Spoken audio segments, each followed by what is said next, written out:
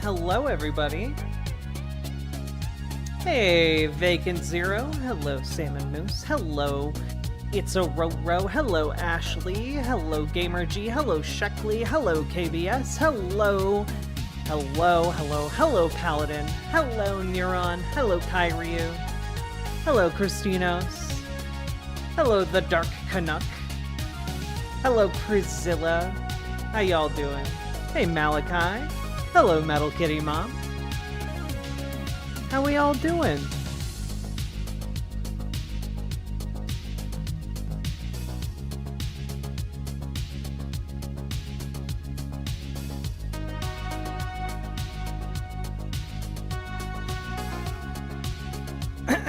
Secret fashion dungeon stream? Indeed.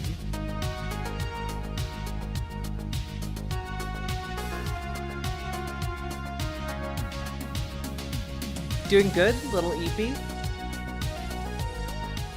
Well, I hope not too EP. Got me thirstier than Lauren Boebert. Oh god.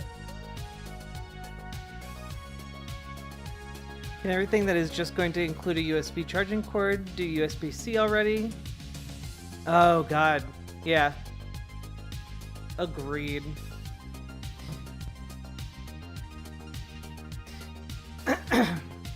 You know, everyone just kind of takes Beetlejuice at face value, but has anyone ever considered renaming it Beef Juice the musical? I think it's a shorter, snappier title.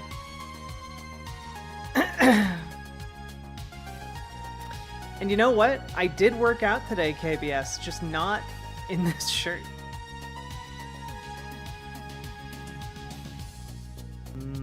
Beef juice.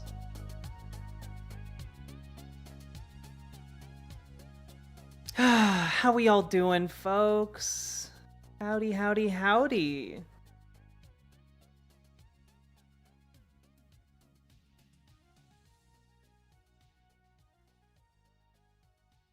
Let's see. Sleepy, sleepy, sleepy. Yeah. Venus Juice, the musical. Oh god. I want that chest. Oh, you mean the one behind me? Yeah. It's a good chest. I got it at a garage sale. I want to give it like a clear coat because I'm pretty sure the metal lining it is lead. So I want to like give it a varnish and see if maybe I can just use it to store blankets in. Suffering from the cold that won't die. Oh, I'm sorry. Started SSRIs on Saturday. I don't know how I feel. Oof. I've heard that adjusting to those can be really, really rough. And I believe it, having used non-SSRIs. Or adjacent SSRIs. It's really good. I've been working on it for years. Hope it won't flack. I hope so too. Oh, we have so much news to cover today, folks. Are you guys ready? Are you guys ready for the news?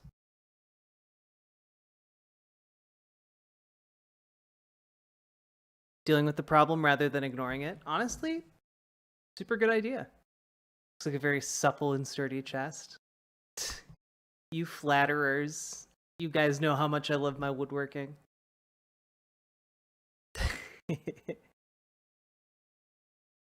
Hey, Lefty McLefterson, how you doing? Thought we canceled news? Nope, you guys didn't raise enough subs to cancel the news.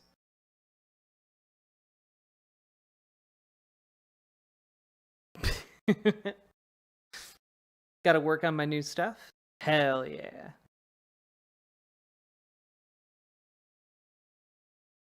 Okay. Well, are you guys ready? Because I'm ready to dive in.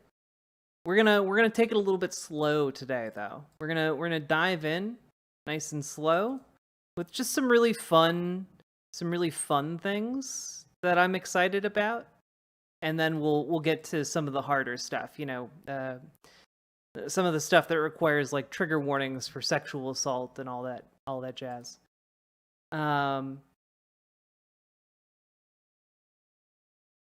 pull these up here. We got so many fun things. But I think this one just gives me the greatest amount of joy. Look at this. Look at this. You can switch back between the new and old versions of songs. Look at how cute this is, chat. Look at how fucking cute this is.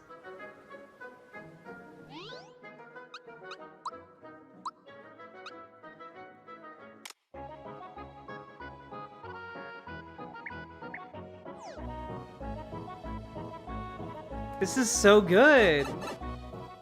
I love it. I love it. Switching back and forth between like the old and the new Mario musics. This game's great. I'm really excited. No way, let's go. Yeah. Also, ooh. Nothing makes me thirstier than mommy's armpits. You know, I'd be lying if I said that was the first time I've gotten that. There are dedicated armpit accounts that are actually super all about my armpits. It's kind of weird. But thank you for the 3 gifted tier 1 subs. I appreciate it. Also, hi.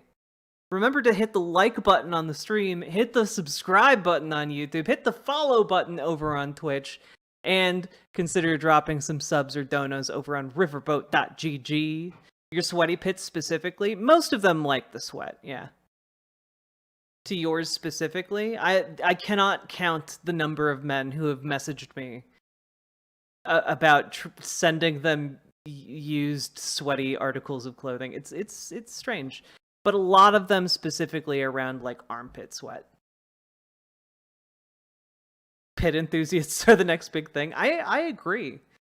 But chat, I'm really excited about this.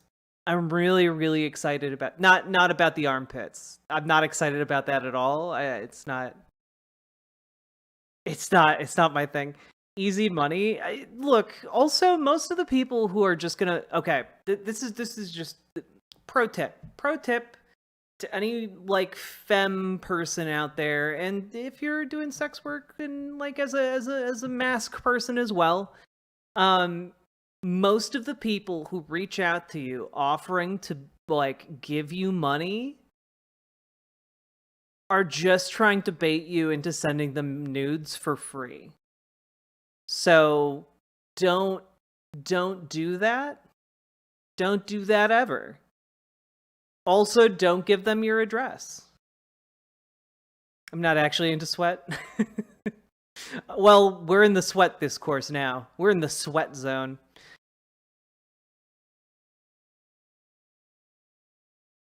Anyway, I'm really excited because the show Our Flag Means Death, which is a delightful show about homosexual pirates, officially has a second season, and they just dropped the trailer a couple days ago, and we're gonna watch it, and I'm so excited.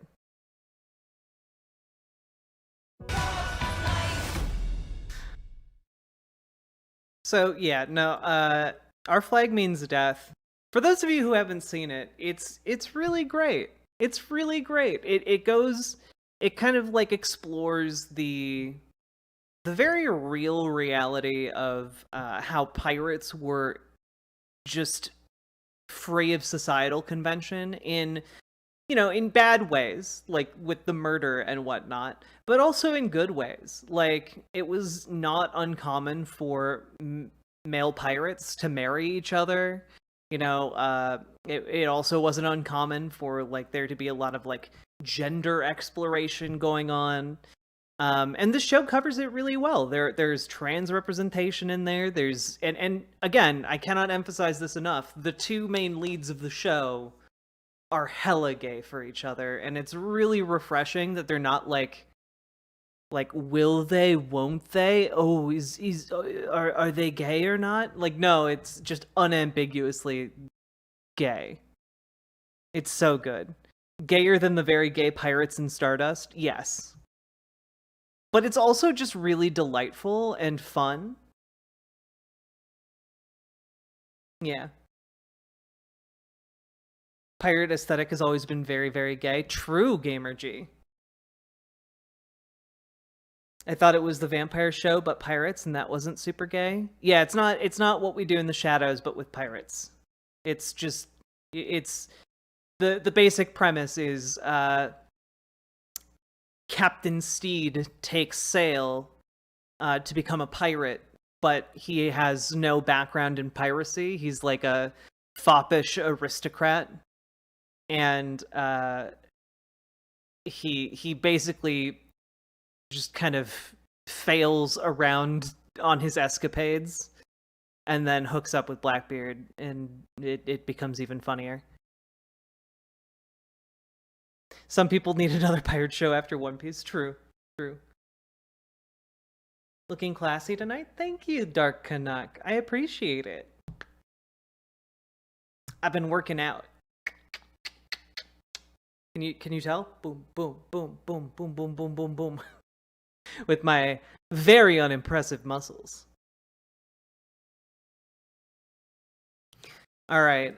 Let's see. I think we have more fun things. This was just kind of fun. We don't. It's not that long either. So I just found out that none of the goblins in Baldur's Gate 3 are bangable. Why? Look, I'm sorry, but you're telling me that in the game we're banging an octopus man and a bear are on the table? That these thick little short stacks of pancakes are off the menu? I walked in on a bugbear banging an ogre, but my perversions are the ones you choose to forbade? Baldur's Gate 3, what the fuck?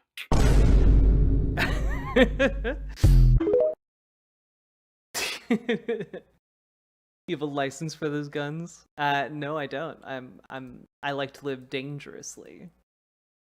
Also, this is just kind of cool. So basically, there is a fantasy noir series in the graphic novel industry called Fables, and it's really, really good. However, the creator of it, when he signed an agreement with DC Comics, or is that a misnomer? Like, is it just DC? I think it's just DC.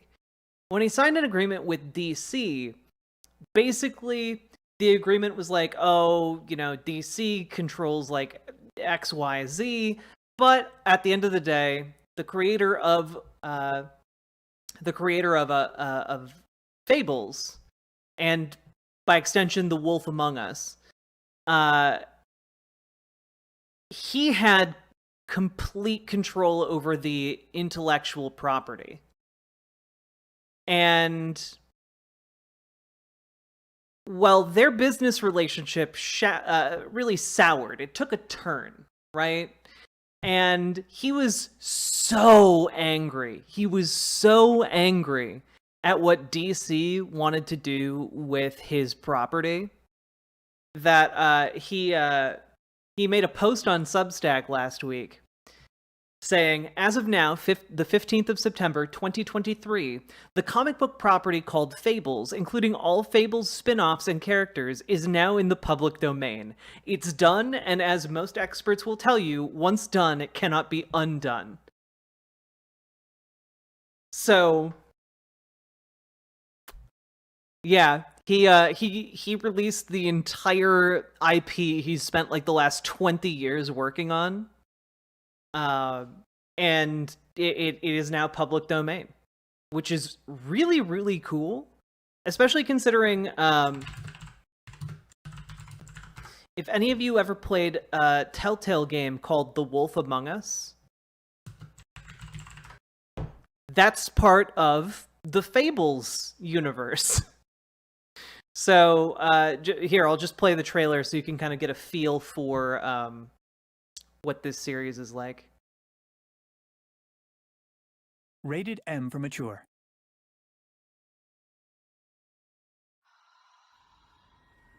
There hasn't been a murder in Fabletown Hey, in a tipster. long time.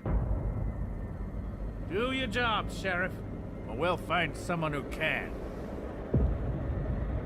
I didn't kill her. You believe me, right? You're not as bad as everyone says you are. People get up to all kinds of things when nobody's watching.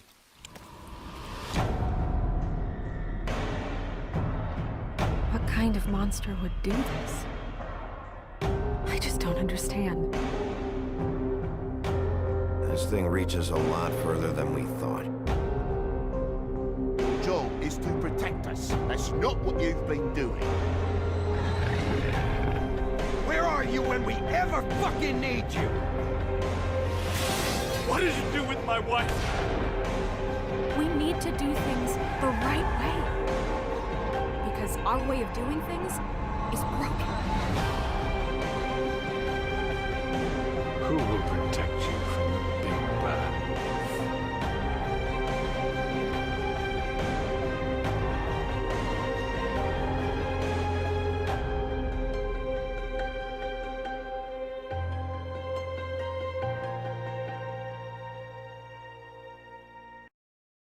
So that's pretty effing interesting, if you ask me. All this stuff going into public domain. Now there is some difference of opinion between Willingham and DC, but let's just pull this directly from PC Gamer. Basically, the reason Willingham is doing this is a long-standing dissatisfaction in his relationship with DC Comics, both in how the company has handled the Fables property and how it has interpreted Willingham's own contract. Quote, "When I first signed my creator-owned publishing contract with DC Comics, the company has run by honest men and women of integrity," he writes. According to Willingham, these people have since left or been fired and replaced by strangers of no measurable integrity who now choose to interpret every facet of our contract in ways that only benefit DC Comics, which, by the way, makes sense considering it's a horrible company. I think I read the author didn't have control over adaptations or something, and that was part of his motivation for this move. No idea how accurate that is, though. Yeah, Hatter Hair, I think that is kind of the situation that's coming to light here. But it is very interesting. And I think that he has a pretty decent case to make that he does have full ability to release it to public domain.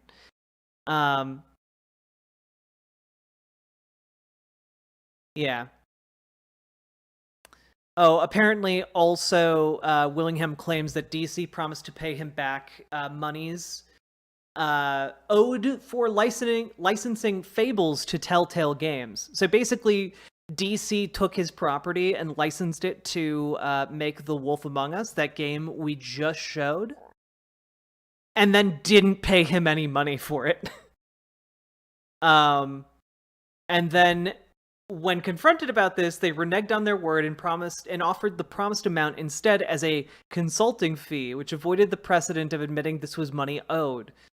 So basically, they tried to weasel out of actually paying him money to set a precedent that, like, they weren't honoring his contract.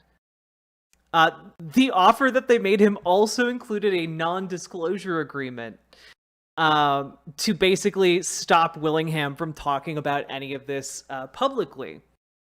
And yeah, essentially, Willingham claims that he came down to either needing to sue DC or make Fables public domain. And so he chose public domain as opposed to trying to sue the massive billion-dollar corporation.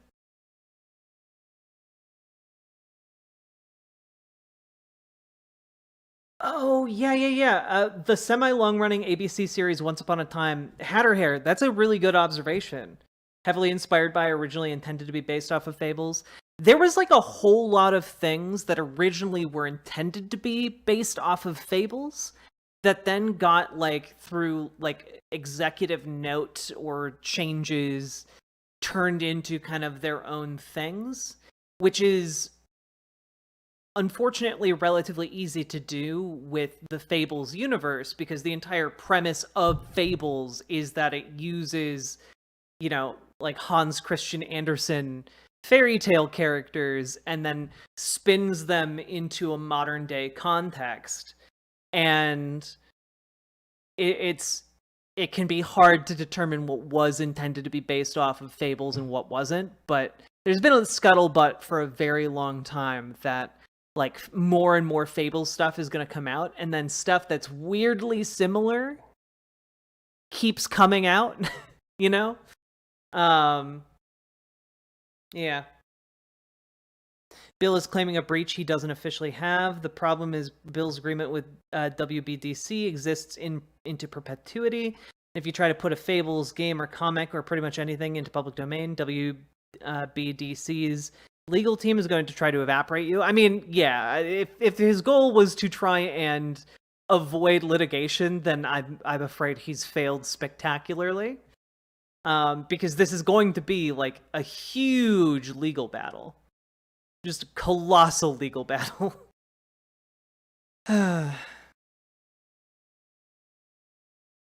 God. So, in his post, he does kind of add the caveat that, quote, copyright law is a mess, purposely vague and murky, unquote. He also notes that he is still bound by his agreements with DC, meaning he can't create or authorize new Fable stories without DC's say-so, and they still have to pay him for any Fables books they publish. So, again, it's a weird situation.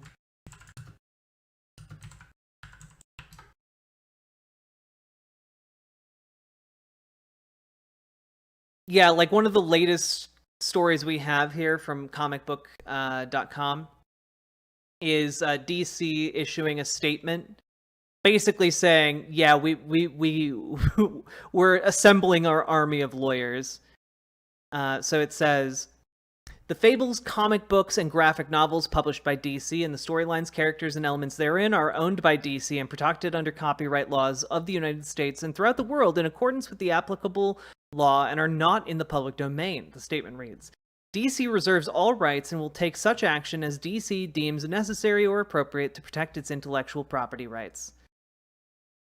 Yeah. So, yeah, the lawyer bots are spooling up. They're getting ready to rumble. Yeah.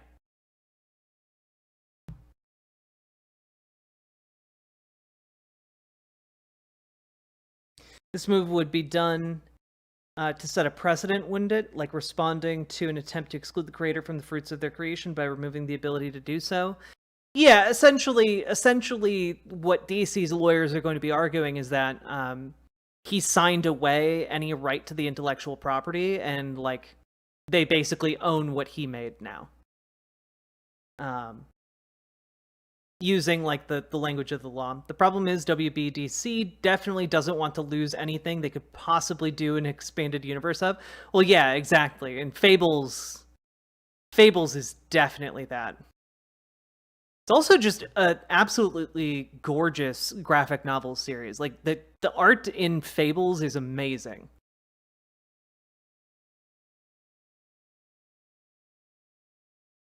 So I don't know. I like this story for a variety of reasons. One, like it could be that just by announcing it's in public domain, that opens up so many like other works based on it that it de facto becomes public domain, which could be really interesting. You know, possession is, 9/10 of the law and all that. I mean, I wouldn't hold my breath on it, but there's just a lot of interesting things going on in this situation. They definitely want to keep Bill and Fables and the licensing, but probably in one settlement payout that gives them the rights in perpetuity. Yeah, maybe. I don't know that that Bill is going to want to stay and work with them. This seems like a pretty final burning of the bridge.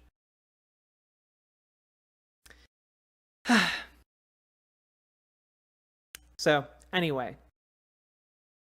Also, just want to say I came across this story today, and it's just kind of funny. It's just kind of funny. Elon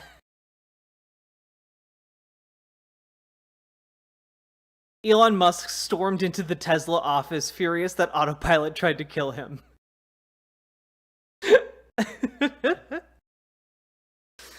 Oh god, dude. What a joke. What a joke, man.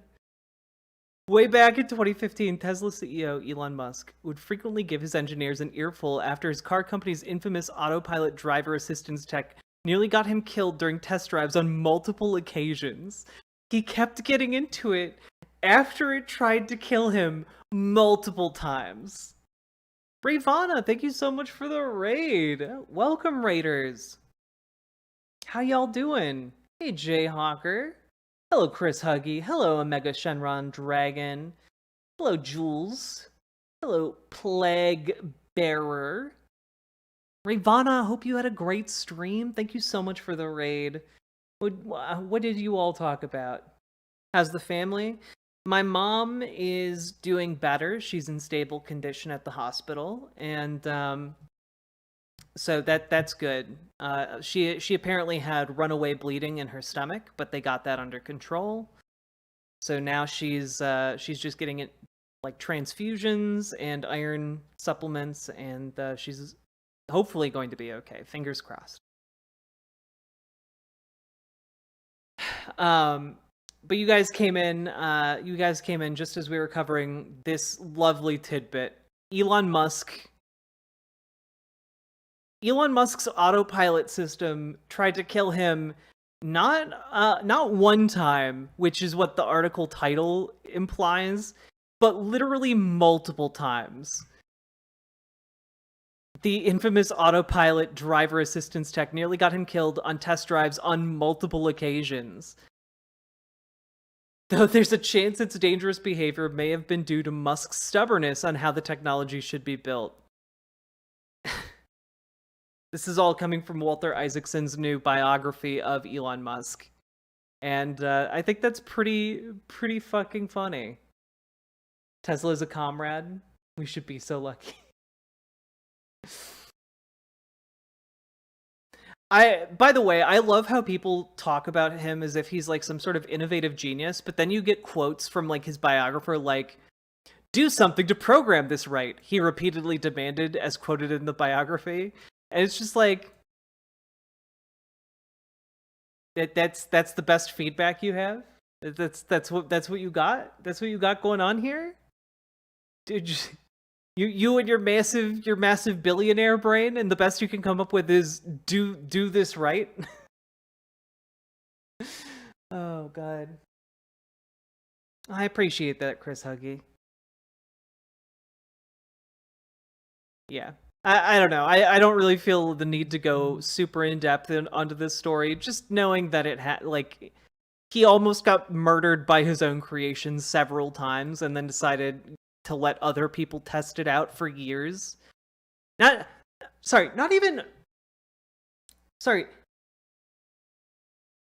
Musk isn't even allowing other people to test out the autopilot tech. He's charging people like $10,000 to have this experimental feature in their cars after it tried to kill him. He's literally selling death traps, which is wild to me. No cap, that sounds made up. Oh, no. No cap. GamerG, if you thought that like Tesla Autopilot came for free with Tesla cars, no, you are incorrect. For a limited time, I believe that it was being charged like $3,000 for the autopilot. I think that's been bumped up to 6,000, and I'm pretty sure it's getting bumped up to 10,000 in the future. Yeah.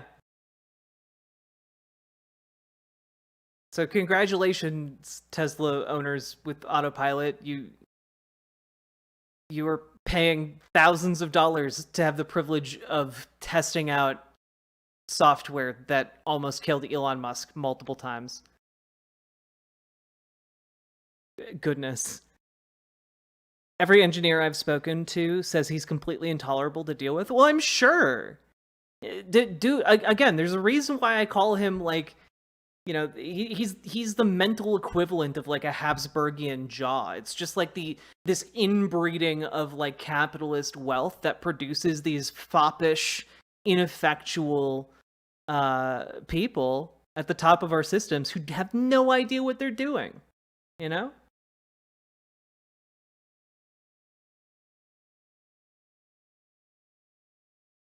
Yeah, Musk was trying to sell people on the concept of paying thousands of dollars for the autopilot by saying it could then operate as a driverless taxi while you're, you know, leaving it to park, which is just a dumb idea on the face of it.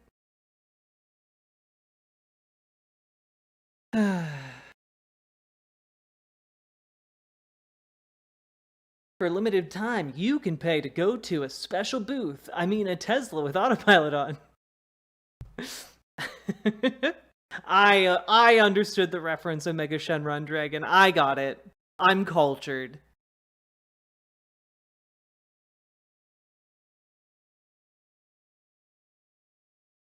Okay, we're gonna move right on past that. So also, I'm getting a lot of flack. Right, I'm getting a lot of flack on Twitter today. And, you know, I should clarify, not a ton of flack, right? But like, there are just sometimes people who I don't understand their mental calculus when it comes to politics. It's difficult for me to put myself in their shoes. But one of them is people who claim to be anti-fascist, who are going or like vocally planning to vote third party in 2024. I don't get that, because very clearly in a two-party duopoly, you need to cast your vote for the non-fascist.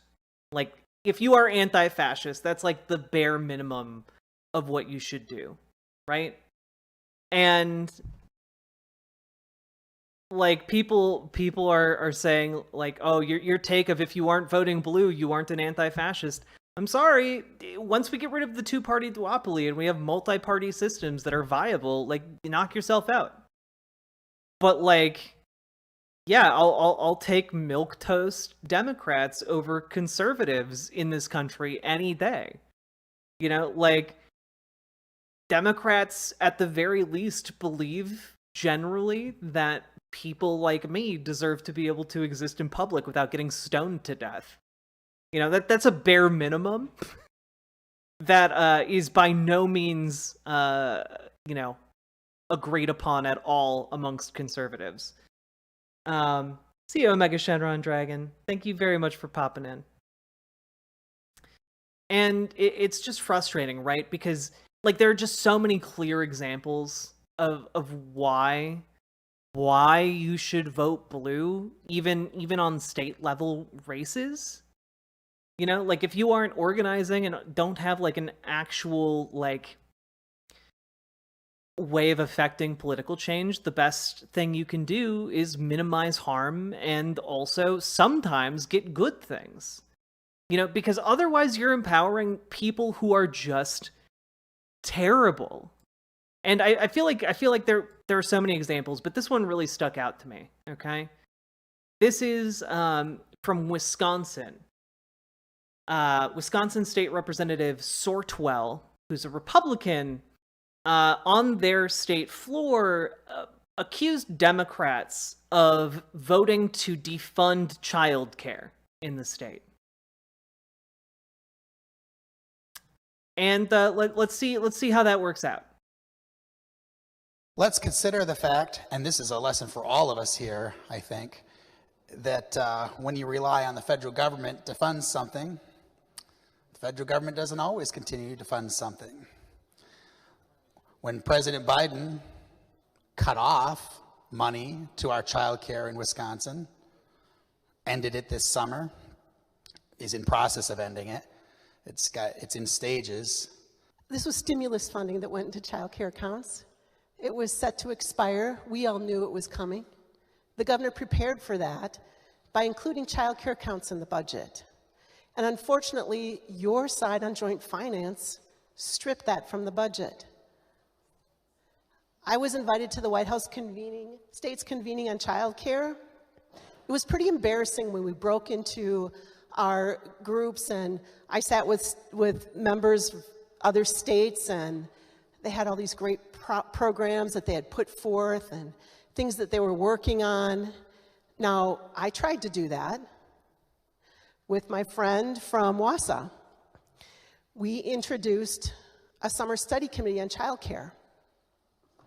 Couldn't get it through. That's the second time I tried to introduce that. And it's rich that you blame the federal government. I don't know if you saw in the news today, Tammy Baldwin just introduced legislation to help fund child care.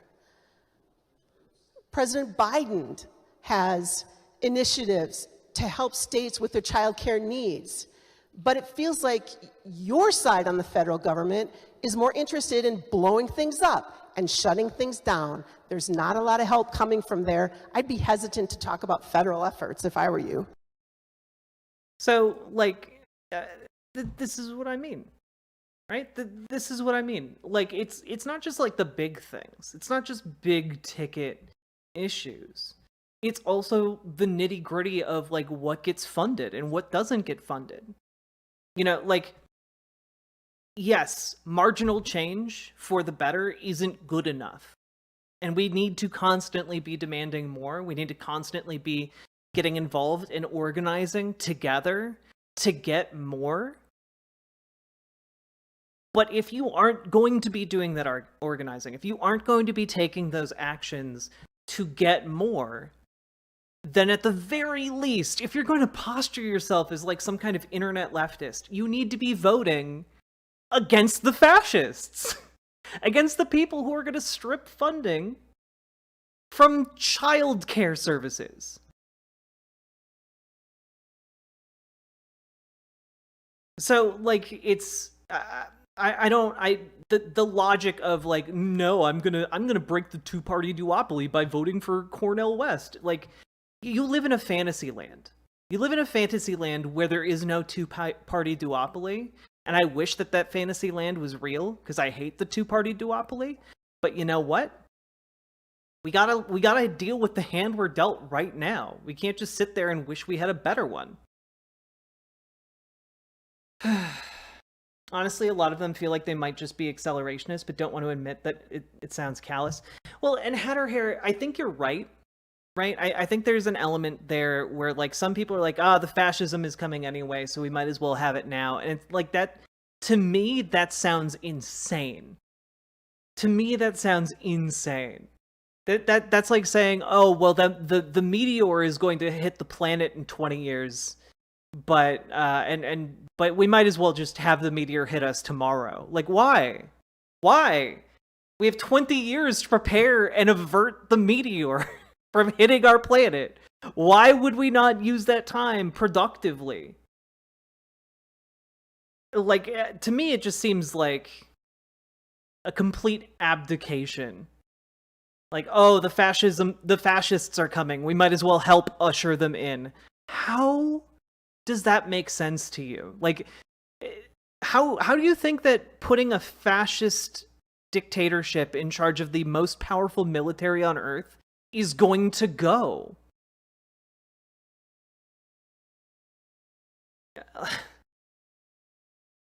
It's nonsense. And I really hope that I'm inoculating some of you guys to this mess. Also, did I see an Entrama in chat? Hello, Entrama.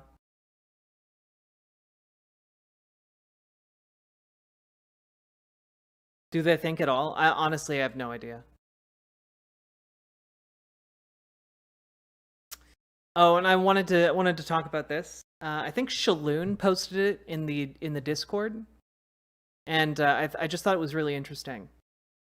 So apparently, the Canadian government is currently in the process of building homeless camps that are like outside of like city limits and kind of in the middle of nowhere. And they look like this. And I look at I just have to say, I look at this and all I can think to myself is, why would you not just build them housing? Just build them actual housing. Just like you're buying like these prefab units, but instead you could just build permanent housing. Like, yeah, it's a pilot project, exactly, but like, and I understand the concept behind it, which is like, oh, well, our priority needs to be getting them into housing, and you know, that's priority number one, and this is technically housing. And like technically it is, but like one of the things that we've found with housing programs is that those housing programs need to be able to house people with dignity.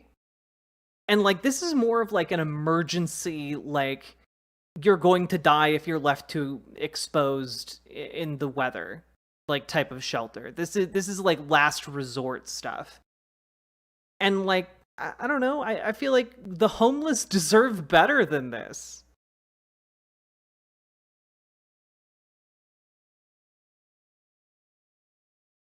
Capitalism requires that they be unhoused. I know that it does, but I mean, this should make everyone with any sense of decency an enemy of capital.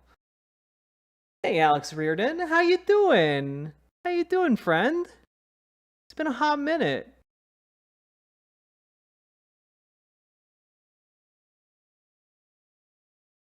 I'm doing good.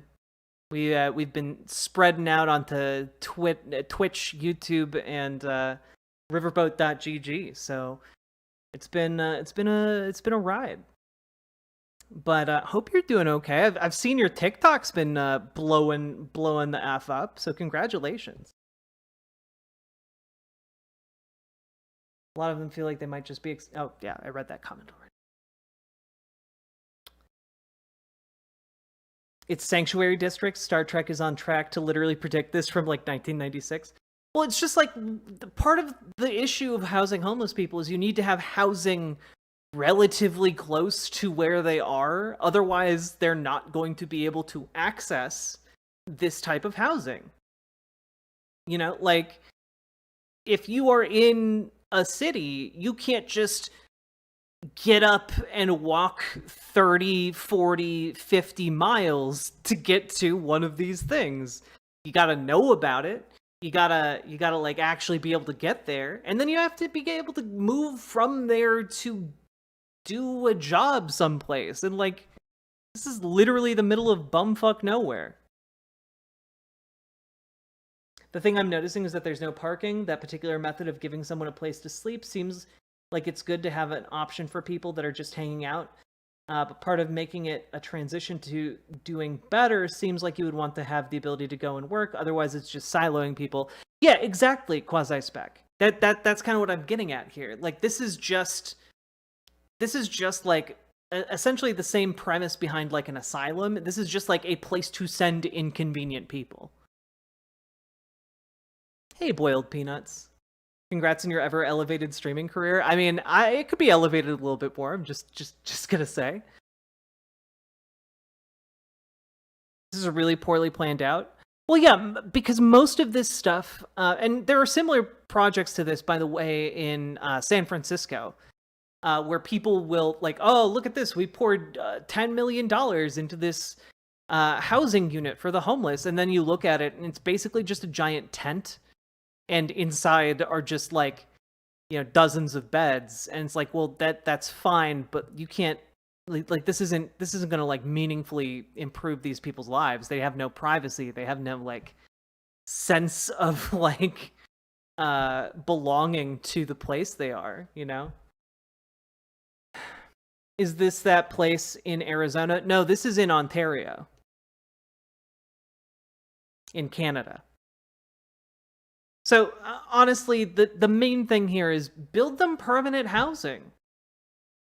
Build permanent housing. You got, like, billions of dollars are being thrown around on these public works projects, and, like, some of that should go to building permanent housing, or, like, buying... One thing, by the way... Sorry, one thing that was really successful during the pandemic, and we have data on this, by the way, was cities and state governments buying underutilized or failing hotels and then basically turning them into more permanent living spaces for homeless people. That was actually a really, really successful program. It saved money to be able to do that. And frankly, like, a lot of the housing spaces in cities are currently being gobbled up by like Airbnb. Not to mention, like, work from home is absolutely taking over and decimating like office real estate. So there are now projects to buy up office space and convert that into housing units. We could tax Airbnb out of existence. That'd help a bunch. It absolutely would. Yeah, dead and unused malls, Neuron, could be like turned into revitalized like areas. Like, there are so many possibilities here to use space we already have, and it just hasn't been utilized. And instead, people keep trying to reinvent the wheel with these camps. Oh, we'll just send them off into the countryside in these little prefab units. And you know what? I am gonna say this. They don't look that bad. Like, they're not the worst thing I've ever seen. But this is not a solution to homelessness, like, at all. I'm sorry. Like, this is adequate for like a few nights. This isn't a place you can like rebuild yourself and then get better and move on, especially when, again, it's located in the middle of nowhere.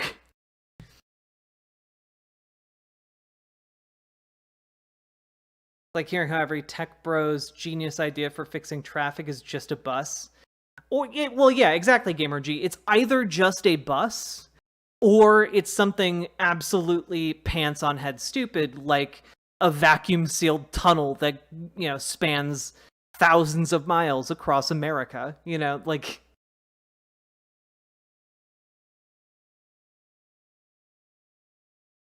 You could break off areas of public parks and put those in, and it'd be a great thing. Yeah, exactly, Salmon Moose. I can see like there being a use for places like this to be used as like emergency shelter in like standalone locations near parks and whatever, but like as like an alternative to like just this isn't successful. Like, there's a niche for these. It's not as a compound of them.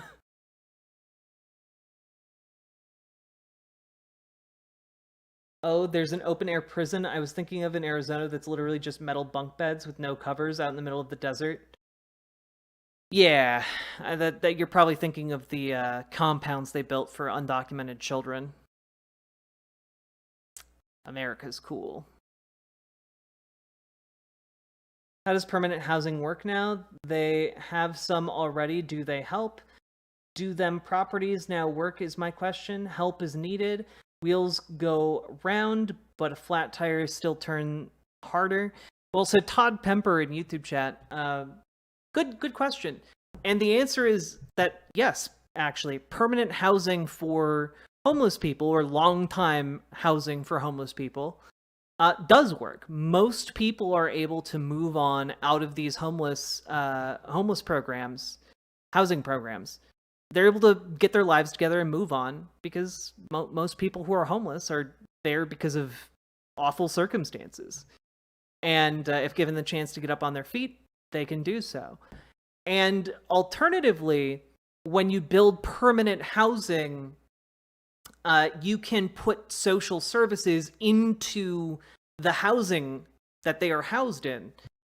Things like drug treatment programs, things like mental health programs. And when you combine these things in a more centralized and convenient way, it turns out that that really helps people get off of drugs, get treatment for their mental health disorders, and no longer need to be chronically homeless. You know, these are solutions that have been played out time and time again. And it's frustrating, because it feels like I'm banging my head against a wall, because we have the data that shows essentially that giving people housing saves money. It saves money to give them permanent housing where they can live with dignity, because then they aren't using the emergency services. They aren't using they aren't taking up resources from hospitals. They can get preventative care.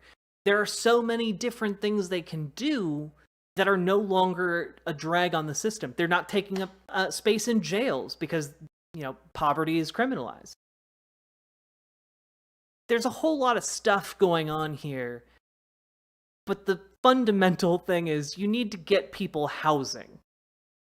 You need to do that, and it can't just be like, oh, here's a shack to live in. No, like, it has to be like a place where, like, a single mom and her 2 kids can go, because a lot of single parents are on the street with their kids.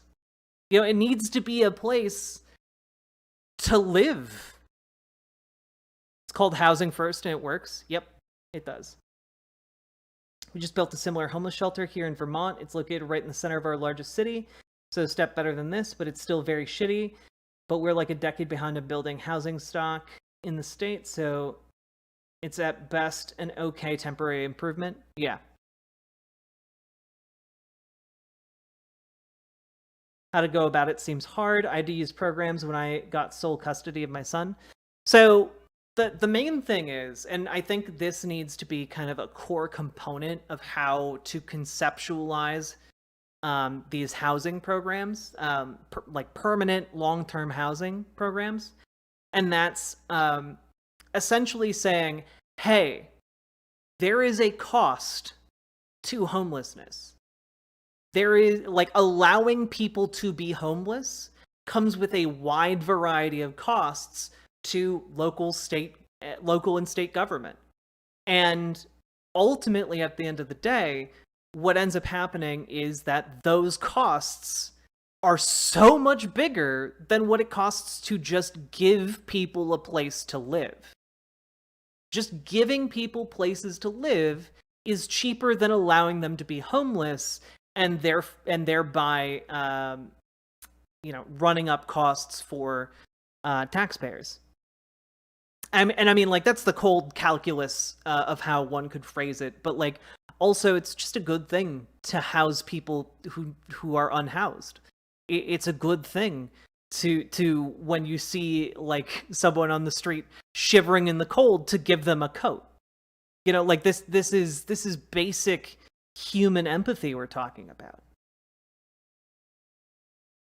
So, like, there's the financial reasoning, which is absolutely backed up by study after study after study, and then there is also just the moral and ethical obligation I believe we share to give these people homes.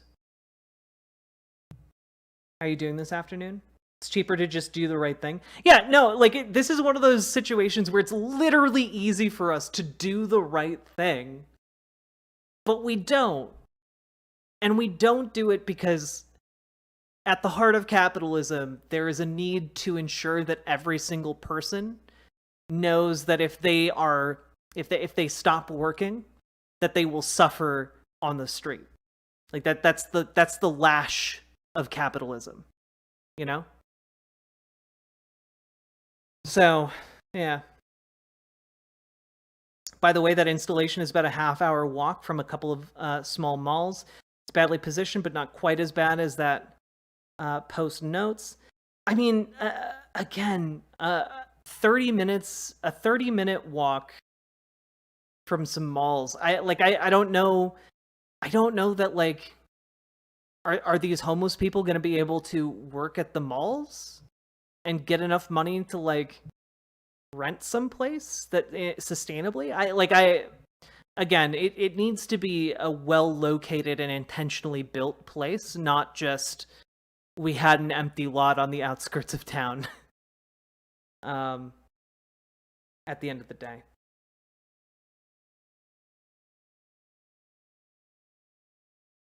I made a point in some of my work, how you're forced to work from the never-ending threat of homelessness. Yeah, 100%. Also, chat, we have now been going for an hour. This is your top of the hour ad break. Just a little friendly reminder, if you're watching on YouTube or riverboat.gg, hit the subscribe button, you goobers. We're currently 16 subscribers away from hitting 1,900 subscribers on YouTube, which is a pretty big milestone. Also, not to toot my horn or anything, but you know what? We have had over 10,000 hours of content viewed over the past month on YouTube, which is pretty goddamn good for a channel my size. And we're getting closer to 2,000 subscribers on YouTube, which I would love to hit by the end of the year. And remember, hit the like button on the stream. It genuinely does help get it genuinely helps get this stream in front of more people. Also, be sure to check out the videos we've been uploading over on the YouTube, because hitting the like button and commenting on those also helps boost them in the algorithm. And some of those videos are quite good. I'm just gonna say they're pretty all right. Congratulations, thank you. Also, Alex, are you should come hang out soon. Do it. Still better than the UK's plans for housing people seeking asylum, though, I guess. Repurposed prison ships? What? Had her hair. What? Prison ships sounds like something that went out of style in, like, the 1800s. Also, Holski, how you doing? And thank you for subscribing. I appreciate it. Haven't heard of that? No. It's cheaper to just... Yeah. The concentration boats? Jesus Christ. Prison barges? A prison barge sounds like something from a Final Fantasy game. How do you feel about giving them housing with weekly room inspections? I would just say give them housing. Like, the weekly room inspections, like, is going to be something that turns away people from housing, and also, like, there needs to be a sense of independence, at least from what I've seen in the data. There needs to be, like, a sense of autonomy and independence. And also, even if they are, like, doing drugs in their room or something, it's still better and cheaper than them doing drugs on the street. And then they have access to services that will help them quit drugs, built into the very fabric of their housing. Based YouTube mommy. I forget, are you going to TwitchCon in Vegas? Probably not. Kyrie, thank you for gifting Door Kicker Zinc a sub. I appreciate it. Also, chat, I forgot the most important part of the top of the hour ad break, and that is, if you are enjoying the stream, consider dropping some subs or donos, because that is literally what allows me to continue making this content.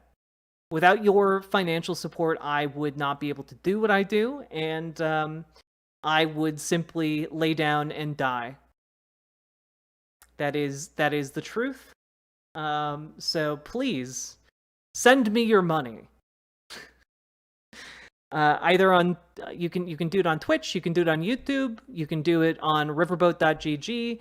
And personally, I'd prefer it if you did it on riverboat.gg because that I get to keep 100% of the money you send my way, as opposed to splitting it 50-50 with Jeff Bezos over on Twitch, or 70-30 with YouTube. So consider coming over here to support me. I really, really appreciate it. Oh, I should switch my sub.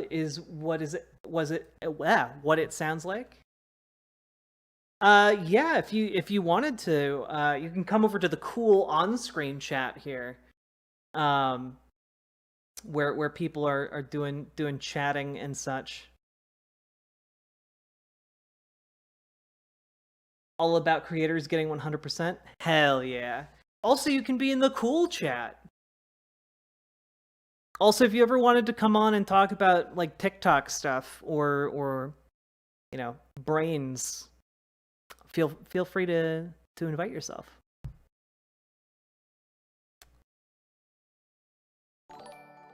KBS, thank you for using your Prime over on Twitch. I appreciate that immensely.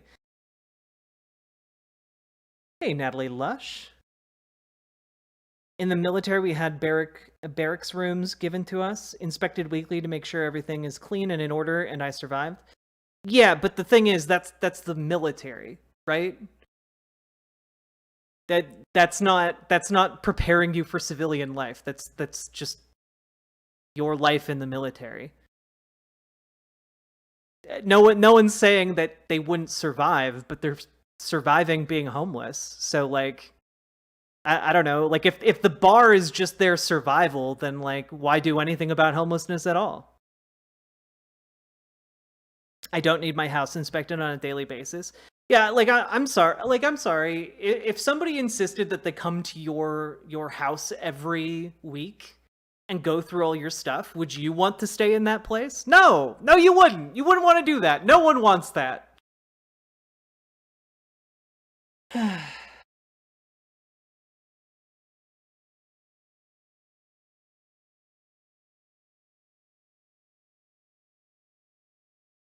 Oh, Hatter Hair, thank you for jumping over to riverboat.gg. I appreciate it. The Wikipedia article about the ship the UK was planning to use as a prison ship or something, they decided to use for asylum. Oh god. Oh god, what is this? The Bibby First of all, what the fuck kind of name is this? The Bibby Stockholm. That Bibby Stockholm sounds like a really poorly conceived Dragon Ball Z character.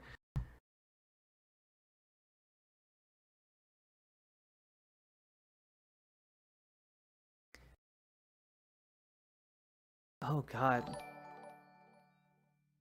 Alex, thank you for the tier 2 sub. _* got a tier 2 * subscription. Thank you so much. I really appreciate that. Thank you for the support.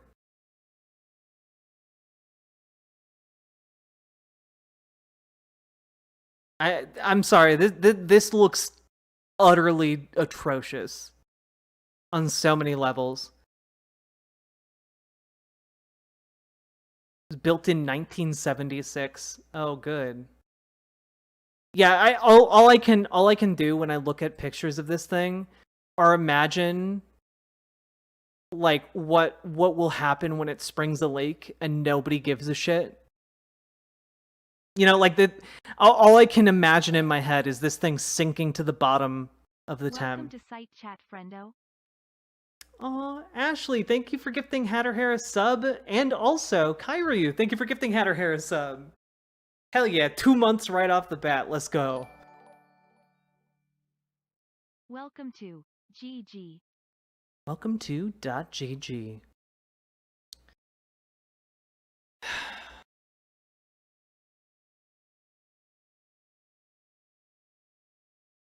Oh god. Yeah, the government of the UK announced plans to use the barge to house asylum seekers, stating it would offer better value for money for taxpayers than hotels. Jesus Christ.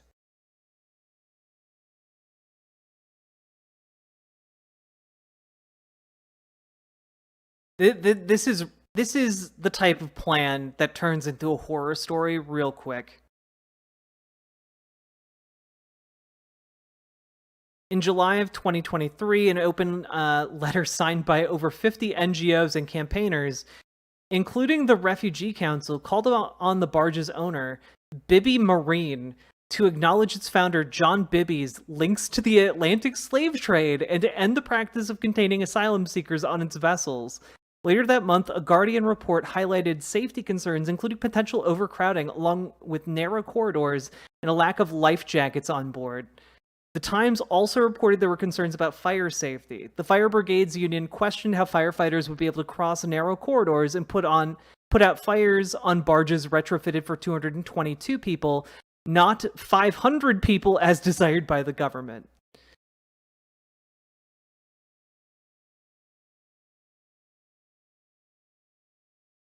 On the 7th of August, 2023, it was reported the first group of 15 asylum seekers had boarded the vessel, but a group of about 20 had refused to board. Good on them. Good on them. Oh, and on the same day, Dorset Council told the barge's operators that Legionella bacteria had been confirmed on the barge. Oh my god. So the same day they put refugees on this barge, they found out that Legionella bacteria was on the barge, but they didn't evacuate the asylum seekers until days later. Oh my god. Oh my god. Yeah, this is not riverboat approved. This is antithetical to the spirit of riverboatism. Oh god.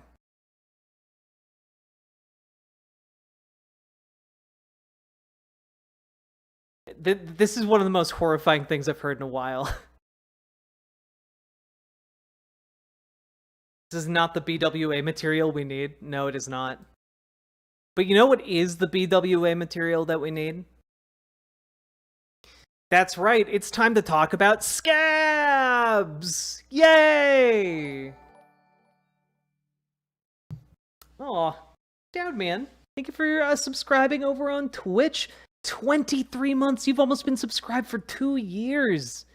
That's crazy. Hell yeah, thank you so much for being with me for the long haul. It's time to talk about Scabs, everybody! So, as you all may or may not know, the Writers and Actors Guilds are currently striking, and that is pretty cool. It's not pretty cool, however, if you're somebody with a show and you really want to keep making that show so you can keep making those sweet, sweet scab dollars. Salmon Moose, thank you for subscribing on Twitch with Prime. Thank you for the Bezos bucks. So, this is kind of old news, but I figured I'd catch you guys up to where we're at, okay? So basically, Drew Barrymore.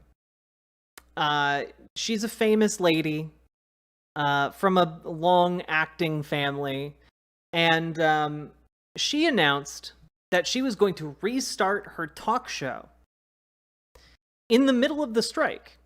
Now, this was very confusing, right? This was confusing because a lot of people had seen her publicly supporting the strikes.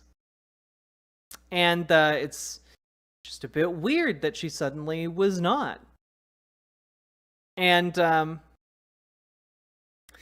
Writers Guild of America tweeted out, the Drew Barrymore TV show is a WGA-covered struck show that is planning to return without its writers. The Guild has and will continue to picket struck shows that are in production during the strike. Any writing on the Drew Barrymore show is in violation of WGA strike rules. So basically, this came out and nobody liked it. Nobody liked it.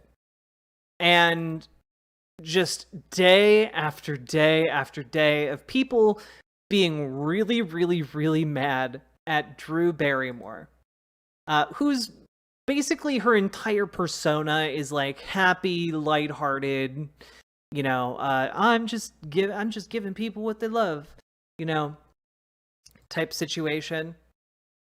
And turns out that can actually have an effect sometimes.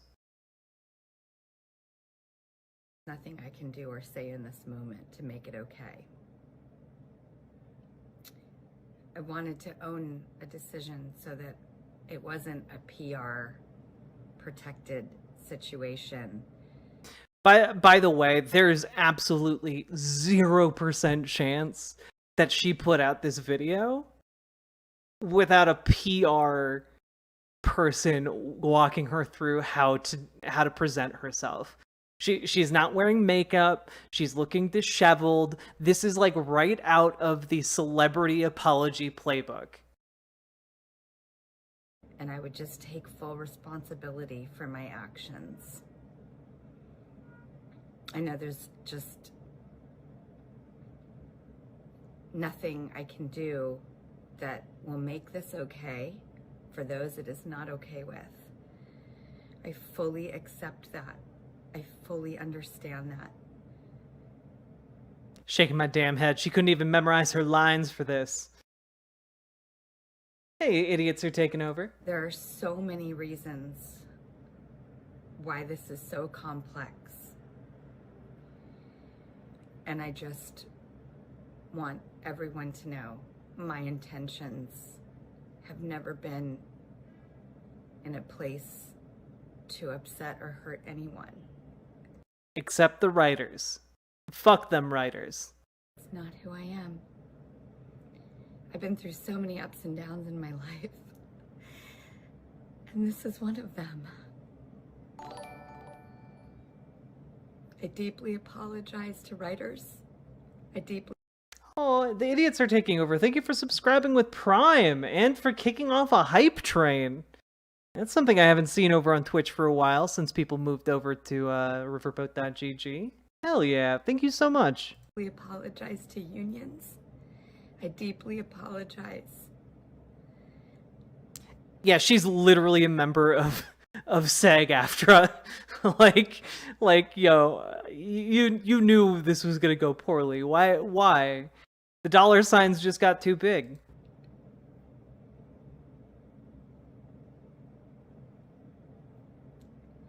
I don't exactly know what to say because sometimes when things are so tough, it's hard to make decisions from that place.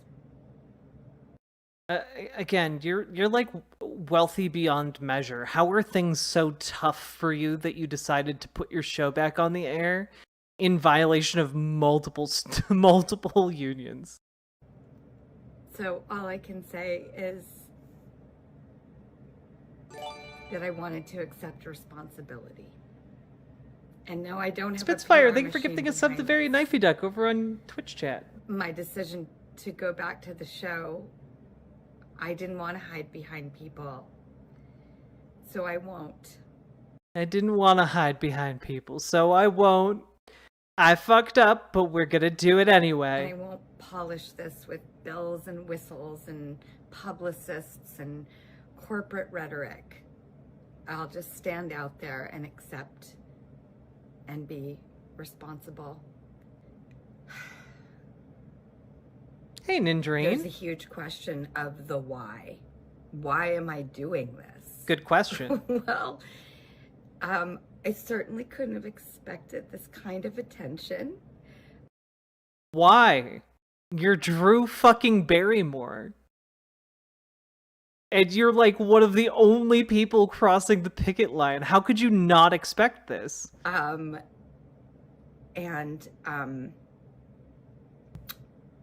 We aren't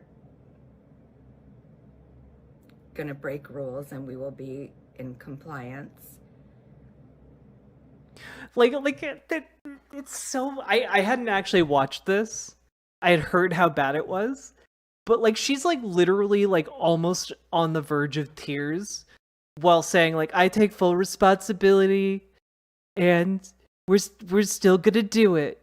We're still gonna go and do our show.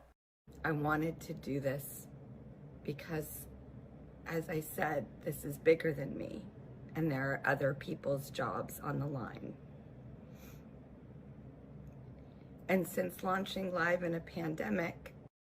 But, like, this is what I don't get, right? Like, she's wealthy enough to pay her production crew. Like, if she's like, oh, we need to do this for the crew, you're wealthy beyond their wildest dreams. With a small fraction of it, she could be paying, like, her crew's salaries for years without them doing any work whatsoever. Drew Barrymore net worth. Yeah, she has a net worth of $125 million. Like, okay, bitch. I just wanted to make a show that was there for people in sensitive times. I also think that on her show, which is called The Drew Barrymore Show, she's a producer, so she could just continue paying everyone. It's not like it's beyond her power. Not like, no. And I weighed the scales and I thought, if we could go on during a global pandemic and everything that the world has experienced through 2020, why would this sideline us? Lily Love Stuff, I think there's a slight difference in that A21 is a studio production company, whereas I don't think Drew Barrymore is like the head of the production company. Like, I don't think she can make decisions individually on her production that would fly in the face of the whatever studio she's working with, if that makes sense. So I want to just put one foot in front of the other and make a show that's there for people, regardless of anything else that's happening in the world, because that's when I think we all need something that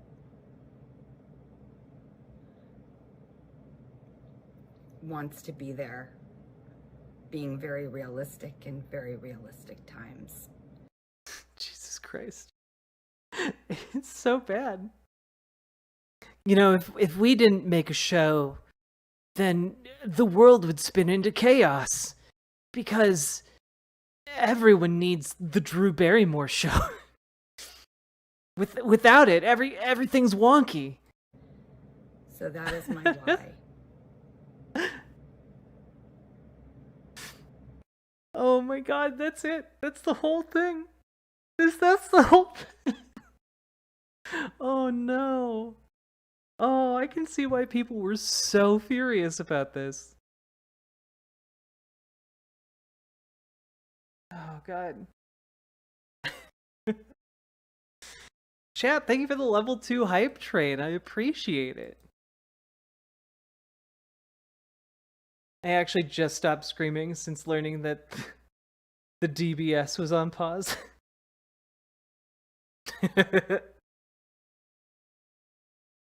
Oh god. Also, like, I just need to note, it's wonderful to see how hard people have been going on her for this. This is NPR. Drew Barrymore's Hollywood labor scuffle isn't the first for her family. Like, goddamn, you're going into like the history of the Barrymores here. Oh god. Barrymore in particular became the center of the storm. When the writers' strike first started in May, she publicly said she was in support and even turned down hosting the MTV Awards. Then last week, she announced her show would resume. There were protests on social media, even some by her own writers. The National Book Awards rescinded its invitation for her to host its annual ceremony.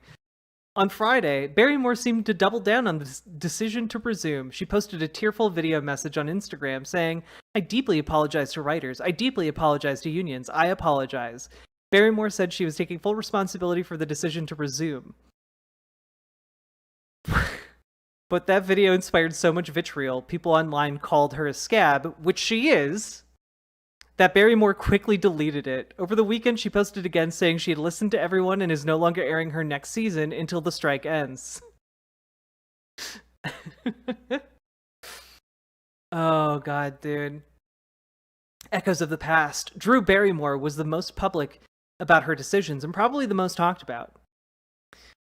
She's been famous her entire life as a member of the Hollywood acting royalty. People still remember her as the little girl who was friends with E.T. in the 1982 movie.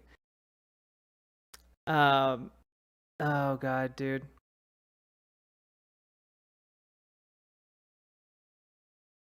Yeah. Here. It was a pretty poor thing for Miss Barrymore to do. Here's a story I learned while researching Oscar Wars and how Drew Barrymore's great aunt, Ethel Barrymore, was pivotal in blocking a Hollywood labor action exactly 94 years ago, and the huge consequences it had. Literally, her aunt, Ethel Barrymore, was a strikebreaker. Oh my God, dude. In 1929, there was no SAG. Actors Equity represented stage actors, and Ethel Barrymore had been very involved in its fight for recognition 10 years earlier. With Talkie's ascendant, Equity president Frank Gilmore was actively trying to unionize Hollywood actors under Equity. That June, Gilmore made a shock announcement. No Equity actors could appear in a sound picture without an all-union cast. Under sustained pushback from the studios, actors walked off the sets and got jobs picking fruit. The standoff lasted 11 weeks until Ethel Barrymore, as Equity's VP and in LA doing a play, released a bombshell statement undermining Gilmore's effort and claiming there had been a settlement between Equity and the studios. Gilmore called this intrusion regrettable. Yeah.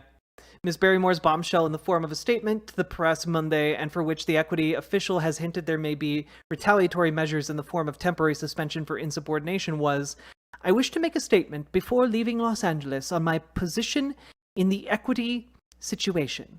First, I have sat in at all the meetings between Mr. Frank Gilmore and the producing managers. It was my firm conviction on Thursday, August 8th, the final meeting, that a mutual settlement had been arrived at with sincere assurances, no discrimination, no ill feeling, no aftermath. Second, Mr. Gilmore, last night, Saturday, at the Equity meeting, induced the members to accept a solution which was not a solution, as it had already been refused by the producing managers at the first meeting. Third, during the month I have been playing here, I have begged Mr. Gilmore to call a meeting at a time when I could be present, either on Sunday or a midnight meeting, and that he has refused. It is also regrettable that Miss Barrymore, an Equity officer, should make any statement during the heat of conflict after a conference with persons on the opposing side and without any discussion which the executives representing her own people." Tradition. Union members were pissed, especially after it was reported that she'd met with Irving Thalberg and Jack Warner in her dressing room. One actor said, "If Miss Barrymore could not say anything beneficial for us, the least she could have done would have been to keep still." The result, Equity badly whipped. In August, Equity folded after a tearful meeting that developed into a bitter harangue of Ethel Barrymore, upon whose shoulders the entire blame of the failure of the campaign was placed by the speakers. Film actors remain ununionized. 2 months later, Equity was so fed up with Hollywood that it refused a petition from 46 screen actors begging it to come back. But there was talk of forming a body of screen actors independent of Equity. It took 4 more years to materialize, and it was called SAG.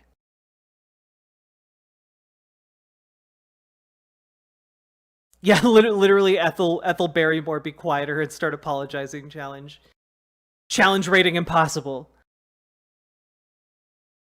But yeah, like, holy shit. I had no idea Ethel Barrymore was like so instrumental to breaking the labor movement in the 1920s acting Hollywood.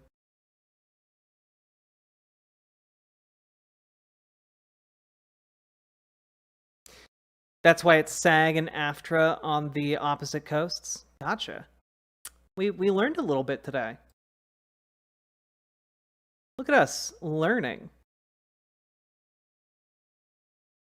But yes, as of yesterday, Drew Barrymore put out this this statement on Instagram. I've listened to everyone, and I'm making the decision to pause the show's premiere until the strike is over. I have no words to express my deepest apologies to anyone I have hurt, and of course, to our incredible team who works on the show and has made it what it is today. I really tried to find our way forward, and I truly hope for a resolution for the entire industry very soon. Goodness.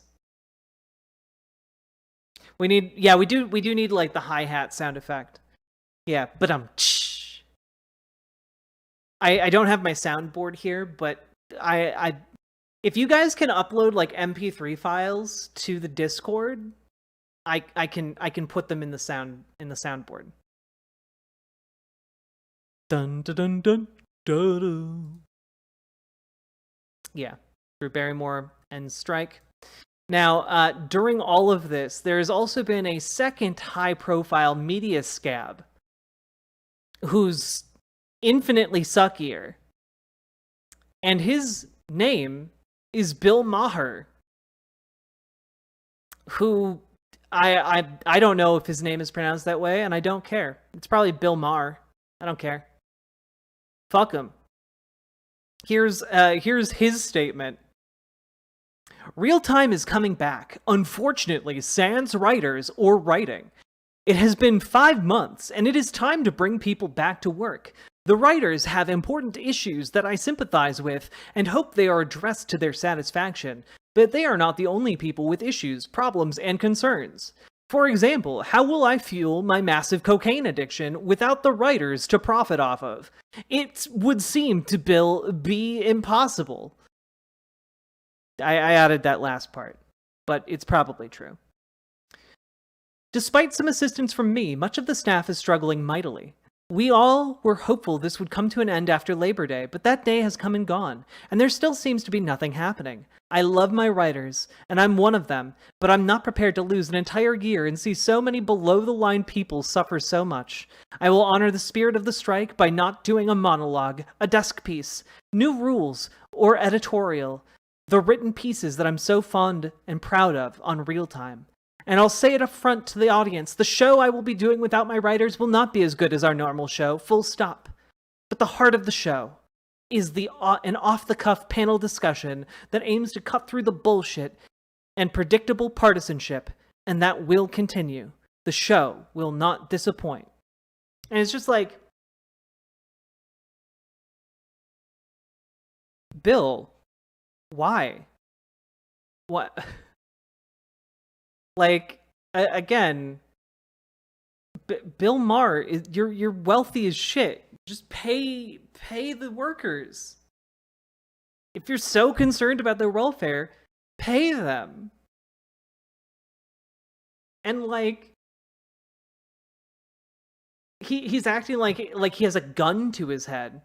It's coming back, everybody. It won't be as good, but it won't disappoint. But it's not going to be as good. New rule: Bill Maher fucking sucks. That's not a new rule. That's been a rule since the very beginning. This dude sucks so hard. Then the Writers Guild West put out this statement. Bill Maher's decision to go back on the air while his guild is on strike is disappointing. If he goes forward with his plan, he needs to honor more than the spirit of the strike. Bill Maher is obligated as a WGA member to follow the strike rules and not perform any writing services. It is difficult to imagine how Real Time with Bill Maher can go forward without a violation of WGA strike rules taking place. WGA will be picketing this show. Which, goddamn, union strong. And by the way, just as a quick little taste, a quick little tidbit here of what Bill Maher's show is like without writing. Here's his Club Random podcast where he just sits and tries to do a Joe Rogan thing, but like really poorly, and also somehow manages to be sitting in like furniture that makes him look like a 5-year-old child. You doing a service for America, because our big problem is that half they won't even mingle with the other half anymore. So, don't you find that? Yes. Yes, I mean, if you, Yeah. I mean, Trump was indicted. This is, I Oh, don't know, yeah? I Was don't it know when another we're, one? well, Is for that the big Carrot one, Top? for Yeah. January Oh, no, 6th. it's today. I didn't see it. No, I've been working. I've been preparing. I've been preparing for this. Bro, that's why. But the I know. world is a I know the great other two. horse race. Okay. 'Cause I know the other two. Indicted but united. Okay. So what's going to happen? Yes. So it's going to be what's going to Okay. happen? You're Well, the guy. So who we go to for this? What's going to what happen? I'm saying to you is that this, you know, everyone who saw this, I mean, everyone but you, this is like. Well, no, I will see it tonight Sweetheart, probably. it's not a. It's LA. It's a different time zone. That's happened over it. It doesn't matter. It's just you're on the pace of more people than I am. Yeah. But this is my business. Oh, I'll know. But it I'll is a know- pretty I'll big. know It is after a. It this. is Well, a I know huge, now. It's a huge story because this is the. I mean, you could quibble, and I have about. Well, should they have really gone after an ex-president, even as one as loathsome as he, for the porn star hush money? Yes. Did he do it? Always the answer with any of his trials or impeachments or crimes is, did he do it? Yes, he did it. He's a criminal. Right. He does criminal things. He doesn't even think they're criminal. He's a. I do have to say, like, these camera angles are so fucking weird. Like, it's all framed so awkwardly.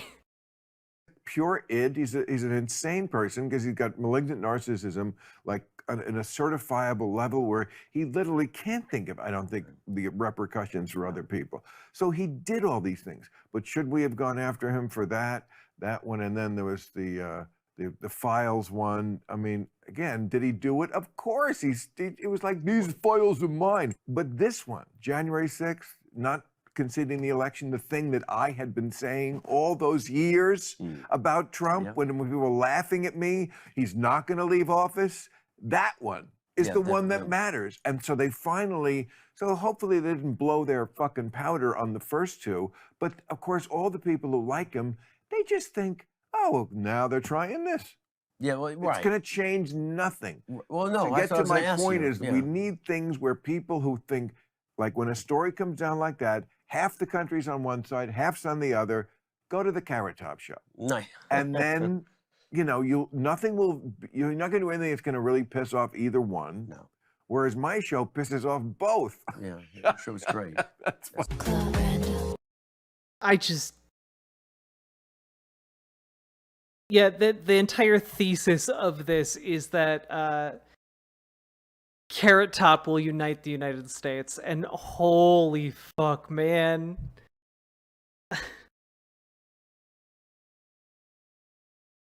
That hurt?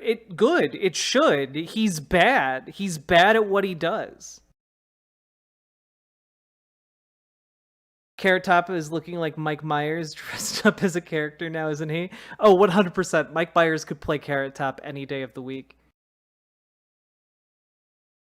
He said Carrot Top should run for president, right? Probably. Like that's the level of like political analysis to expect from Bill Maher. Anyway, people really didn't like that Bill Maher was scabbing. And well, just oddly enough, my decision to return to work was made when it seemed nothing was happening. There's no end in sight to this strike. Now that both sides have agreed to go back to the negotiating table, I'm going to delay the return of real time for now and hope they can finally get this done. So, this scummy dude is just like, yeah, they're negotiating now, so we're not bringing the show back. And I think Chuds of TikTok actually really nailed this one. So basically, you couldn't find celebrities willing to break strike to be on your show. Which, yeah, that would be a bit of an issue. It's a bit of an issue when SAG and the Writers Guild are working together. Finding cool people to be on your show is going to be extraordinarily difficult. Especially when you're Bill Maher and everyone hates you already. God.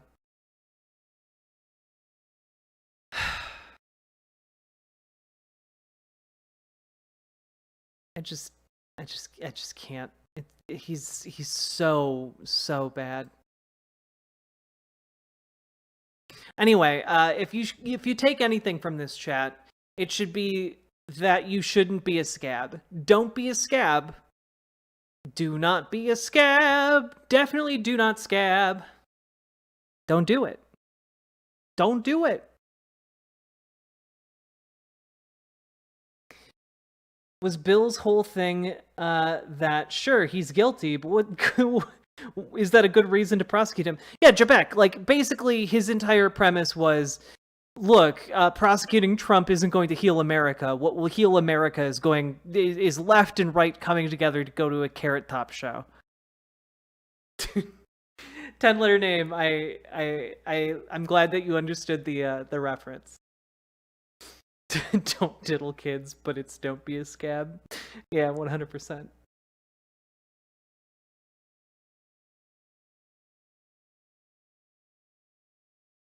Voters under 30, carrot who? I mean, yeah.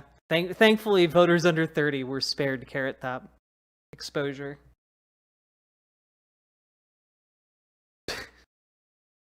Goodness. All right. Now you know who's not scabbing these days? You know who's not scabbing these days? A young little whippersnapper by the name of Joseph Robinette Biden. Some remarks by President Biden on the contract negotiations between U.S. automakers and the United Auto Workers Union, both sides failing to reach an agreement last night before the midnight deadline. The president spoke at the White House earlier this afternoon.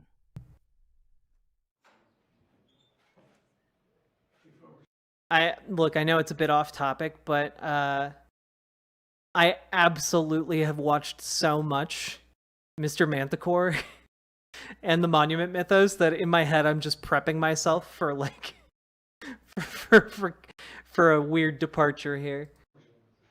I'll be very brief. I want to talk very briefly about the auto strike. I'd like to say a few words about the contract negotiations between the United Auto Workers and the Big Three auto companies. You know, I've been in touch with both parties since this began over the last few weeks and over the past decade. Auto companies have seen record profits, including the last few years, because of the extraordinary skill and sacrifices of the UAW workers. But those record profits have not been shared fairly, in my view, with those workers. Just as the Treasury Department has released a report pointing out that the most comprehensive report ever dealing with how unions are good for both union workers and non-union workers. Hell yeah. And the overall economy. Unions raise workers' wages, they said, incomes, increase home ownership, increase retirement savings, increase access to critical benefits like sick leave and child care, and reduce inequality, all of which strengthen our economy for all workers. That's because unions raise standards across the workplaces and entire industries, pushing up wages and strengthening benefits for everyone. That's why strong unions are critical to a growing economy and growing it from the middle out, the bottom up, not the top down. That's especially true as we transition to a clean energy future, which we're in the process of doing. I believe that transition should be fair and a win-win, for auto workers and auto companies. But I also believe the contract agreement must lead to a vibrant, made-in-America future that promotes good, strong, middle-class jobs that workers can raise a family on, where the UAW remains at the heart of our auto economy, and where the Big Three companies continue to lead in innovation, excellence, quality, and leadership. Last night, after negotiations broke down, the UAW announced a targeted strike at a few Big Three auto plants. Let's be clear. No one wants a strike. Say it again. No one wants a strike. But I respect workers' right to use their options under the collective bargaining system. And I understand the workers' frustration.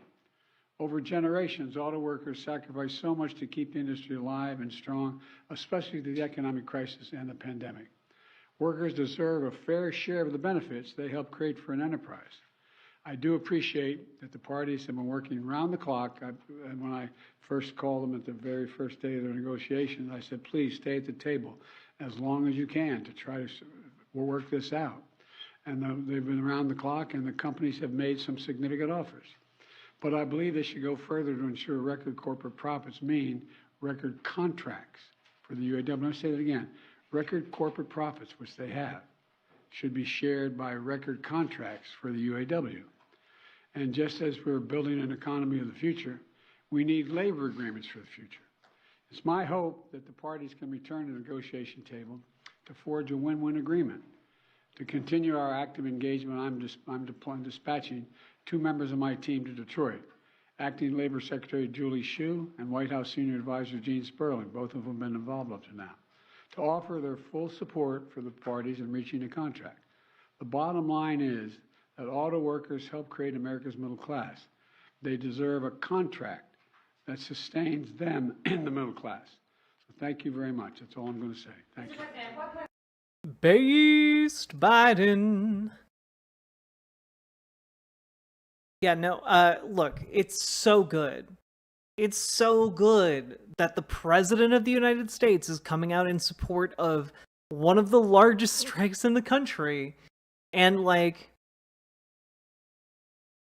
it's really hard to, like, it's hard to overstate how big of a deal it is to have this type of institutional support. And on top of that, I think that it comes with like a really good point, which is just, and I think it's something that we should use for every single one of these strikes. And it's that record profits should come with record contracts. You know? Record profits should equal record contracts. Only until unions cross government? Well, yeah, but you know what? I'll take what I can get, Neuron. Just too bad he didn't do the same for the railroad workers. Yeah, and like they did win concessions after the fact. Like the Biden administration continued to get like concessions, but like still not nearly good enough, you know? And like seriously, like this strike in particular kind of just highlights the heinousness of capital, right? So on the one hand, you have workers, right? And these workers are basically getting just absolutely fucked. And they're getting fucked because auto manufacturing contracts are usually pretty good, right? But also, these contracts that they're working under haven't been updated in years. And the auto manufacturers simply ignore the contracts that they sign by hiring temporary workers who are basically fulfilling full-time jobs. So it's riddled with these abuses of workers to undervalue their labor.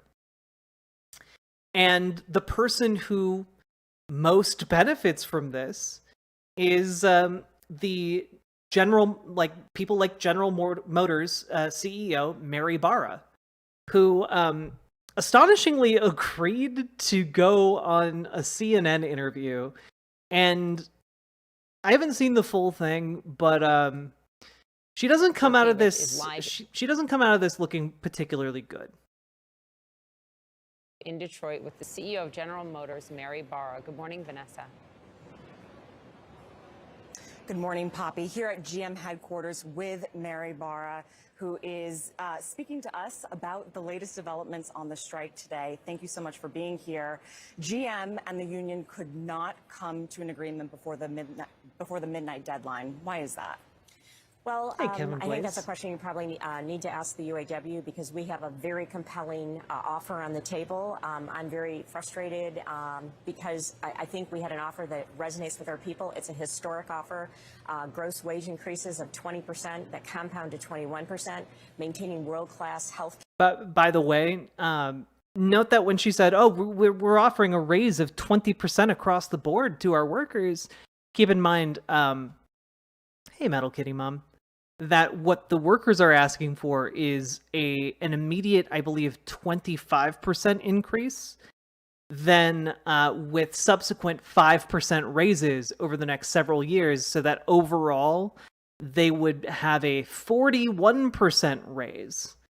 So her generous offer is literally half of what of what they're asking for. Here, there's several aspects as well, but I think one thing that's most important is job security. And, you know, we're in an incredibly exciting time in this industry right now as we make the transformation from internal combustion engine vehicles to electric vehicles. And General Motors is well poised. We have a pipeline coming. And so when we also I just felt compelled to point this out. Mary Barra. Wanted to look up real quick.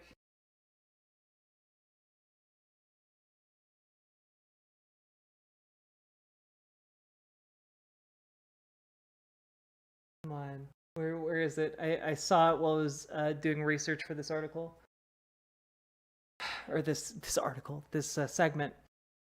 Mary Barra gave like a talk back in June about how this year they were like General Motors was going to like shake up the industry. I don't think this is what she had in mind when she gave that hour-long presentation. we look at that and we look at how this could, delay that, it's at a critical juncture. So we have a deal that I think is very, very important. That proposal sits. Oh, I found it.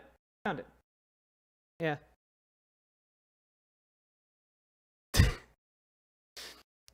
GM CEO Mary Barra, 2024 will be dramatically different for the company.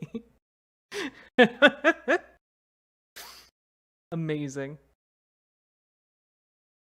At the table, our team is ready to be at the table again. They're waiting, and we need to get back. We need the UAW leadership to get back to the table, get these issues resolved, so we can get people back to work. The UAW also struck against GM in 2019, so 2 strikes in 4 years. What do you think you're getting wrong? Well, I think each of those are very different, and I think 19 had its whole set of issues, very different. It take a long time to go through all of that. But if you look at where we are right now, we understand the world has changed. And that's why we put a historic offer on the table with the increases. I think our manufacturing team is the best on the field. The way they manage. Okay, but keep in mind, like literally offering them like a 1% increase over what they're making would be a historic offer on the table. Like, oh, it's historic. We've never paid them 1% more than what they're making now. Like, nah. Give them what they're demanding. She sounds like my old boss when you ask about why his department has such high turnover rate. But yeah, well, polydactyl black cat, that's because our system turns these people into interchangeable cogs, Managed through the COVID situation and continue to build cars, trucks, and crossover the way that we managed, and they, moved with us as we went through the semiconductor shortage. Yeah, you got a massive government bailout to continue paying all of your workers. Don't pretend that the COVID payments you were making were out of the goodness of your heart. I'm sure some of that money got pocketed somewhere by investors. And still the supply challenges that we see today, they're very resilient. And I want to recognize them because our manufacturing team, along with the engineering team, for the last 2 years has been #1 in JD Power quality. So we have a very talented team. We've put a historic offer on the table. And so that's why I'm so disappointed and frustrated. The union is asking for a 40% wage increase over 4 years. They're asking for that in part because they say CEOs like yourself, leading the big 3, are making those kind of pay increases over the course of the last 4 years. You've seen a 34% pay increase in your salary. You make almost $30 million. Why should your worker...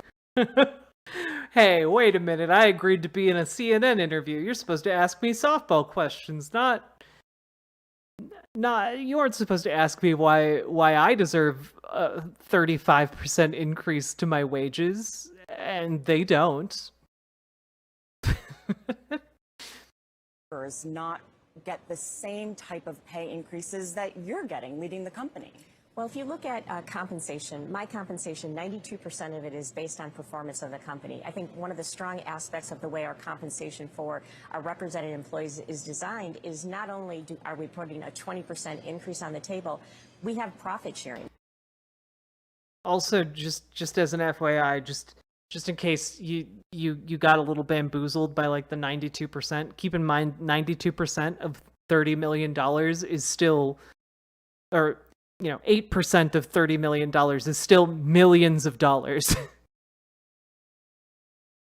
So when the company does well, everyone does well. And for the last several years, that's resulted in record profit sharing for our represented employees. And I think you have to look at the whole compensation package, not only 20% increase in gross wage, but also the profit sharing aspect of it, world-class health care, and there's several other features. So yeah, but your temporary workers aren't getting profit sharing and they aren't getting health care because they're temporary workers not covered under the previous contract. So you're just lying through your teeth about this. So we think we have a very competitive offer on the table, and that's why we want to get back there and get this done. But if you're getting a 34% pay increase over 4 years and you're offering 20% to employees right now, do you think that's fair? Well, I think when you look at the it's really great when you find an interview like this where like the rich asshole is like being basically held at gunpoint on camera because like the obvious answer here is yes, that's deeply, deeply unfair, right? Like obviously the answer is that it's deeply unfair. Now we get to watch her squirm and just not be able to answer the question. Also, hey, Jixas. Also, profit sharing is also very vague and can mean a lot of things. Where I work, that means we get up to $200 for profit sharing per full-time employee. It's not really a percentage of what the company makes. Yeah, exactly. That's the other thing. Often it can mean like stock compensation, but that's usually more for like higher level employees. People at the bottom of the level in like the manufacturing plant generally aren't being compensated in stock. The overall structure and the fact that 92% is based on performance, and you look at what we've been doing of sharing in the profitability when the company does well, I think we've got a very compelling offer on the table, and that's the focus I have right now. So let's talk about profits, because in 2009, GM filed for bankruptcy. She's like, I just talked about the offer we have on the table. Why aren't we talking about the offer we have on the table? You're talking about profits. I don't want to talk about profits. Bankruptcy was bailed out by the U.S. government. Workers made concessions to keep their jobs, to keep the company alive. Why shouldn't workers be entitled to what they gave up 15 years ago, especially since GM is making record profits right now? Well, first of all, this is a very cyclical business, and we've... Yeah, so for those of you who aren't aware, workers in the auto industry, like, gave up a lot of protections and stuff that's pretty crucial. I think things like pensions got cut. A lot of things just got thrown under the bus in order to try and like desperately not have plants shut down. Because again, when a local plant gets shut down, it basically means that the entire community around it also dies. So a lot of people were willing to take like pay cuts and like pension cuts and stuff like that. Yeah, they gave it up in the 2009 contract. And so much, sorry, I don't know why my mouth made that sound. Much of that, much of those concessions were never returned in subsequent contracts. Never. Even as profits continued to soar. Well, exactly, Malachi. It's cyclical, but it's cyclical in the way that capitalism is cyclical. You socialize the losses and privatize the gains. And that can apply both in a broad sense to society and taxation and companies kind of getting that sweet, sweet corporate welfare. It can also apply to companies fleecing their employees and cutting benefits. Had a very strong run. I think part of that is because of the demand for the economy and what we've been through with unprecedented with COVID and semiconductor challenges. But we have to remember we're a cyclical business. We also have to remember this is a pivotal point in the auto industry for everyone as we make this 100-year transformation from internal combustion engine vehicles to electric vehicles. We need to make sure we can invest in both to maintain the jobs that we have. And I think if you look at many aspects of the agreement, yeah, you wouldn't want to invest in the workers making those products possible and that transition possible. You wouldn't want to be able to invest in them because fuck them. It is getting at the specific issues of some of the different challenges in different ways, because no compensation system, I think, anywhere is the same as it was 15, 20 years ago. So we have to Oh shit, the Teamsters president already guaranteed no deliveries for UAW plants while on strike. It's expected, but that adds another thorn in the side of the auto industry to get around. I mean, good luck, man. Like when these unions start coming together, it's really incredible what they can do. Look at where we are. We have to look at the future. And at General Motors, we want to recognize the hard work of our manufacturing employees. We have a historic deal on the table, over the best economics in over 115 years. And that's what we have on the table. We want to finish the negotiations, problem solve, and get people back to work. I spoke to your counterpart, Jim Farley, CEO of Ford, and he said that if Ford meets all of the demands that the union has, that Ford would go bankrupt. Is that the same case for General Motors? When you look at the original demands, they totaled over $100 billion. That's more by quite a factor than we've made over the life of this agreement, and frankly, more than almost double the market cap of the company right now. So that's why we have to have a realistic offer. We want to make sure we reward the hardworking men and women of General Motors and the work they do every day, and we think that's what we have on the table. But is that bankruptcy level demands? Well, if you're asking for more than the company made, I think that's not a good position. So Sean Fain has obviously made some ambitious demands on the companies. There's no question about that. Do you believe that Sean Fain is setting his members up for disappointment in the end? I think that's a question that you should probably talk to Sean Fain. I think there's many of our employees who really understand the reality of the situation. I think they'll see this is a record. You can tell she's scared. She can't even badmouth Sean Fain on TV. Like she's scared to give an answer to a question that honestly should be kind of like a layup for her to like attack her opponent, and she just can't do it. Because she knows she's in an untenable position. A record agreement when we look at the gross wage increases, when we look at where we are in healthcare, when we look at the additional benefits that we've added as a part of this very, very strong offer that sits on the table. I think they're going to understand that, because they also, and I visit a lot of... I mean, it sounds like the union also has a very, very strong offer on the table. Maybe you should take it. Plants. I'm in 1 to 2 plants every month, and I've been doing that for years.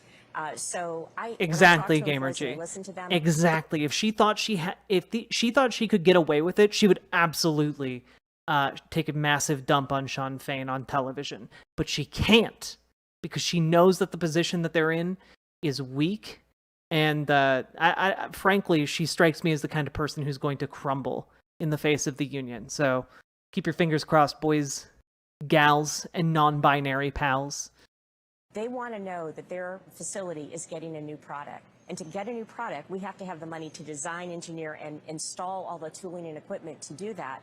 And so it's important, and I think they understand you need to do both. They want to make sure General Motors is here for the next 115 years just as much as I do. And I think everybody needs to understand that and get serious, get to the table. We have a strong agreement. Like I said, it's a record agreement.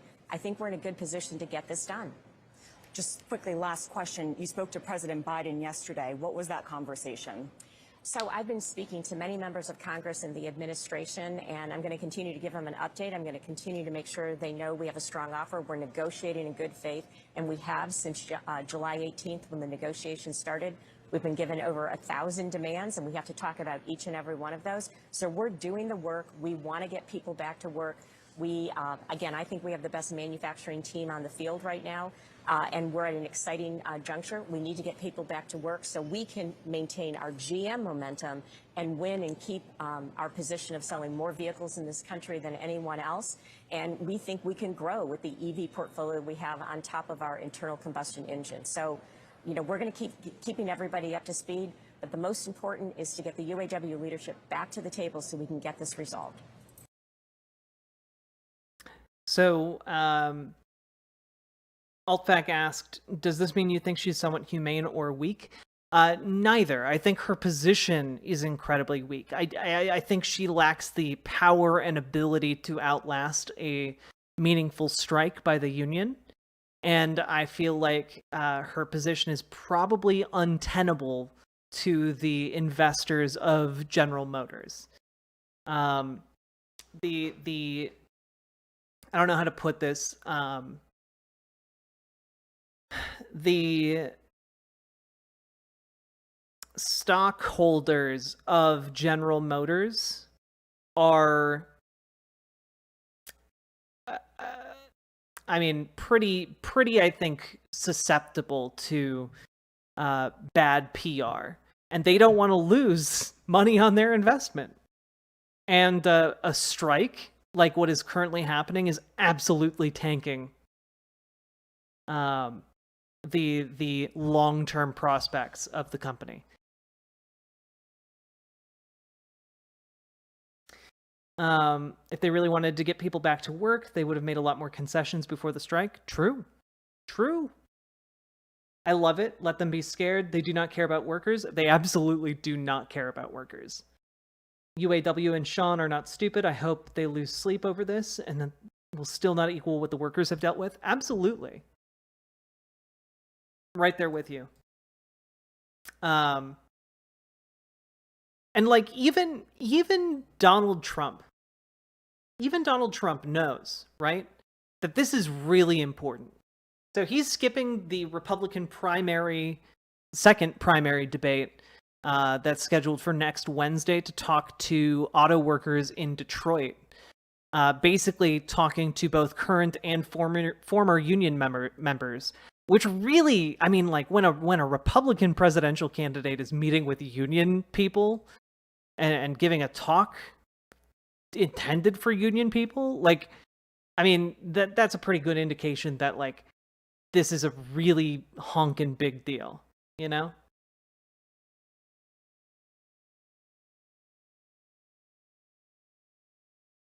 And I gotta be honest, it's a little bit concerning. It's a little bit concerning that this move is being done. That Trump is going to be going to the auto workers in Detroit, because that is a disturbingly savvy move on Donald Trump's part. You know, his entire campaign has been pretty not great so far, but unfortunately the additional pressures of being indicted multiple times and also doing these gestures and getting himself out there again, it's having an effect on his poll numbers, and it's not good. It's not good. CBS News put together this YouGov poll, and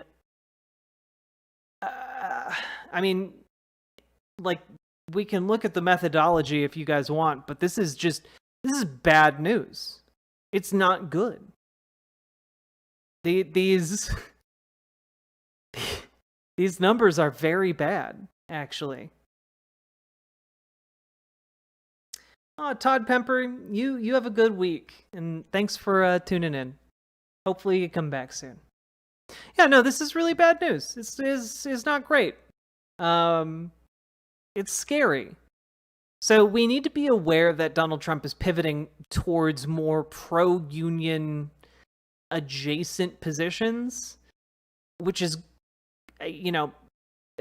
it's not bad to have more support for unions, but I'm not going to put money down. Well, I would put money on that any plan Donald Trump has for unions, it's to destroy them. So. Oh, I will, Kyryu, I will. Also, just in case you bought any of what she said about caring about workers, this is from today, the UAW strike day 4. General Motors threatens to send 2,000 workers home, and Ford cuts 600 jobs. So we're in full-on, like, retaliatory class warfare at this point. You know, like, General Motors is trying to, like, scare off striking workers. Ford is trying to just fire as many people as they can to weaken the movement. And, I mean, all of this is illegal, like, anti-union action. Like, it's explicitly illegal, but it remains to be seen if anything will be done about it. Because, again, companies like Ford and General Motors generally build up a lot of plausible deniability so that they can, you know, get away with scum fuckery like this. Yeah, Trump being pro-union is about as real as Donald Trump being pro-trans people.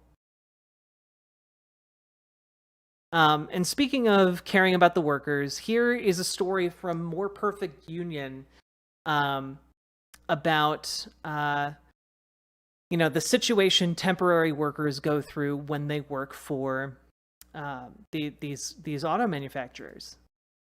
So here we go with that. The only time that I got off was I physically got sick, like exhausted, and went to the ER, and that was how I got a day off. They will literally work you until you fall. I have to work 2 jobs, you know, and that takes a lot of time from my kids. It takes a lot of time from my family. Occasionally I will get shipped in on Sunday, so I will work. Like that, like I'm sorry, there's no reason for someone who's making cars, one of the most lucrative, like, industries, automotive vehicles in the United States. There's no reason for someone who's building those cars to be working multiple jobs. Hey, no look at Flash. Also, hello, Purple Dragon Guy. 7 days in a row, which would be 70 hours. I know a lot of people are like, oh, you guys are just crybabies, and it's like, no, we're not. We shouldn't have to work this hard, go through all these hoops just to make a living. Like, having a union job used to mean something.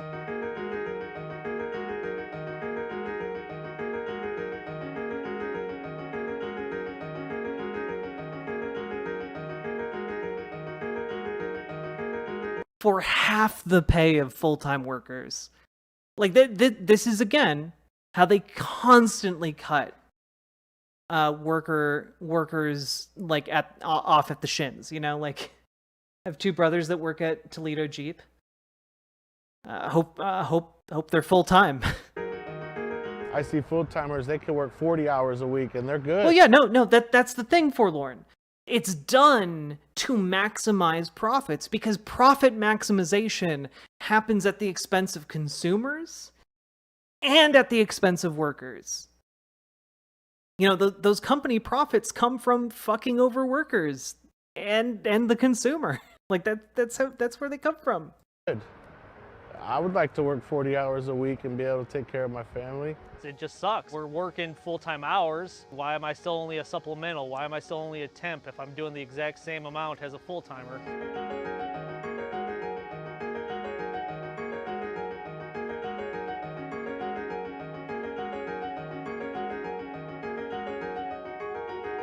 So full-timers, they make double what we make.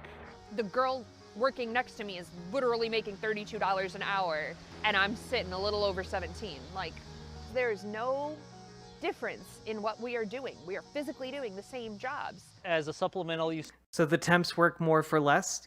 Bingo. start out at $15.78 an hour. After 4 years, you reach the maximum you can get, $19.28 an hour. You cannot get any more raises after that. When it comes to full-time, they start out at $17 an hour, and they cap out at $32 an hour. I'm currently capped out at $19.28 an hour. Your full-timers that have the 401ks and the top out at 32 or 33 get their days off, their profit sharing, their health, dental, vision. We don't get quality bonuses, we don't get sick pay, we don't get bereavement. Like, we're not making what we should be making, and that's not me being a greedy millennial, that's the truth. 37 days without a day off. Jesus Being at Christ. the bottom, you kind of get what nobody wants to do. So it starts to toll on you. And like you could be 25 feeling like you're 45. When I was on the line, I ended up having a seizure. I was terrified. Honestly, I thought I was gonna die. I thought I was gonna die there at work. And I ended up having to have a brain surgery. After the surgery, Oh my God. I was out of work for a while. And as a SC, we don't get paid sick leave.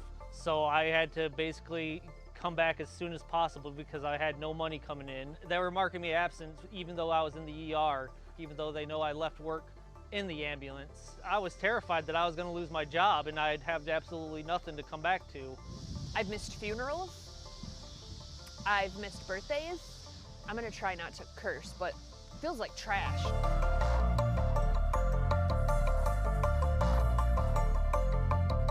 So, wait.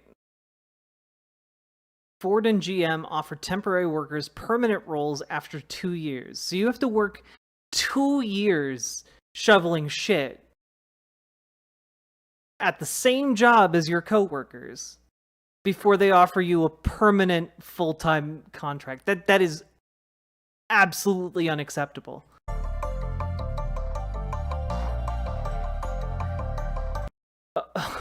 And then Stellantis doesn't have a limit on how long workers can be considered temporary, which means they keep being temporary forever.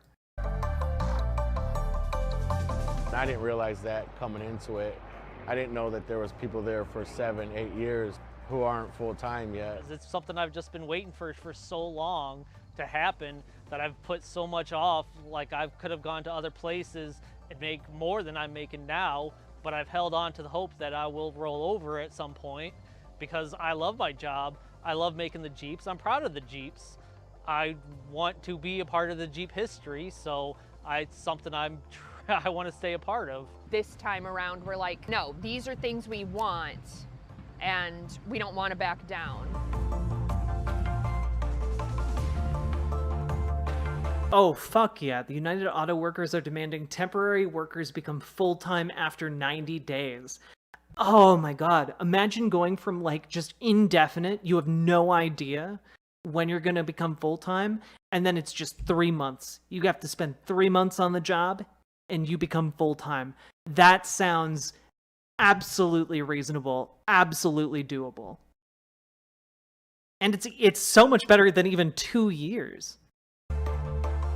I've been told throughout this thing that we've set expectations too high.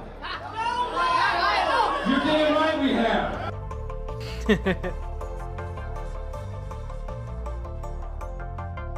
I would like to see a time cap on how long you can be a part-time worker. I'd like to see a lot of the ones that have been here already, you know, me, myself included, become full-time, have that opportunity. We can make it better.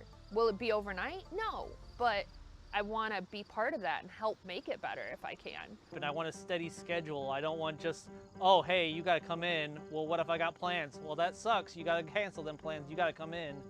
It's so frustrating. I don't live to work, but it's felt like that for a while. You know, I want to, you know, work and be able to live. I know for a fact a lot of people that have physically said if this contract is trash, they're leaving. They might not have a lot of supplementals if they don't treat us right this next contract. I will be one of the first ones on that line, picketing, striking, ready to go. I'm sure there's thousands of employees ready to go. Nearly 99% of us voted yes to support a strike. That's proof Toledo's ready. Hell yeah. Get him, girl.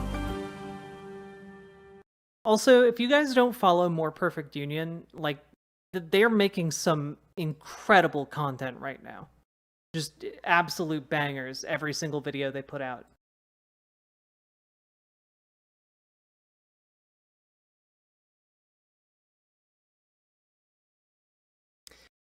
Also, just as an FYI, this is likely turning into something that's a bit more international, which is really interesting.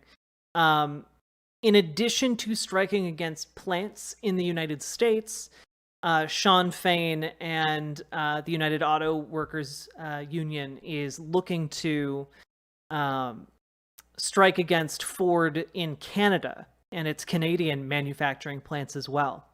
So this is something that could spill over into a multinational union battle, which is amazing.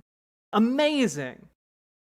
The Canadian contract at this Ford facility, well, it covers 5,600 workers at facilities across Canada, and that contract expires at midnight tonight, actually.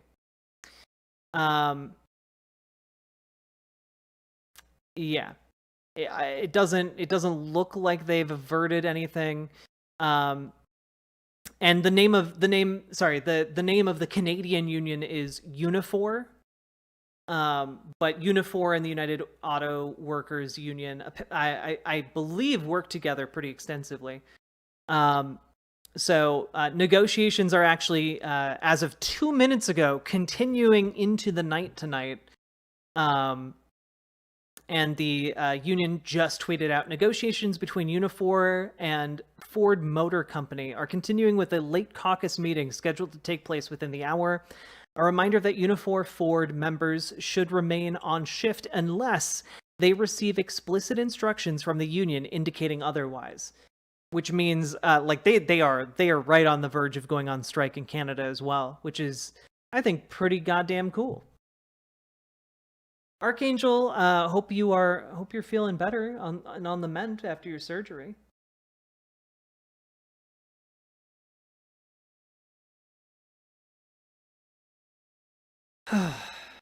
Also, I think this is worth taking a look at because these labor actions across the United States aren't going unnoticed. You know, people are paying attention. People from other industries are paying attention and demanding better for themselves. And I found this piece from Democracy Now! Pretty good at kind of illustrating what's happening right now.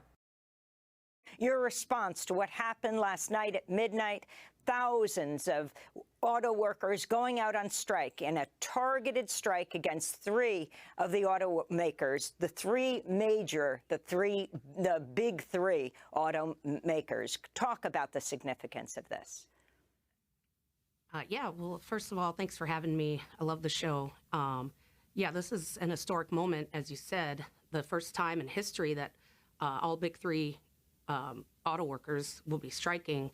And it's inspiring to see, you know, the solidarity between all of the auto workers, not just auto workers, but workers from all around. You know, this is going to make it's going to be beneficial to us. You know, we're going to keep fighting, and I hope this strategy will work. I'm going to trust the process.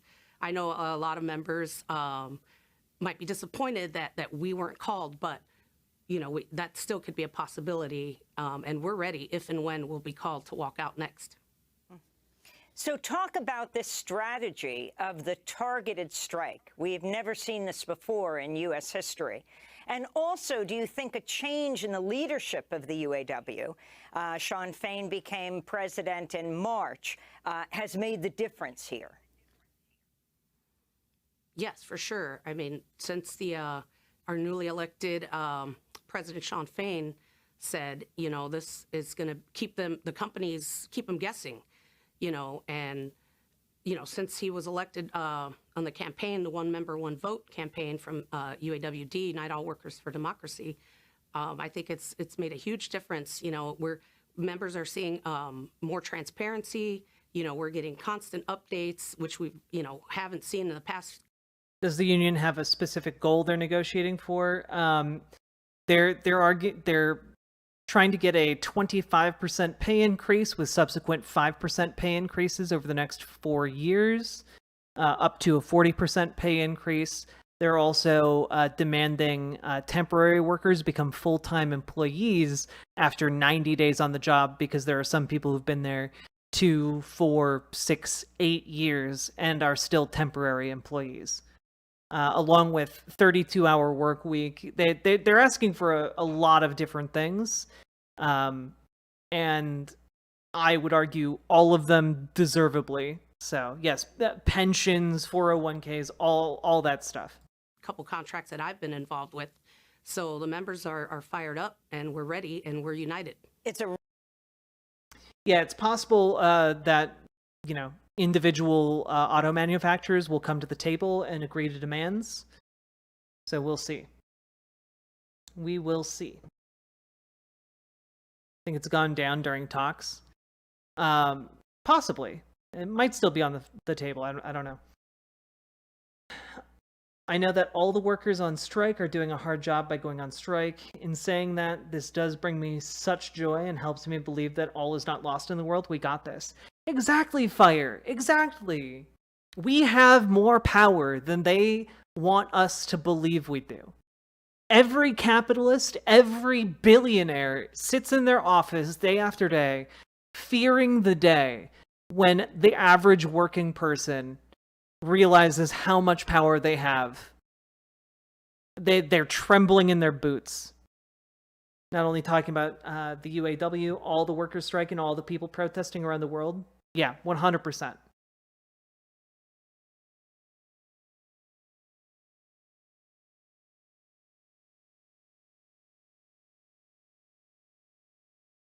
So, workers of the world, unite. All you have left to lose are your chains.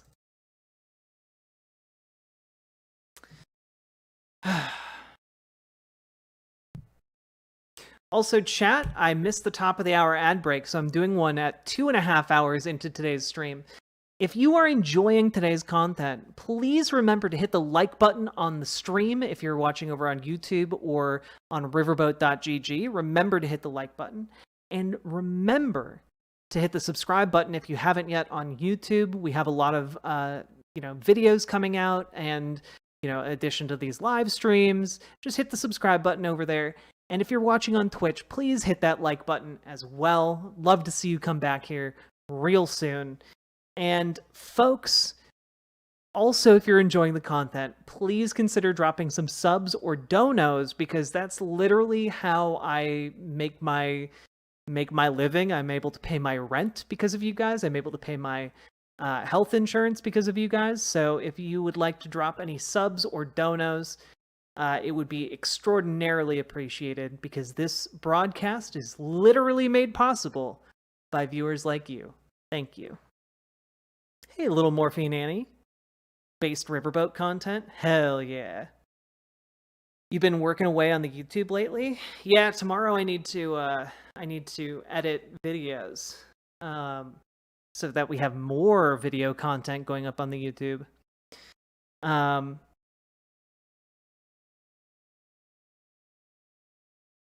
I can't look at that right now, Malachi. I have to go use the bathroom. You look like you're at the shop. I'm in my second recording location, which is in the workshop of my partner's basement. So,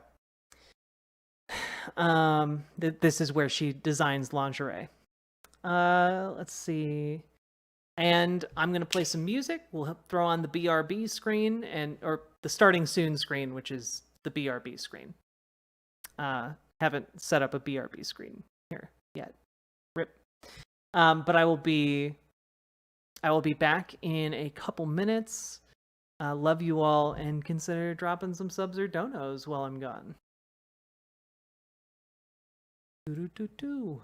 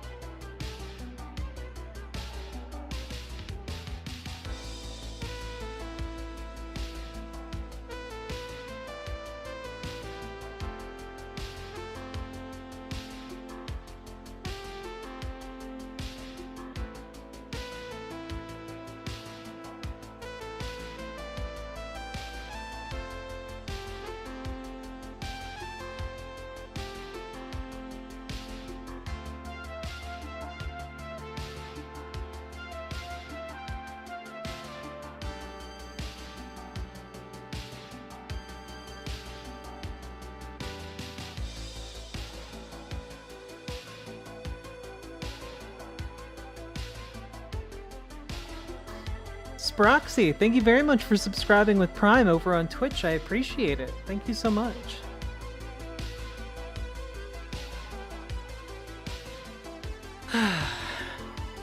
Holy fuck.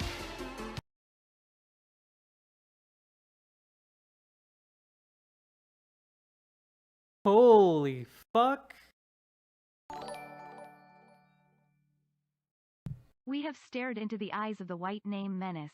We have felt their cold breath on our necks. We give no more ground. It ends here. We stand BWA proud. Hell yeah. Thank you so goddamn much for the 50 sub dono, Paladin. I think that literally broke the I think it broke the alerts. I don't think Riverboat.gg is capable of calculating 50 gifted subs as a notification. Holy moly. Thank you so goddamn much. Yeah, again, chat, this type of BWA energy, this is what I need to see from each of you, okay? Oh, fuck, dude. There wasn't enough users for that either, I think. You know what? I think there might have been, you know? It's all breaking now. Oh my goodness. Thank you so goddamn much, Paladin. You're really wonderful, and your support is invaluable to me, and it means the world. Thank you so much. I'm a broke bitch right now. That's okay, Metal Kitty Mom. We love you. We love you however broken or not broken you are. Lol, whatever. What? I appreciate all chatters. I'm broke, but will not be broke on Thursday. Yeah, look, I'm not demanding you all gift me 50 subs. Holy shit. That's incredible. Wow. Yeah, it was over on riverboat.gg, Chris Huggy. Maybe you did get a sub. You don't love... I love all my chatters equally. Flash forward. I don't care for that gamer G.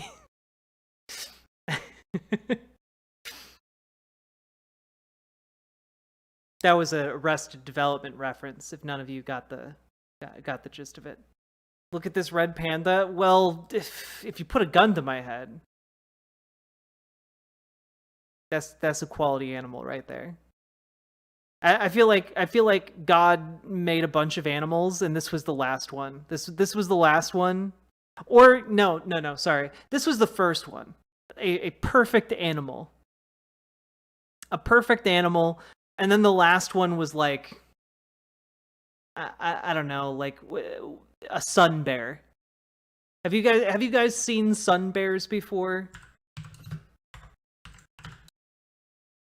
Have you seen these derpy little assholes? Look at... There is no good photo of a sun bear, chat. They just look completely abandoned by God. Oh, God. They literally look like people in poorly constructed bear costumes. They're the best. They're the best. Yeah, look, this zoo in China had to put out a statement stating that this is in fact a real bear. It's not a man in a bear suit. That's a real story. This fucking happened. Look at this. No wonder people thought this thing was just a guy in a bear costume.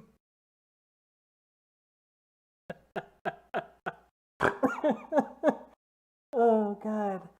Oh, fuck.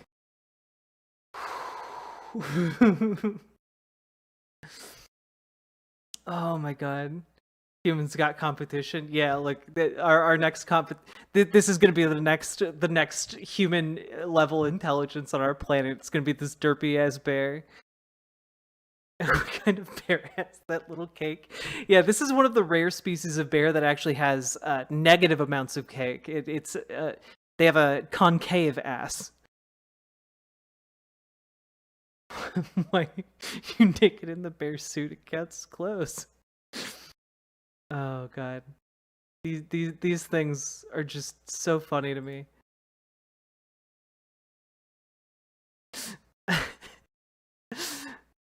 Look at and their tongues are so big. Why?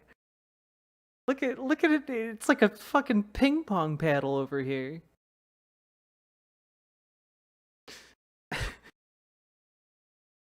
Look at these things. Look at what the fuck is this?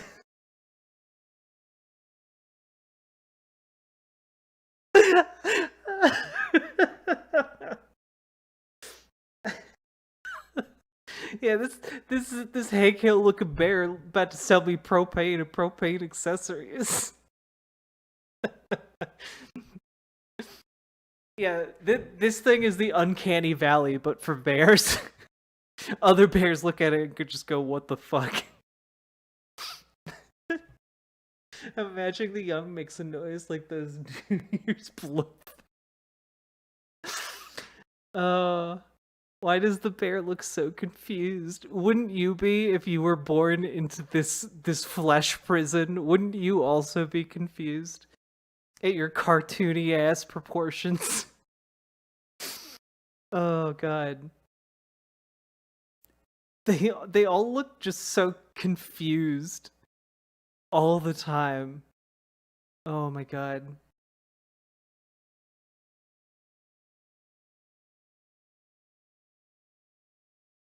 Jesus Christ.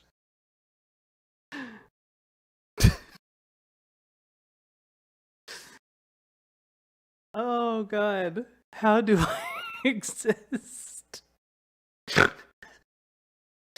Yeah. The worst part is this thing would probably still maul you to death. You know, like this thing would probably still like you'd walk up and you'd be like, this thing looks dumb as shit, and then it would just swipe a paw and kill you.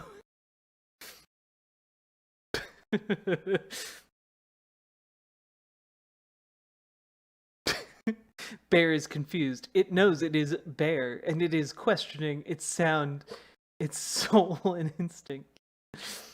It just wants a hug.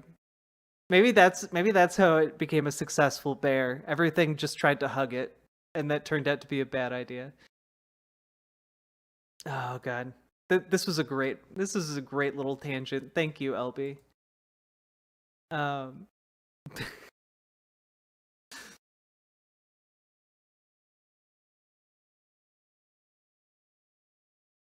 It looks like a cryptid. It really does. Return to model rigor. Notes: skin weights and UVs are broken. Example screenshots attached. Funny joke.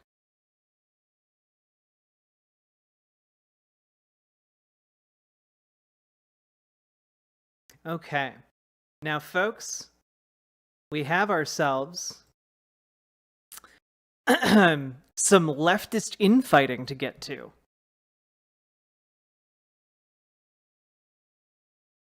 Now, those of you, I'm going to open up my beverage with my strong arms, with my, as conservatives like to say, my naturally endowed arms.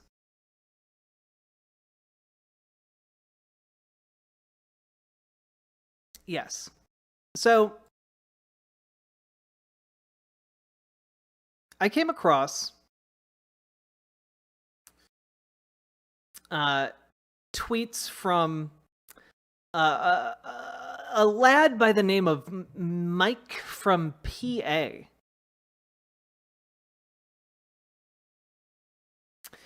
Now, Mike from PA had this to say. Whenever I see someone going after Hassan the Hun on this website without fail, it is something that is entirely bad faith. It's actually shocking how you can easily categorize someone as being dog shit the moment they go after him. Never fails. Now, you'll notice that, interestingly enough, Mike from PA hit a lot of replies to this tweet. I wonder, can we see the view hidden replies? Oh, here we go. Am I dog shit for not thinking that Taiwan belongs to China on the grounds of shared ethnicity? I saw this before it was hidden, and I was like, well, that seems like a weird argument. And since this is a response to a tweet about Hassan, I'm guessing that Hassan said something that indicates that. And Mike from PA responds, Taiwan belongs to China according to the US State Department. Stay mad, fascist. And I just have to say, the US State Department doesn't say that.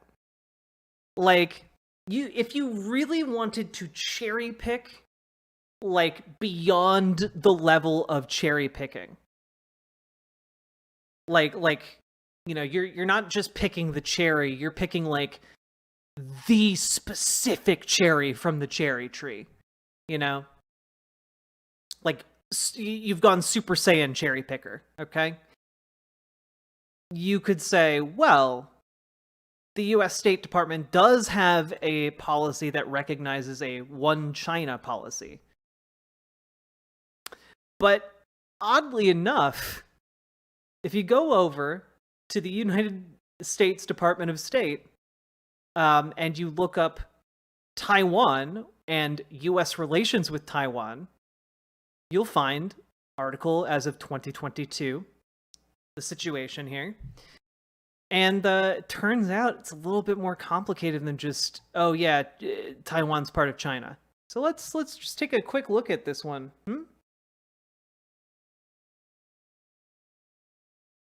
As a leading democracy and a technological powerhouse, Taiwan is a key U.S. partner in the Indo-Pacific. Though the United States does not have diplomatic relations with Taiwan, we have a robust, unofficial relationship. The United States and Taiwan share similar values, deep commercial and economic links, and strong people-to-people ties, which form the bedrock of our friendship and serve as the impetus for expanding U.S. engagement with Taiwan. Through the American Institute in Taiwan, AIT, a non-governmental organization mandated by the Taiwan Relations Act to carry out the United States' unofficial relations with Taiwan, our cooperation with Taiwan continues to expand. Taiwan has become an important U.S. partner in trade and investment, health, semiconductor, and other critical supply chains, investment screening, science and technology, education, and advancing democratic values. The United States' approach to Taiwan has remained consistent across decades and administrations. The United States has a long-standing One China policy, which is guided by the Taiwan Relations Act, the 3 U.S.-China joint communiques, and the 6 assurances. We oppose any unilateral changes to the status quo from either side. We do not support Taiwan independence. We do not, and we expect cross-strait differences to be resolved by peaceful means. We continue to have an abiding interest in peace and stability across the Taiwan Strait. Consistent with the Taiwan Relations Act, the United States makes available defense articles and services as necessary to enable Taiwan to maintain a sufficient self-defense capability and maintains our capacity to resist any resort to force or other forms of coercion that would jeopardize the security or the social or economic system of Taiwan. So, if you wanted to very much cherry pick all that I just read out, you could point at, we do not support Taiwan independence, as like, oh, well, there you have it. The United States recognizes that Taiwan's part of China. But like, the One China policy is not recognizing Taiwan as part of China. Like, everything that I just read here should indicate that Taiwan has a very precarious diplomatic position as being like kind of a diplomatic gray zone. It's not formally recognized as its own country, because that would be something that could precipitate war between Taiwan and China / drag the United States into the conflict. And so instead, it lives in kind of this gray zone with explicit communications that preserve its status quo inside of that diplomatic gray zone, where essentially it has its own autonomy and operates autonomously from China, and for all intents and purposes acts as a separate country.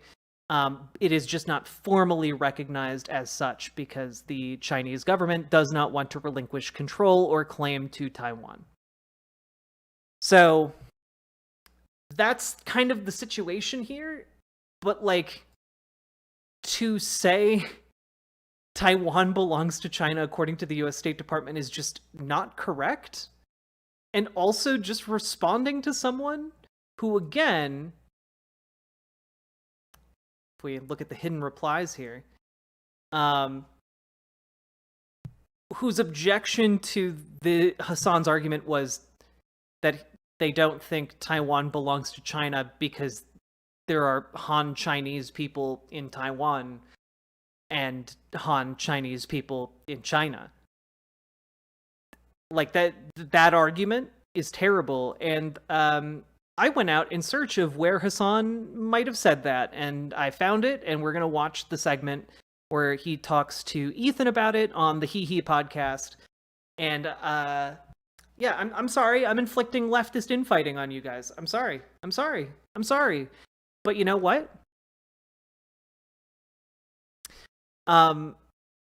Any argument that, like, oh, well, this one ethnic group lives here, so therefore it must be, like, it should be, by all intents and purposes, absorbed into, like, the motherland is deeply weird.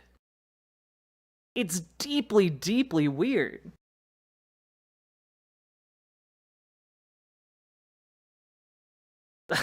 Like, oh man, there are a lot of people from Mexico and Texas.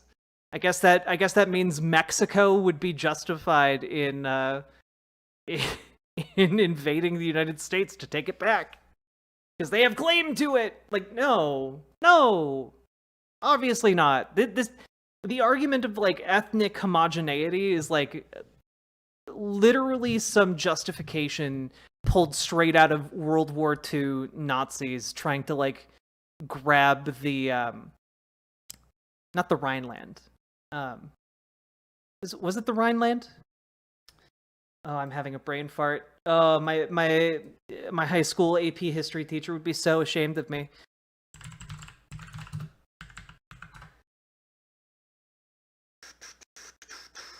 No, that was the remilitarization of the Rhineland. My bad.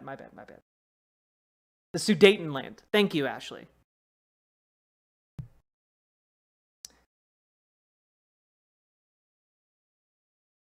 Yeah, a lot of Germans live in Poland. Maybe Poland should be Germany.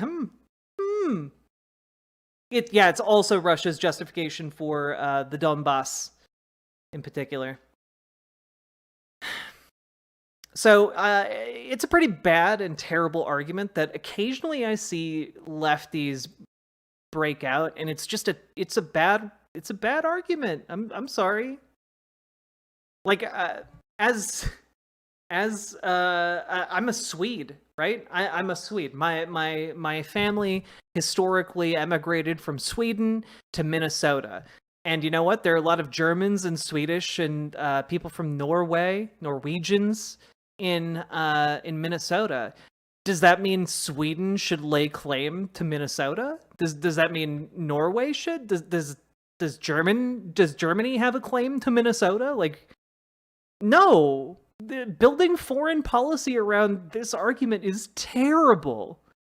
Keeps Minnesota blue. Hey, we'll do that on our own. Thank you very much. We're organizing in Minnesota. We got this. Oof. Hassan has kind of defended the Anschluss before. Oh, Sashi, no. Oh, I don't watch a ton of Hassan content, but that's a bit of a miss from me. Anyway, let's take a listen. Okay.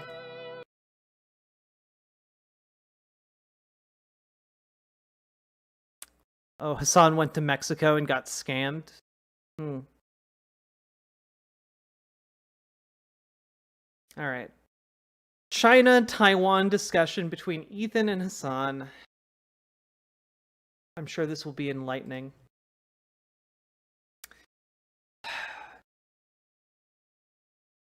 Like, I'm interested to hear what his arguments are here. It's so weird. Like, why die on this hill? He said it was only bad because of the... Sashi, do you have a clip of Hassan saying that?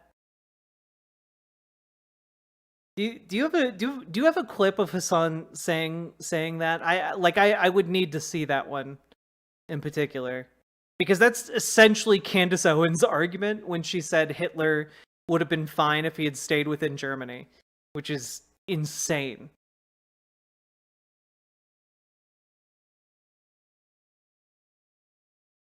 Hassan is baby's first leftist content, and if he's where you base your opinions, I don't take y'all seriously. I mean, Hassan's generally good. Here, I think Hassan falls into what I call like the American leftist category, and there's probably a better term we could come up with for it, but essentially a lot of American leftists are really, really good on domestic policy, right? They've read their Bernie Sanders. They know what they want to have happen in the United States.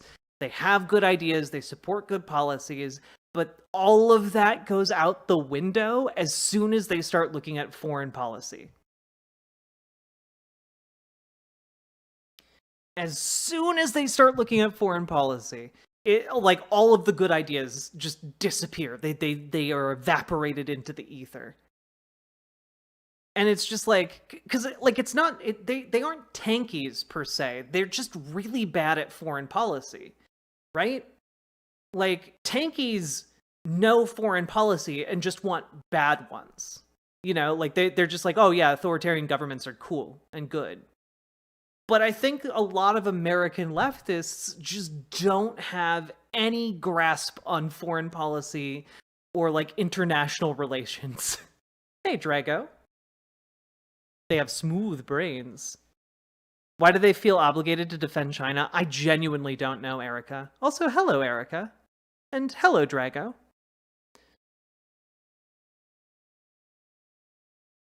The Hassan clip? Oh god. Oh god. I feel like I've just been gifted forbidden knowledge.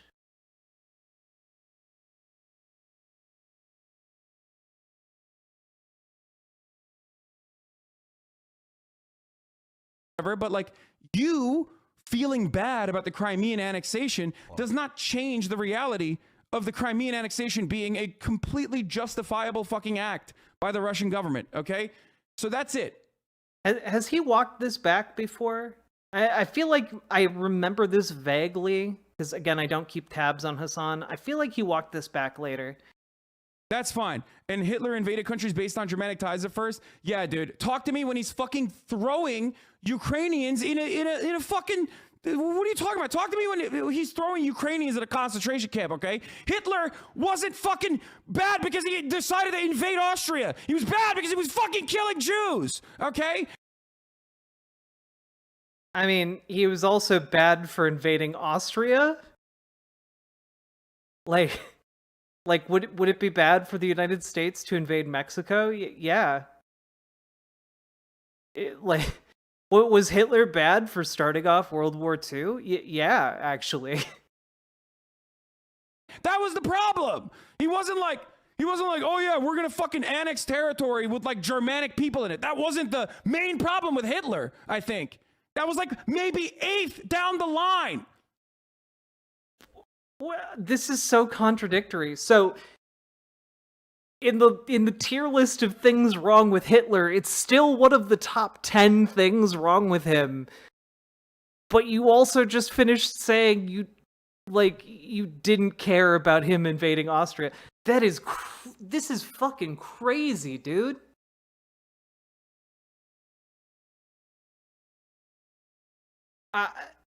I'm actually speechless. I'm like, for real, dude.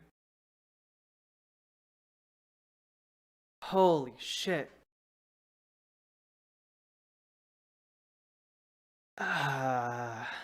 Well, I'm glad I've been prepped for what to be on the lookout for, I guess. Cool. Here we go.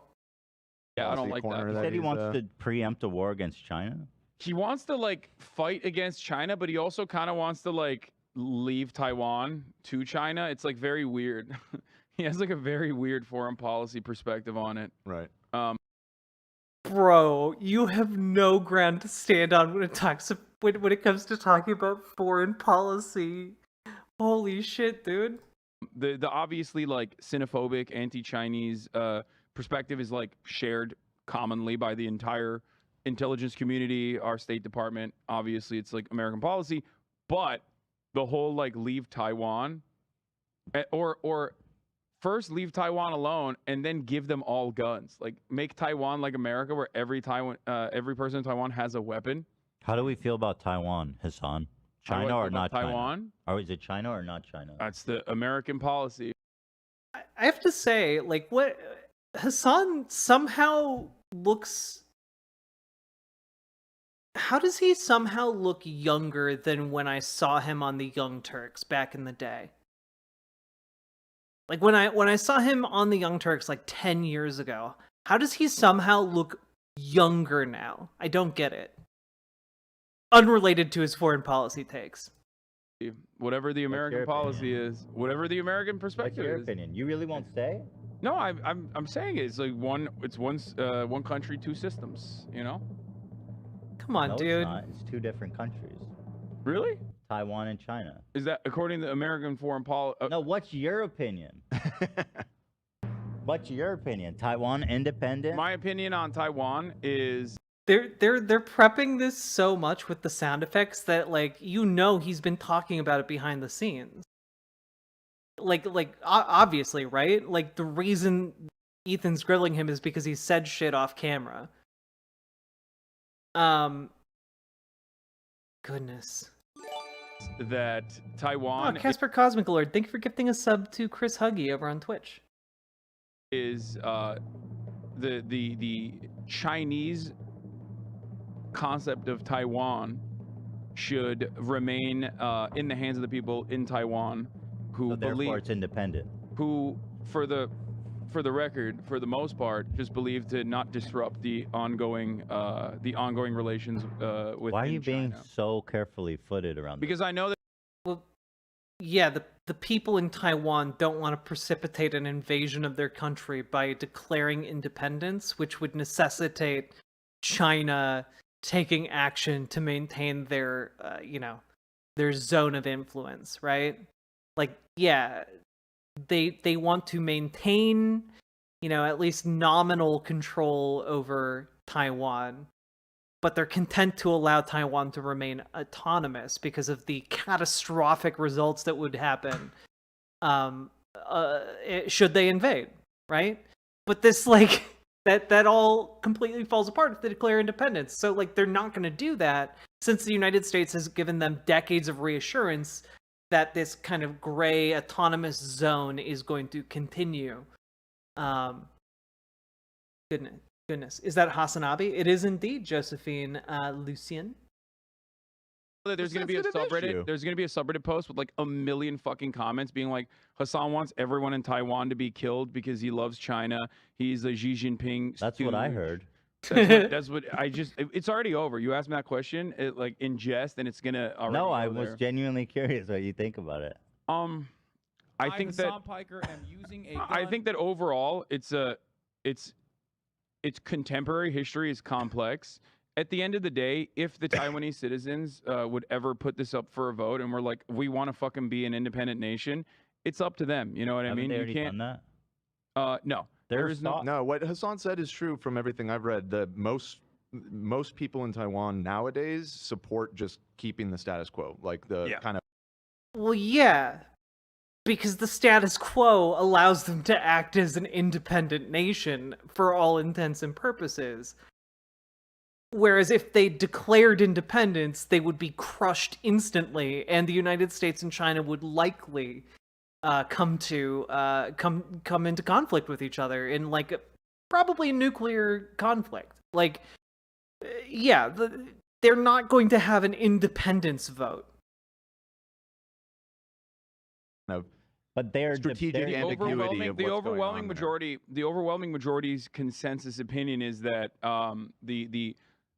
they don't want to disrupt relations with China, and they also, like, obviously, if it was a situation between like full-blown independence versus like becoming a Chinese state, like becoming a part of the Chinese state. Do the people of Taiwan like pay taxes in China? Like, do they vote? I don't know. I I don't know if they the even have exact elections. details of that. Do But they have like travel status in China? By the way, Taiwan has been a democratic republic since 1996. So, while it is true that they did have a dictatorship for a period of time, that has been phased out, and they've been having successful elections over the past 30 to 40 years. So, yeah, they do have elections, actually. And they're pretty notable for being some of the most democratic elections, I believe, the last I read, in that part of the world. So that's good. I think that's good. I don't think China has a democracy. the thing is, like, as far as Chinese Taiwanese relations goes, like the original inception of the country is Taiwan is a fascist dictatorship that America recognized as the real China until Richard Nixon normalized relations with China, and that's where they implemented the they call it Also, the reason the United States recognized it as the real China was because there was a revolution happening, and they pushed out the old regime got pushed out into Taiwan. Like that was the last holdout of kind of the pre-Mao China, you know? strategic ambiguity, which I call lying. Hold where on. they This said- says that the current administration of Taiwan maintains that Taiwan is already an independent country. Yes. This does not have to push for any sort of formal independence. There are well, that's because they don't want to do like a full blown exactly. They don't want to disrupt the status quo. That's why they're saying that. They don't want to do a full-blown... Interesting that he stopped that sentence. Like, guys, to help you understand what happens when like we're talking about this, right?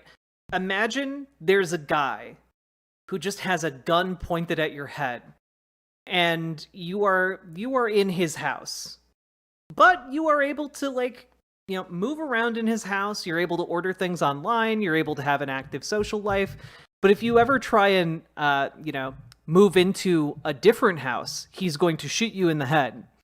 That's basically the relationship Taiwan has with China. Like that's kind of the thing. And also there's a neighbor who lives next to this house that has just an incredible amount of like weapons and like missiles primed to fire at the house that, you know, the guy with the gun lives in, which makes the situation even messier. So yeah. The Kuomintang Tang, I don't know how to pronounce it. They retreated to Taiwan. You have that correct. Sure, they don't want to be invaded by China. They want autonomy while simultaneously being under the Chinese banner, according Seems like to they want international. independence, but they just don't want to be like attacked by China. Ethan exactly understands it. Ethan exactly understands the situation. Militarily. Well, that's part of it for sure. So you understand how Taiwan was. Well, that's... How is that just part of it? That's the entire thing. They don't want to be invaded by one of the largest militaries on Earth. That's not part of it. That's like the entire game right there. Was developed as a nation state, right? Hey, Fellini Fiend, Mao how you purged doing? and defeated the counter-revolutionary forces. They like Current government, as far as I can tell, is anti-KMT, who I believe were the counter-revolutionary group that had control early on. So someone using them as the biggest reason against Taiwan independence is silly. Well, yeah, especially when they've been having like free elections that have been monitored internationally for like the past 30 years. Taiwan has been a larger. Yes, it's true. Socialism is when I get all of Hassan's money. It's true. Nodders.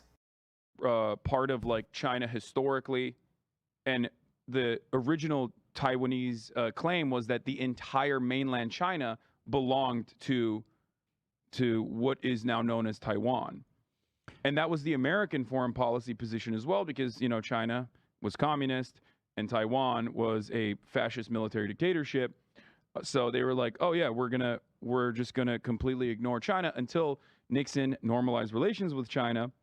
And then Taiwan became a democratic country, of course, with still a lot of reactionary opinions overall, but like that's gone away in recent years. I think the younger generations have a different perspective on the matter.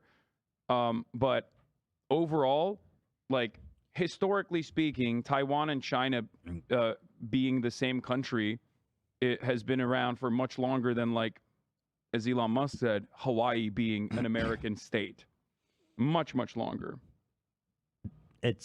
Taiwan is already independent. That's what I'm saying. People don't want a formal declaration just because they don't want a fucking war.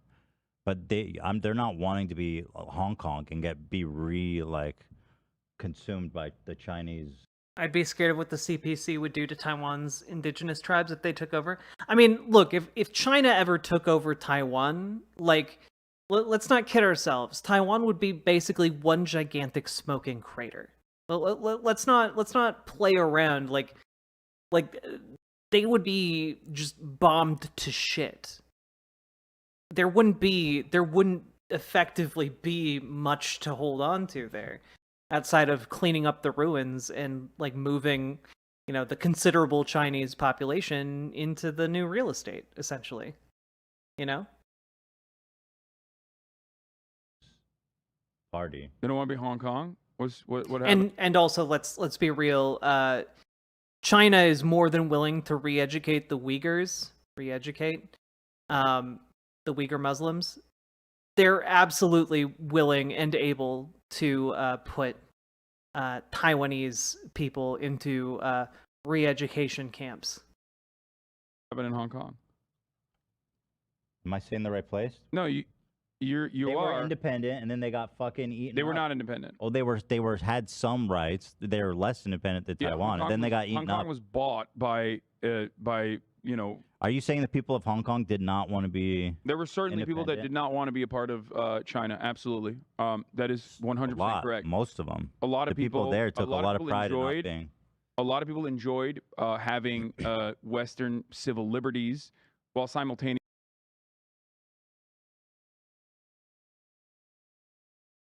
A lot of people enjoyed being treated as human beings. Are you kidding? They enjoyed having civil liberties. You know, they enjoyed having things like basic human rights. What a novel concept. Like being in a unique position, but now that China already does regular trade with the rest of the world, because like at a time in like the 90s, Hong Kong was seen as like this prosperous middle ground, but since the 2000s, like because of didn't China just start closing down most of its like LGBTQ centers that had like opened up in like the last 5 or 10 years? Aren't those all being like shut down right now? Yeah. Okay. Oh man, yeah. All of your luxuries, like being gay. Insane amount of development and insane trade relations with the rest of the planet, there are tier 1 cities that are. Oh yeah, they also didn't they ban like trans people from being in media, or like men from looking too effeminate on television. Like there've been some wild crackdowns recently. Been larger and have more economic activity than Hong Kong in and of itself. And there was always a timeline where Hong Kong was going to be given back to China. You should watch Keppel's video on Naomi Wu. The situation is even worse. Maybe I'll check that out on a stream tomorrow. I don't know anything about Naomi Wu. She's an influencer, right? That's all I really know. Accelerated it by like 2 decades, if I'm not mistaken, because that was a lease on Hong Kong. So the people of Hong Kong, there were certainly a lot of people in Hong Kong that did not want to be a part of the Chinese state.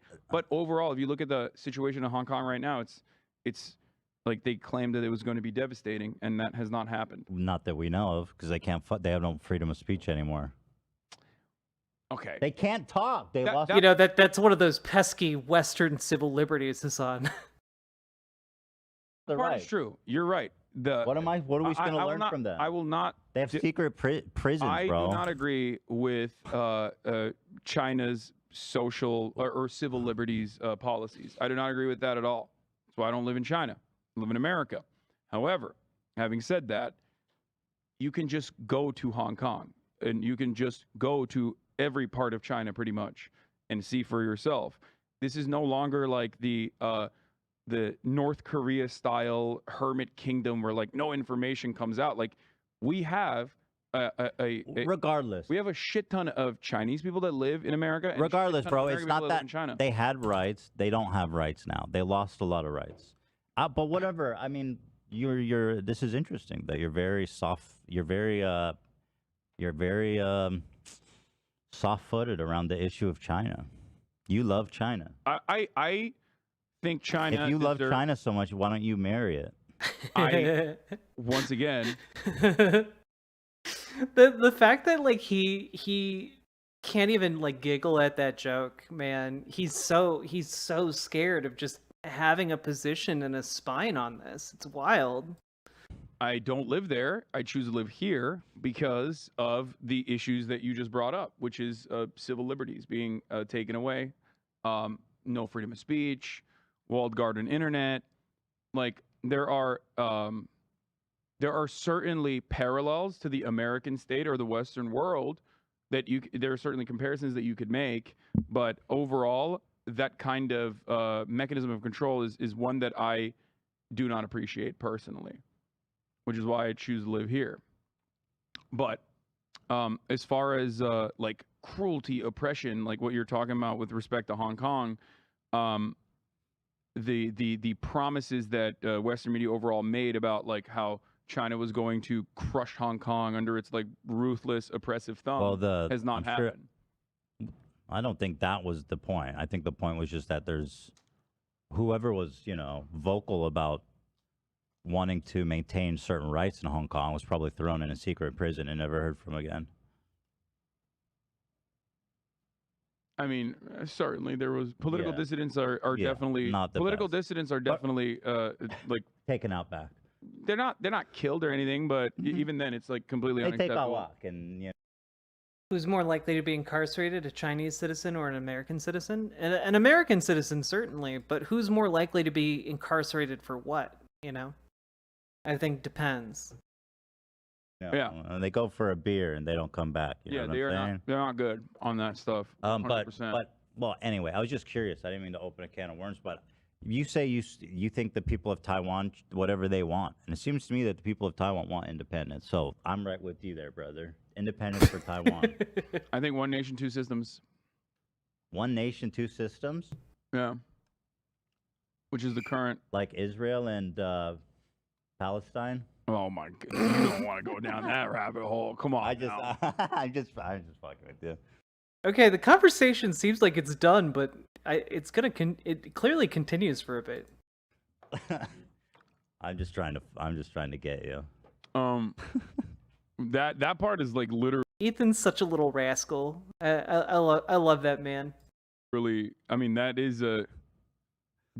I mean, that's a advocacy in the opposite direction, in my opinion, where independence for Taiwan. You heard it here from Hassan. Because remember, like the overwhelming majority of people living in Taiwan are still Han Chinese. Therefore, despite the fact that it's a separate country, it's still like the same people. The language is the same. People will say Ukraine belongs to Russia for that exact reason. I don't think Ukraine belongs to Russia because Ukrainian nation state, the Ukrainian nation state project, there are similarities. You're not wrong about that. But the Ukrainian nation state project... He's stumbling over his words here because he knows that what he's about to say is really stupid. As a well-defined nation state has always has been around for much longer than like Taiwan being an independent nation state. So the people's entitlement to freedom. Like you can make a better argument for Crimea being a separate country than like. But what I'm hearing is that it's just a function of how old their culture is, how entitled they are to freedom. It's not. I don't think that it's like those two concepts are not the two concepts at play here. Like it's not like entitled to freedom. As long as they're the same ethnicity, they're not entitled to freedom, I guess. Versus entitled to freedom versus what was the other thing that you said? Well, it just seems like you're talking about like their they have some kind of national heritage or identity.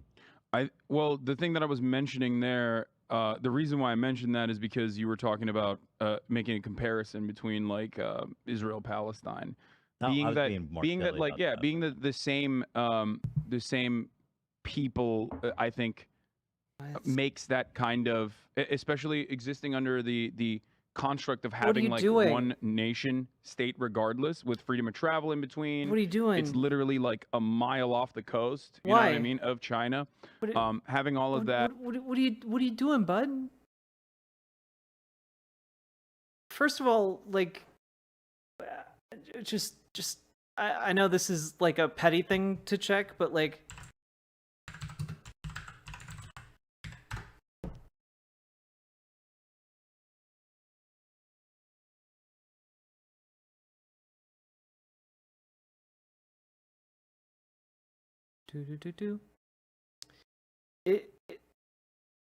This is it's literally a 110-mile wide strait. So Taiwan's not 1 mile off the coast of China, it's 110 miles away. But second of all, like what?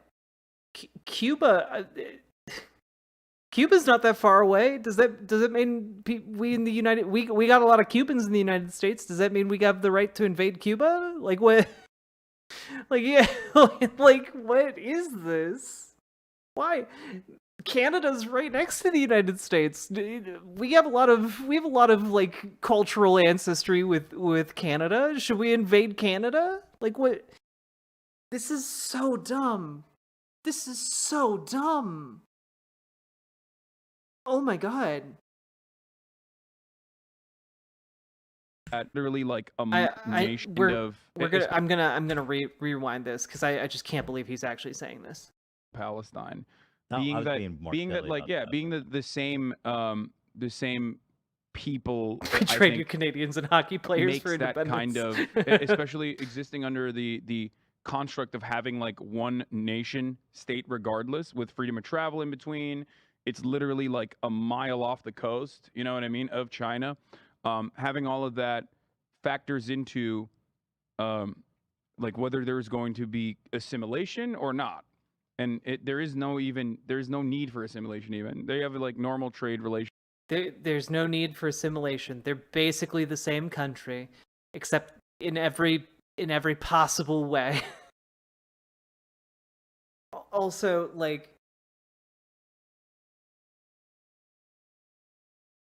your argument isn't even about whether or not it's good or right or like whether it's even a valid claim.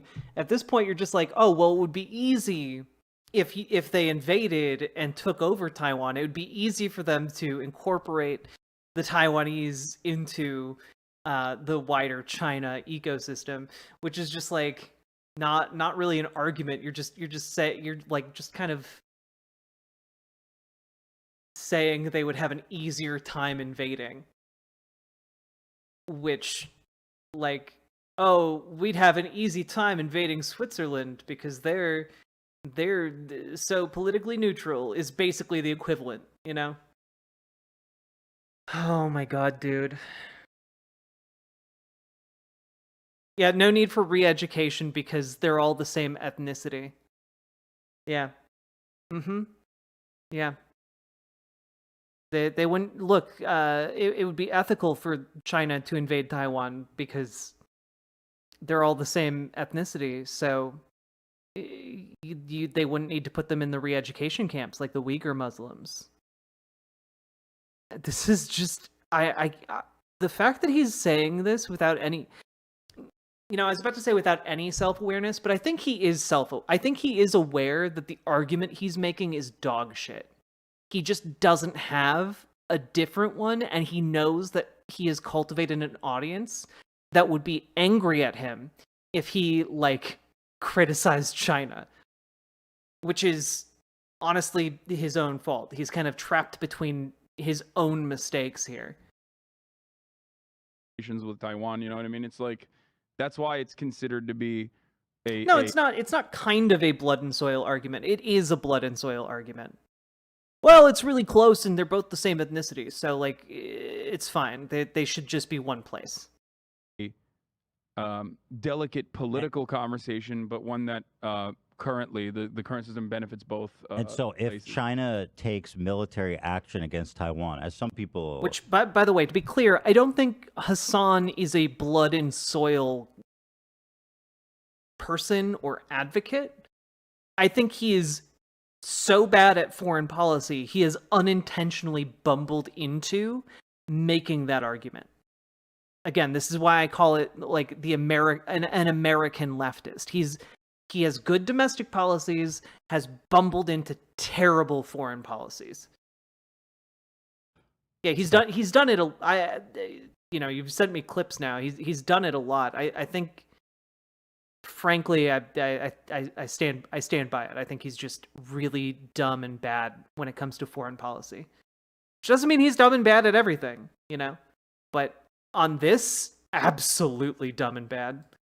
Speculate may happen.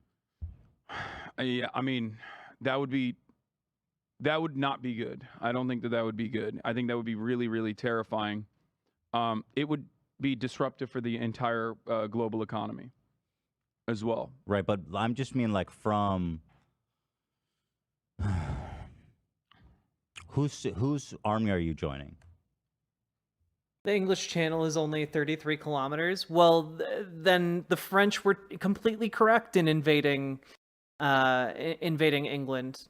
They completely correct. It's close by, and some of the Normans spoke English, I'm sure. So basically fair game right there. No, Which front line are you fighting? I'm fucking moving to Taiwan. I'm moving to an undisclosed location. I'm moving to an undisclosed location. I'm on the front. I'm gonna be on a fucking ship. Whoever has the screaming. best computer chips, I'm fighting for. Okay. I'm a chip boy myself. Ethan is so good at this. Like, he's just so good at, like, the little pokes and, like, the little, like, dumb jokes. I love it. I want more Ethan debates. If it wasn't for America, China would have some pretty solid chip technology, but America's, like, regularly trying to stop that process. Like, they went to the Netherlands to be like, you can't sell China. Yeah. That's... So here's the thing, right? I'm gonna try and lay this out for folks.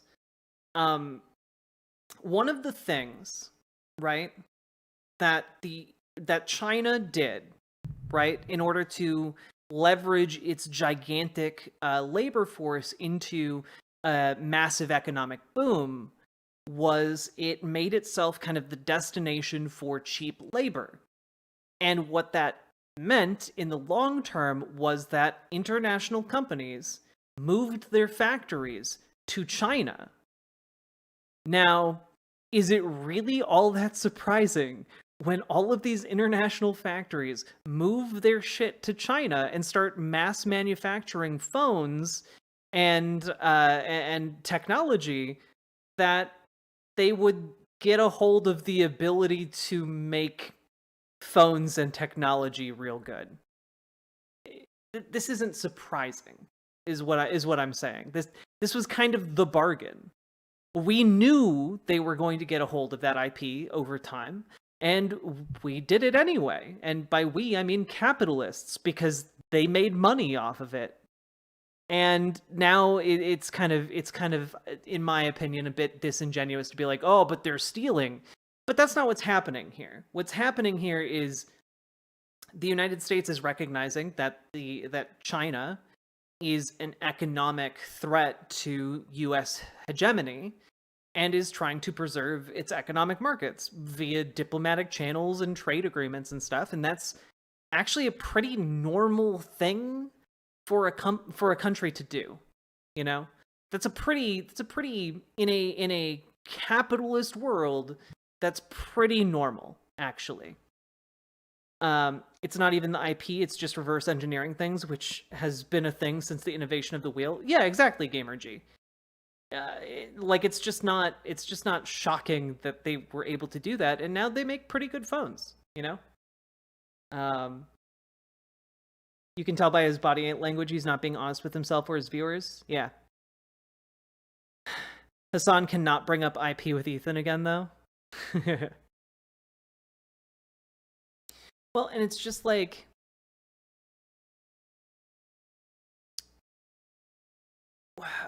it's weird to me that Hassan's like, oh, well, the US isn't playing on an even playing field with China. They're making agreements where China can only sell their products in some places. And it's like, well, yeah, but, you know, like China does the same thing. China has its trading blocks. You know, they have their own economic power plays that they're making, and honestly, they've been making pretty savvy economic moves for like the past 30 to 40 years, and it's only now with COVID that we're starting to see their economic growth slowing down, which is, by the way, why there's been so much more saber rattling as regards Taiwan from China recently. It's because they're stirring up kind of this nationalistic fervor to replace the happiness people had with the economic prosperity they were experiencing in China. So that's kind of where we're at. And it's weird for him, I think, to be like, yeah, the United States is doing this economic dirty trick. And it's like, well, all countries do that. All countries are doing economic dirty tricks on each other. That's called international trade. Your chip technology. Hey, Solazar, as I step into the stream, somehow your energy feels pretty positive right now. Good to see. Thank you. I took a walk today.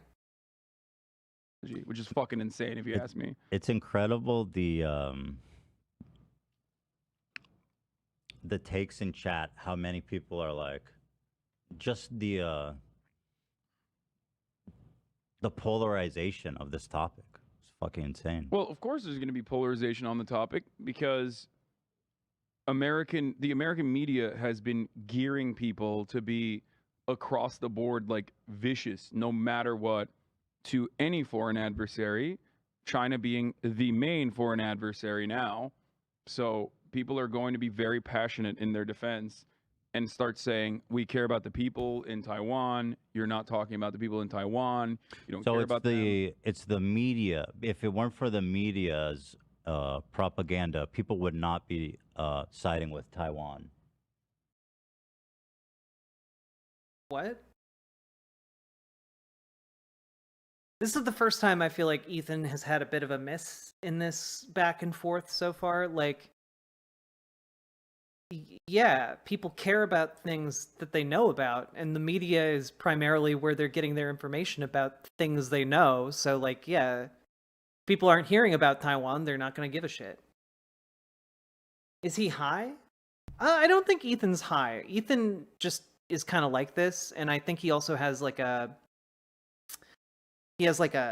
nervous tic, like an involuntary like facial spasms and stuff. So he'll kind of like move around a little bit, in a way where you might think he is high, but I don't think he actually is. Yeah. I mean, think about it this way. Why the fuck does no one care about Yemen? Oh yes, he has Tourette's. Thank you. I was trying to think of the term. You know what I mean? Why? Because Saudi Arabia is the one, our ally, Saudi Arabia is the one doing the genocide in Yemen. And you never see people get this passionate about Yemen. You don't see people get this passionate about Syria. I think Taiwan has more relevance to the United States, like in terms of economical, and social. Yeah, that was developed. Yeah, I mean, like people don't really talk about Somalia outside of like Somalian pirates, I guess. But like, there's still a lot of really important things that happen there too. I haven't heard Hassan talk about Somalia, but like all of this is like jangling keys. This is like, oh, look over here. There's the U.S. is doing bad things about tech. Oh, look over here. We're not talking about Yemen enough, and it's just like, why can't you just talk about Taiwan? Why can't you focus on the topic? Why are you trying to constantly distract from your position here? And again, it's because he knows he's in a bad spot. He knows this is bad. I didn't mean disrespect. Oh, no worries, Austonian Knight. I just like, I found out he had Tourette's a while ago because I also thought initially that like Ethan was high all the time. And no, it's just he has involuntary movements. Was Ethan always an actual politics commentating dude? Because like I remember a time that, as far as I knew, he was more just a funny guy. No, Solazar, he has historically been just kind of like a podcast funny guy. But then he and Hassan started collaborating and he got more political, but he's actually like evolved his politics, I would say, farther to the left than Hassan. But he's still pro-capitalism, and I feel like if we just got him in front of like some good socialists, like if I talked to Ethan for like 30 minutes, I feel like I could get him. You know, like he's within reach, right? I feel like a good conversation could tip him over the edge, and he's not gonna get that from Hassan, I don't think.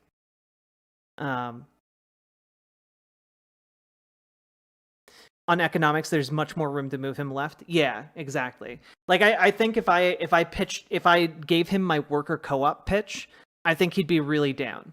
That's the impression I get. I feel like I am able to reach people who are even fairly conservative, with talking about workplace democracy, because I feel like that's really sensible. Let's get Jack on H3. I would love to go on H3. They seem like a fun bunch. The main thing is I don't know if I have like the right kind of drip. I'd have to brainstorm an outfit. Well, that's only natural that people would care more about something that affects them more. I don't think Yemen. Yeah, and I'm not saying it's right or wrong. I just don't think Yemen affects. But it's still people. There's still people that are being mercilessly slaughtered, whereas no one is being slaughtered in Taiwan in a similar capacity, and yet there are way more passionate because. Not saying it's like right or you said, wrong. I mean, it is designed to have this kind of. And you think that if it don't... Well, wait, no. People are far more passionate about Taiwan because Taiwan is one of those places that could be a flashpoint for like World War III. That's why people are passionate about it. There's like a very real chance that the United States could come into conflict with China over Taiwan, and that would in turn be two nuclear powers colliding, which is not good. Very, very not good. The only reason people care about Ukraine is because of the media. Absolutely, 100%. Nobody would care. Yeah, of course. Did anybody care about Georgia? Yeah. That's a great question. I don't know. The answer is no. The answer is no. nobody knew about the invasion of Georgia. And when I say nobody, I mean, like, obviously people knew about it, but nobody really cared about the invasion of Georgia. Like it was over like within a week or two, and then like nothing really came of it. You know, it's not like one of those indelible, lasting events in like the American zeitgeist. You know, I'm sure it's indelible in the minds of Georgians, but like not so much in America. Contrary to popular belief, you don't actually need to know and care about all things equally as long as you're giving people equal importance. Yeah. A lot of Ukrainians and anti-Putin Russians have fled to Georgia, and the political situation there is still complicated. Yeah, it's kind of a mess. I haven't done my due diligence on Georgia, so I'm not going to talk about it in too much detail. But like, yeah, no, it's this weird game of jingling keys about like, oh, what about over here? What about over here? What about over here? Like, why? Just talk about the topic. No one gave a shit about Georgia. That's crazy. Hold on. Well, I mean, what about in Europe? They seem to care about Ukraine a lot. It's the similar principle. Media is still media everywhere around the world. I mean, it plays a very significant role in people's lives. Hold on. in Ukraine manufacturing. borders Europe, and I mean, I'm not saying it's right or wrong, but Georgia is not really. It's just such a weird premise for this part of the debate. Like, why are you talking about like, oh, people care about things because of the media? Well, yeah. Like if you don't know about a topic, you can't care about a topic, obviously. Really, in such a geographically, strategically important location as Ukraine. Okay. Well, I'm just and also let's not ignore the fact that like Ukraine being invaded has pretty dire implications for the rest of Europe. And also the world by and large. Like a nuclear power invading a neighboring country, pretty big implications there. Everyone's paying attention to it because, again, of the possibility of like, there being spillage into a NATO-controlled territory, and that sparking some sort of conflict between Russia and NATO. And the same is true, again, with Taiwan. Like, if a conflict were to happen between the United States and China, like, NATO would be drawn into that. Like, it would be a colossal world-scale war. And, like, people don't want that to happen, so they care more about that as opposed to, like, the invasion of Georgia, which didn't really have those potentialities, They're like, no matter how the Georgian conflict wound up, it wasn't going to wind up as a world war. Explaining why people might care more about Ukraine than Georgia. And I'm not saying it's right or wrong. I'm just saying Still why. people. It's the people I'm that not are being saying it's not ruthlessly people. slaughtered. I'm just saying because your theory is that the support for Ukraine and Taiwan is essentially manufactured, that it wouldn't exist. It shouldn't exist. I'm not saying it shouldn't exist. I'm simply stating that. yeah. I'm simply stating that It's manufactured. the People only care tremendous about it amount- because they've been tricked to caring about it. It's not tricked, but dude, like, normal people don't think about foreign policy. Are you saying that you don't think? Neither do some of the people in this conversation, clearly. Think that normal people's opinions about like international matters are shaped by what they see on the news and what's prioritized. I'll give you a better example. Of course it is. Hold on, because I'm being double teamed now, so I need to speak. Okay. Hot. Of course it is. But this implication that you're like, if you say nobody cares about Taiwan or Ukraine because of the media, it implies that, the support for those two countries or care for those two countries is like, manufactured. That it's really not sincere. That's what it sounds like. You jumped to that. Nobody I'm said. sorry. No, I am. So, like, I feel like I feel like there should be room in this discussion for, you know, the concept of manufactured consent via media. Like that seems where like this should go as a conversation. While acknowledging that, like, yeah, people will care about things that have more effect on them and also that they know about. And I don't feel like it's going to go in these directions. Unfortunately. I am saying that. I think, he is saying that. I'm saying that the support for the overwhelming majority of Americans, for any country that any country that the United States of America has a genuine interest in is manufactured in either direction. It can be manufactured carelessness and inconsideration, like being inconsiderate and ruthlessly violent at certain points, which is the example I was going to use with 9/11 and what we did post 9/11.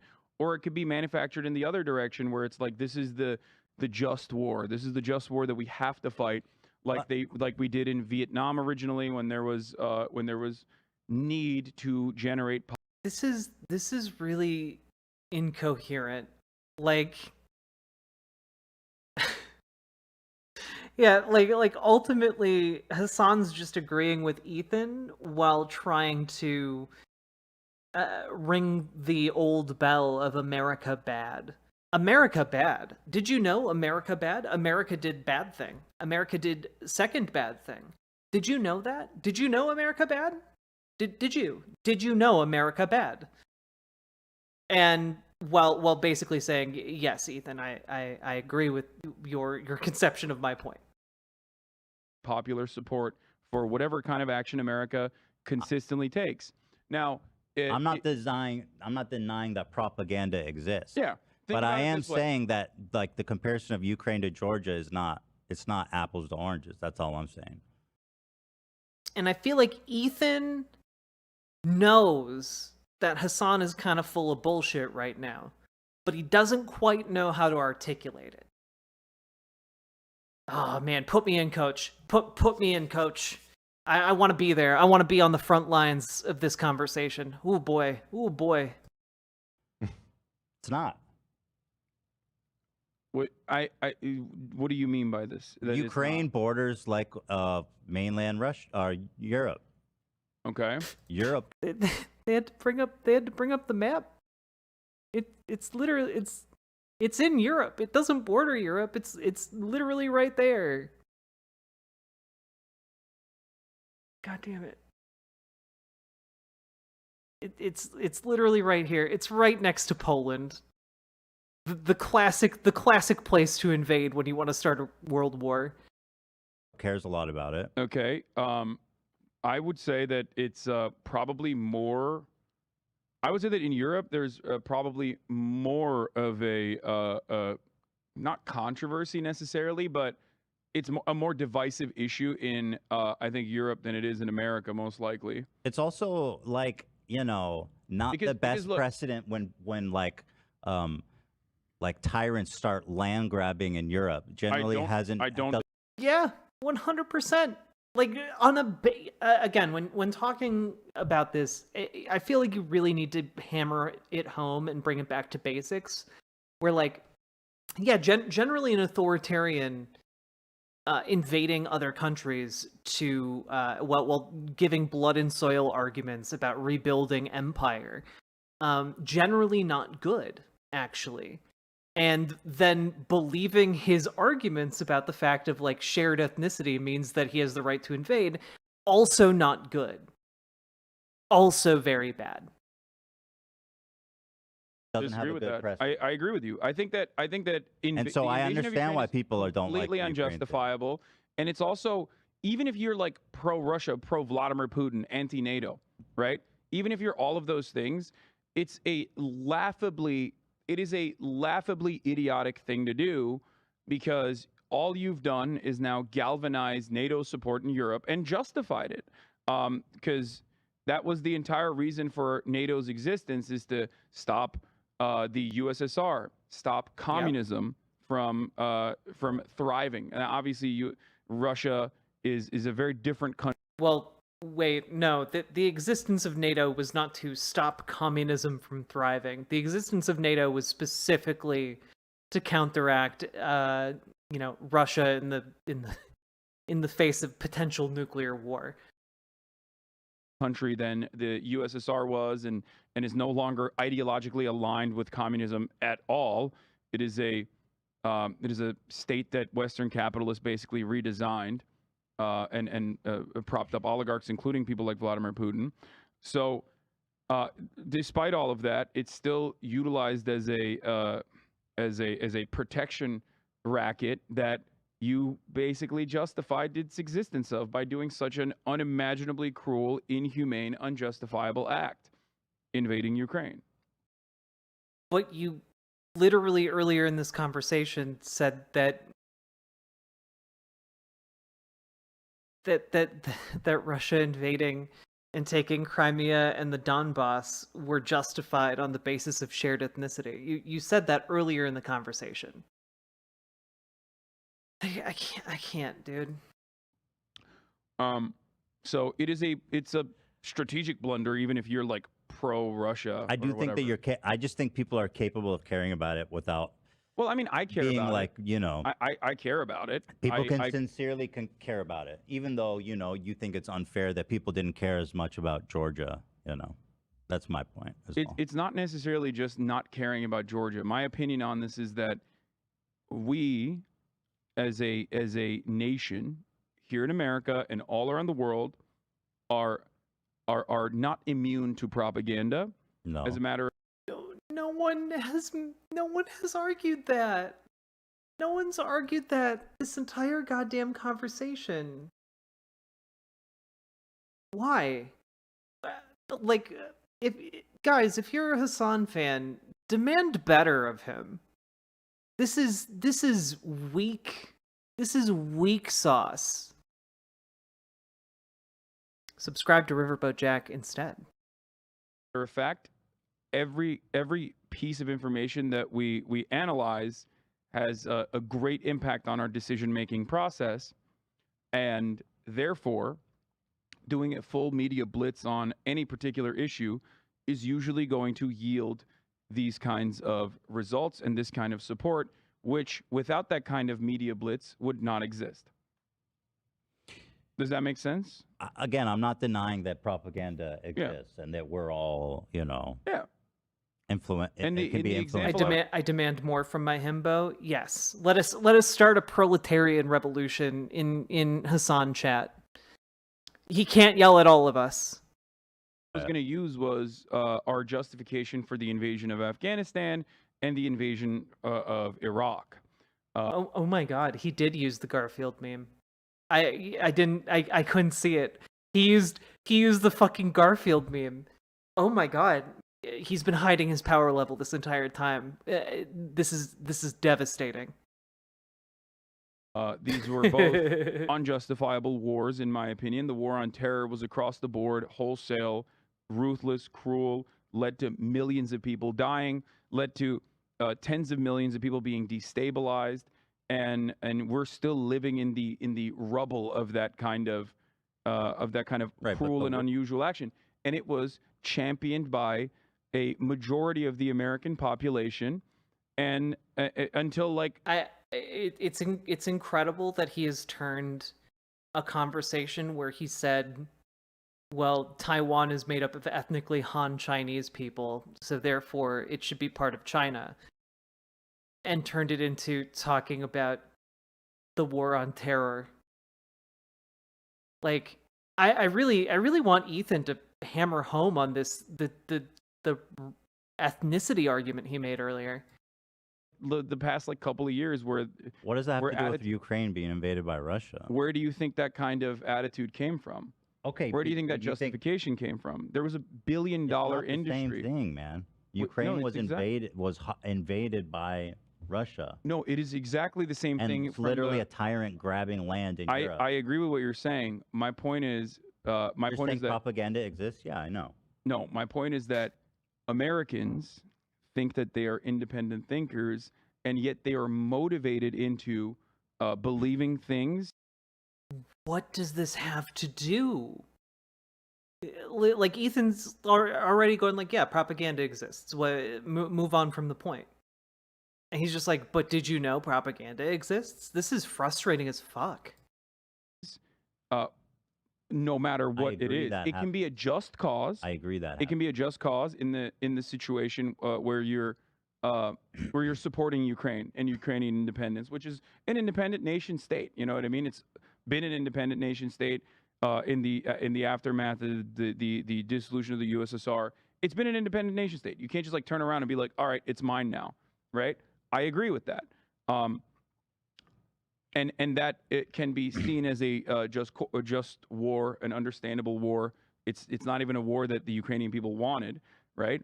But having said that, the American support, the full-throated support, is absolutely It doesn't seem like there's full-throated support. There's a lot of people that don't support it. There's a very because diverse opinion of if you people looked on at Ukraine if you looked at issue. polls in the original invasion, the amount of support Seems like was there's a lot of conservative people who are like Putin simps, and then there's also I feel like honestly, I feel like what's happening here is Ethan is trying to run out Hassan's dialogue tree. Like Hassan has prepared like kind of ideas and points here, but like none of them really apply to what Ethan has been asking him about. And so Ethan is just like exhausting the dialogue tree here. also a bunch of like lefties, like and I don't mean that derogatory. Those aren't real who leftists. aren't like who are like the guy we were speaking to, the communist professor, Richard Wolff. Yeah, who's like kind of God, I feel bad. I feel bad that Ethan was exposed to Richard Wolff in the way that he was. You know, like I feel like COVID did a number on Richard Wolff. You know, like I love him. He was very formative for my political evolution, but like lately he's been kind of a bit weird. Don't throw Dr. Wolf under the bus. I'm not throwing Dr. Wolf under the bus. I like him. But yeah, he got weird about COVID. he people like him are also very anti-Ukraine in general. I don't know his entire perspective. He doesn't but seem very I don't bullish. And true, he is bold. The ultimate suspicious characteristic. I don't think you can be pro. If you are offering even critical support to Russia, or not Russia, but gotcha. Vladimir Putin in general, I don't think you're doing the right thing. I don't think know that what's you've his got, position because he didn't really flesh it Yeah, out. but I he- think he you're went there a little lost in the bit. sauce. I think you're lost in the sauce in the sense that Oh my god. Hassan telling Ethan that he's lost in the sauce for asking basic ass questions. Oh my god. Oh my god, dude. Dude, come on. Me or him? No, like anyone that is like, oh no, Vladimir Putin did the right thing. He has to have this. I don't like, think people are righteous saying that. conquest. I think what I hear is like Ukraine, Zelensky is also, you know, a shit starter, and it's their problem that we shouldn't get involved in. I don't know. I think there's a lot. There are people who like claim to be socialist or even communist that are like, you know, defending Vladimir Putin, but they're marginal. What, Dan? Those are tankies. You seem to think that the Ukraine war isn't something America should get involved in. When did I ever say that? What are you talking just about? based on what you were saying about Georgia. No, we were having a discussion about how media. I do want to say this guy has very dreamy eyes. Like I like the color of his eyes. I also really like that he has a Godzilla shirt. It's, you know, I haven't liked his contributions to the conversation, but I do want to just pause for a minute and say he's got nice eyes, and I really, really like Godzilla merch. Media shapes narratives in the United States, and I was saying that again, I'm not talking about in Europe. I'm not talking about in the rest Also, I kind of really want his Godzilla shirt. of the world. In the United States, the Russian invasion of Georgia was a non-story. Nobody gave a shit here. But it's different. It is different. There's difference. It was a sovereign nation that Russia invaded. Because it doesn't. It's not. It doesn't have the same proximity or the same importance within as Ukraine. I think. Right, but yeah, it doesn't have the same geopolitical importance. Like that's 100% valid. We're talking past each other. Like that. It's from his clothing company. Well, goddamn, I need to buy one.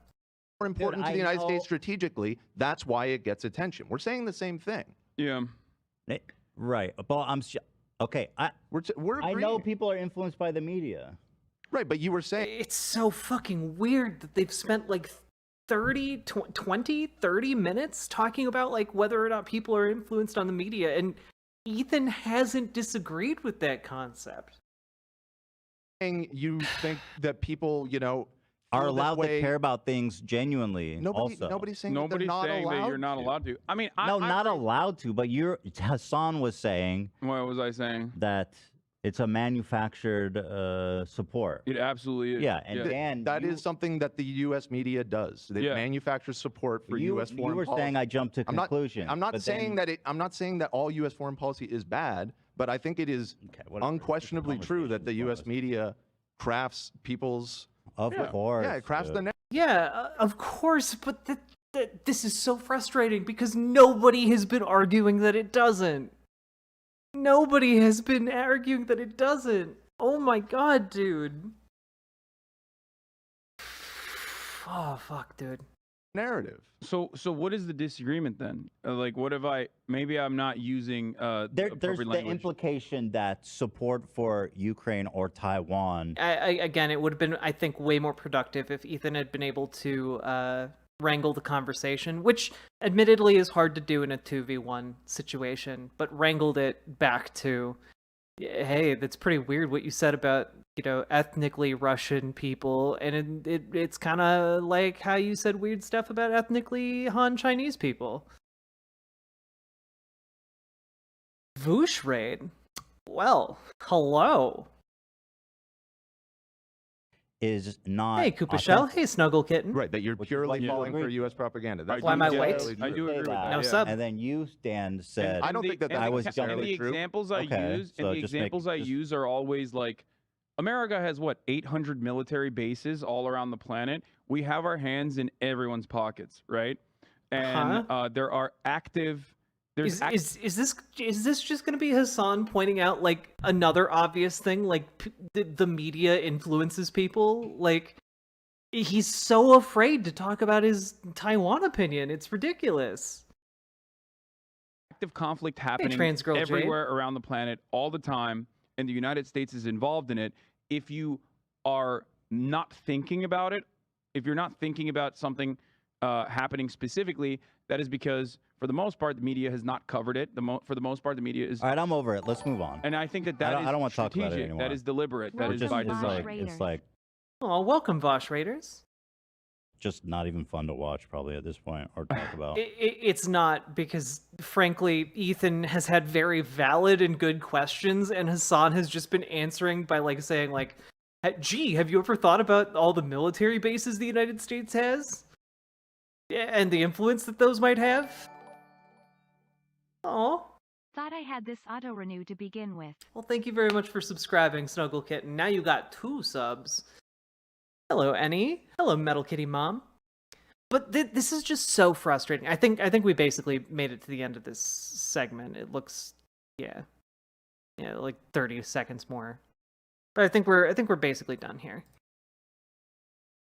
Like, ultimately, this is just so fucking bizarre. Hey, High Progressive, how you doing? It's so fucking bizarre. Like, Ethan's just like, hey, what, that stuff you said about Taiwan being ethnically Han Chinese and China being justified in incorporating it, really mirrors what you said about Ukraine and ethnically Russian people. And like, as soon as that got pointed out, Hassan just wiggled and wormed his way for like 30 goddamn minutes into somehow making it about U.S. military bases and the war on terror. That was actually like a really impressive amount of weaseling. I've tried several times to listen to Hassan, but I just can't. It makes my brain want to explode. I'm not saying he's a bad guy or nothing. I don't think he's a bad guy, but I'll circle back around to what I said at the very beginning. BevGeek, thank you for subscribing for 12 goddamn months. I appreciate it. Thank you for the year of being subscribed over on Twitch.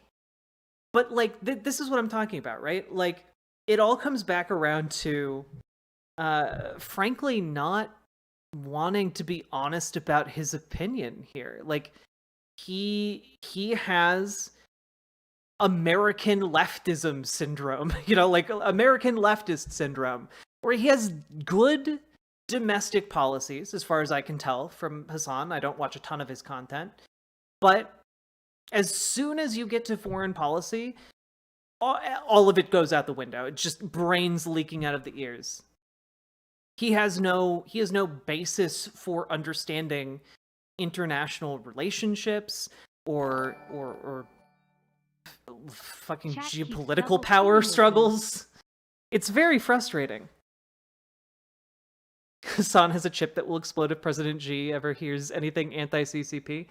Yeah, I mean, like, I guess we'll just go back to the clip that got sent to me right at the beginning of stream, which is just, frankly, I mean, it builds with the logic he put forward in talking about China.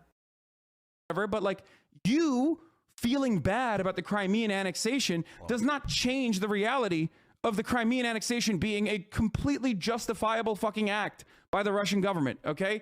So that's it. That's fine. And Hitler invaded countries based on Germanic ties at first? Yeah, dude. Talk to me when he's fucking throwing Ukrainians in a fucking... What are you talking about? Talk to me when he's throwing Ukrainians at a concentration camp, okay? Hitler... Literally, Ukrainian civilians have been thrown into mass graves. And also, children have been abducted and, like, sent to Siberia. like Hitler wasn't fucking bad because he decided to invade Austria. He was bad because he was fucking killing Jews, okay? That was the problem. He wasn't like, oh yeah, we're gonna fucking annex territory with like Germanic people in it. That wasn't the main problem with Hitler, I think. That was like maybe 8th down the line. Yeah. So again, I'm gonna coin the term American leftist syndrome, which is just a lot of Americans. We have good domestic policy, horrible foreign policy. I feel like I'm pretty okay on foreign policy, but it's a gap I'm mindful of, so I can like not become that. Whatever the fuck that was insane. That was actually insane. American diabolism. Well, so American diabolism is, I think, a little bit different because it's the America bad syndrome, right? But ALS, Jesus. It's a little bit different because American diabolism is just America bad. It's not necessarily like you have an inability to understand geopolitical struggles.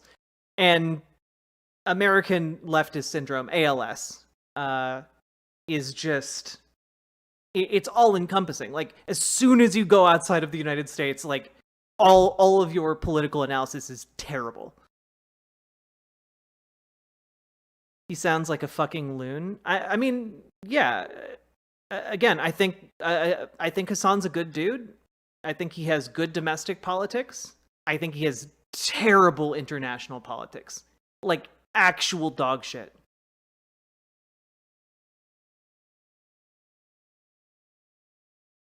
Oh, hey, Foxy Cheshire.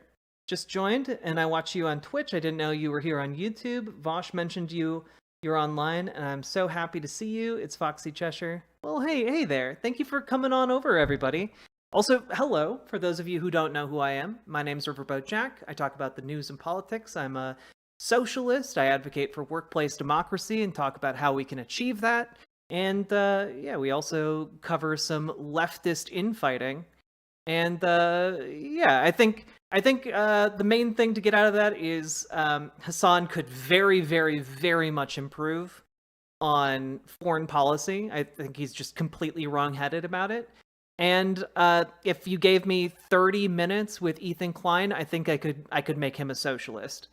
Give me 30 minutes on the Hee Hee podcast. Sorry, last one tonight. Thank you so much, Kyrie, for the gifted tier 1 sub to Gabby Magpie. Let's see. And she's not a tanky. It's true, I'm not. America main character syndrome? That could be. That AMCS? I blame US education, frankly. You learn a lot of whitewashed revisionist history. People become disenfranchised once you figure it out. Maybe. Hey, Super Jet Guy. I appreciate it. Also, if you guys want to be in the on-screen chat and you're coming from VGG, come on over to riverboat.gg. Yeah, America Bad Syndrome. Hassan wasn't educated in the US? Was he not? Did he not go to school in America? I thought he did. I know he was born in Turkey, but I thought he Vushraid. And I hope you guys had a good time over on Vosh's stream. What'd you guys talk about today? He was born in New Jersey. Well, okay. Well, I don't know anything about Hassan. I don't know. I'm pretending to know his history. Took Watchmen to teach about the Tulsa massacre. True. Yeah, give me like 30 minutes on the H3 podcast, and I will turn Ethan Klein into a socialist. I promise. I can get conservatives to agree with me on economic policy that is socialist. I can get him. I can do it. So I can do it. I can see it in my mind.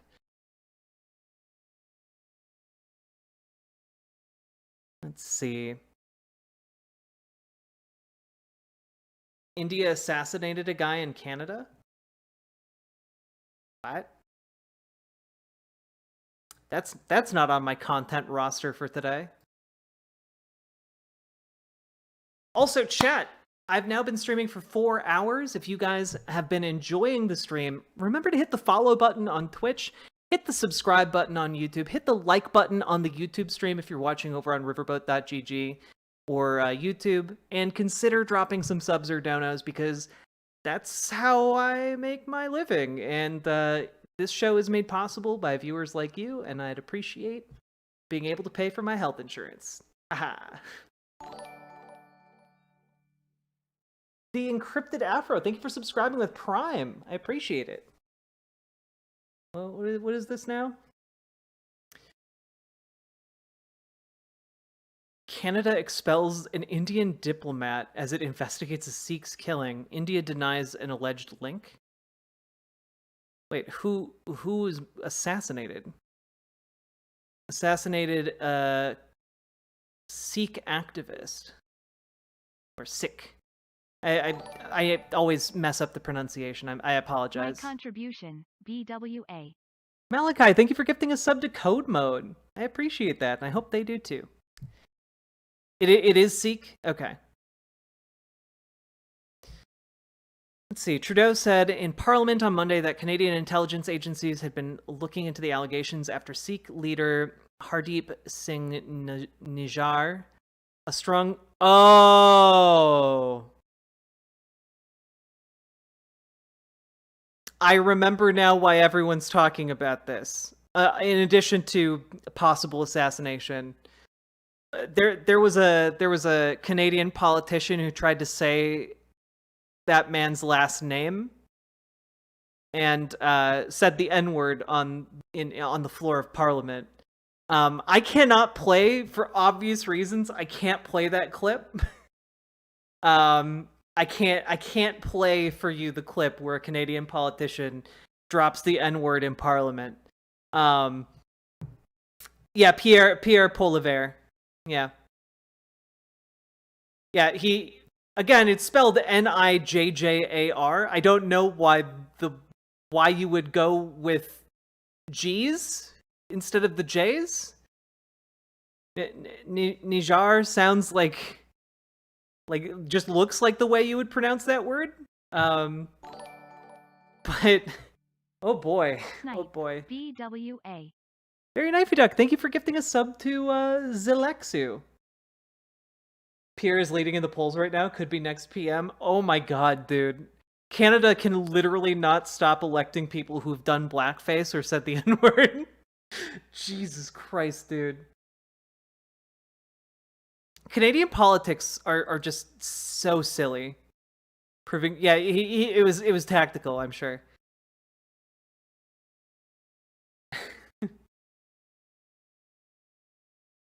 So conservative can do whatever with the majority. True. Okay. Strong supporter of an independent Sikh homeland known as Khalistan was gunned down on June 18th outside a Sikh cultural center in Surrey, British Columbia. What is... I've never heard of Khalistan. We're gonna go down this road real quick. Khalistan movement is a separatist movement seeking to create a homeland for Sikhs by establishing an ethno-religious sovereign state called Khalistan in the Punjab region. The proposed boundaries of Khalistan vary between different groups. Some suggest the entirety of the Indian state of Punjab, while larger claims include Pakistani Punjab and other parts of North India, such as Chandigarh, Haryana, and Himachal Pradesh. Shimla and Lahore have been proposed as the capital of Khalistan. Huh.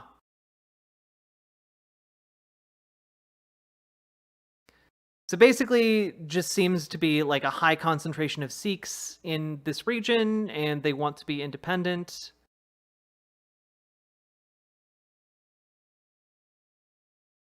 Interesting.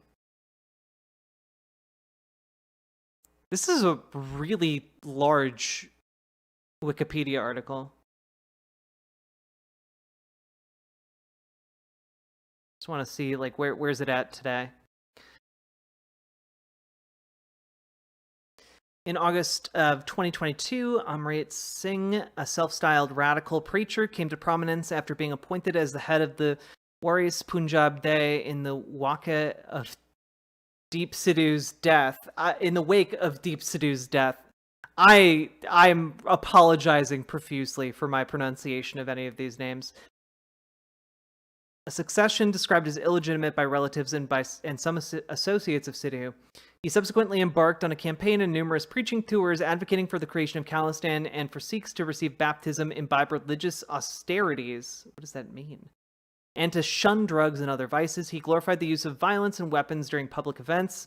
In March 2023, Indian authorities initiated a crackdown on Waris Punjab Day, alleging the organization's involvement in attempted murder, attacks on police personnel, and spreading disharmony in Punjab. He was eventually arrested on the 23rd of April after absconding and being on the run for 35 days. Okay. Oh. What?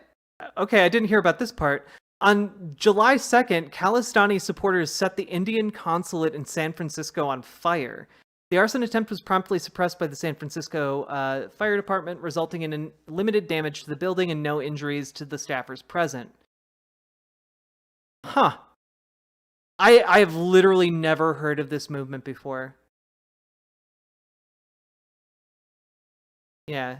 Nijar was the head of 2 pro-Khalistan organizations in Canada and had been accused by the Indian government of orchestrating targeted killings in India, for which it unsuccessfully sought his extradition. And then today, Justin Trudeau accused the Indian government of being behind the assassination. Oh, okay. Yeah, wow. We are learning today. Isn't that extremely uncharacteristic of Sikhs? Isn't their whole philosophy pacifism? I don't think so, actually. Like I know in like, and again, it's probably like there are different like sects of Sikhism.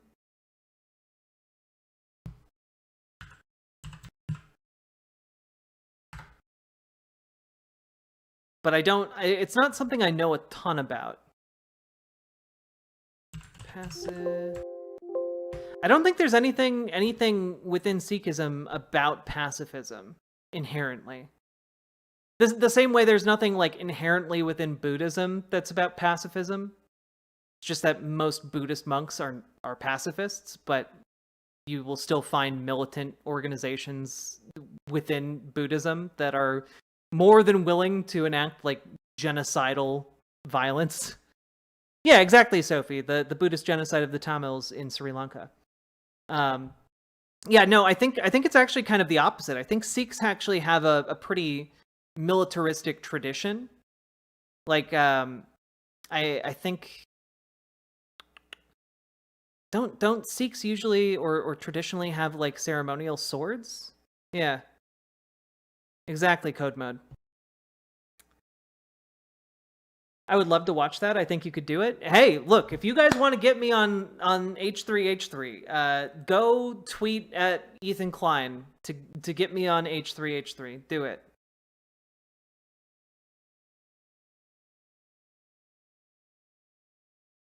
The Sikhs practice seva, spiritual service, and they will fuck shit up if needed. Yeah.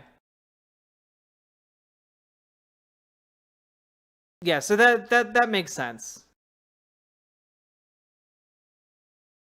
I don't know enough about this situation to like be like, oh, this is bad, but like, I don't know. But if it's true that what the Indian government says, and like this organization and guy was like heading up assassinations in India and like plotting them, like, I don't know. Both sides are bad. Pretty interesting though.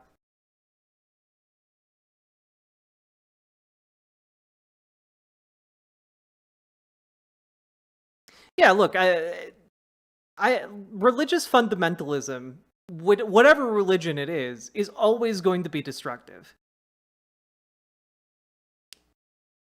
Like religious fundamentalism in evangelical Christianity, hella destructive. Also destructive in Catholicism. Also destructive in Buddhism, also destructive in Sikhism, also destructive in basically every religion. I don't know of any religion. Just doing my part to eradicate the white name menace. BWA. Thank you very much, Fairy Knifey Duck. I applaud your service. And I hope Volcano appreciates their sub.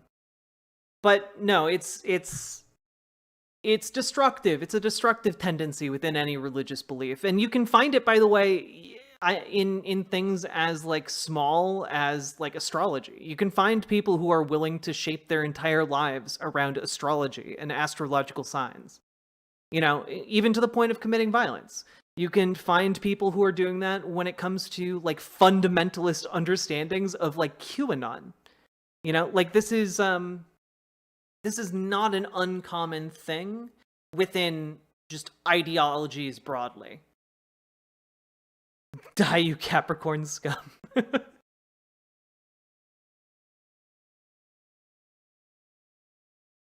Whiteness test? Oh god, I've failed the test. I'm too white. I'm the alabaster disaster, baby.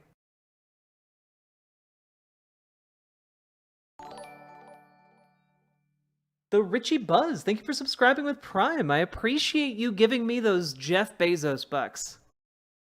Fuck you, water signs. I gotta be honest, I don't know that much about astrology. Oh god. Oh god, we still have so much content to do, chat. We've been going for 4.5 hours. Hey, Sweet Myths Music, how you doing?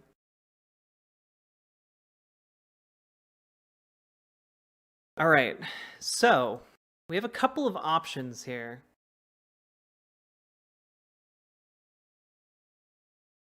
Oh, do you guys want to just hear like the craziest shit?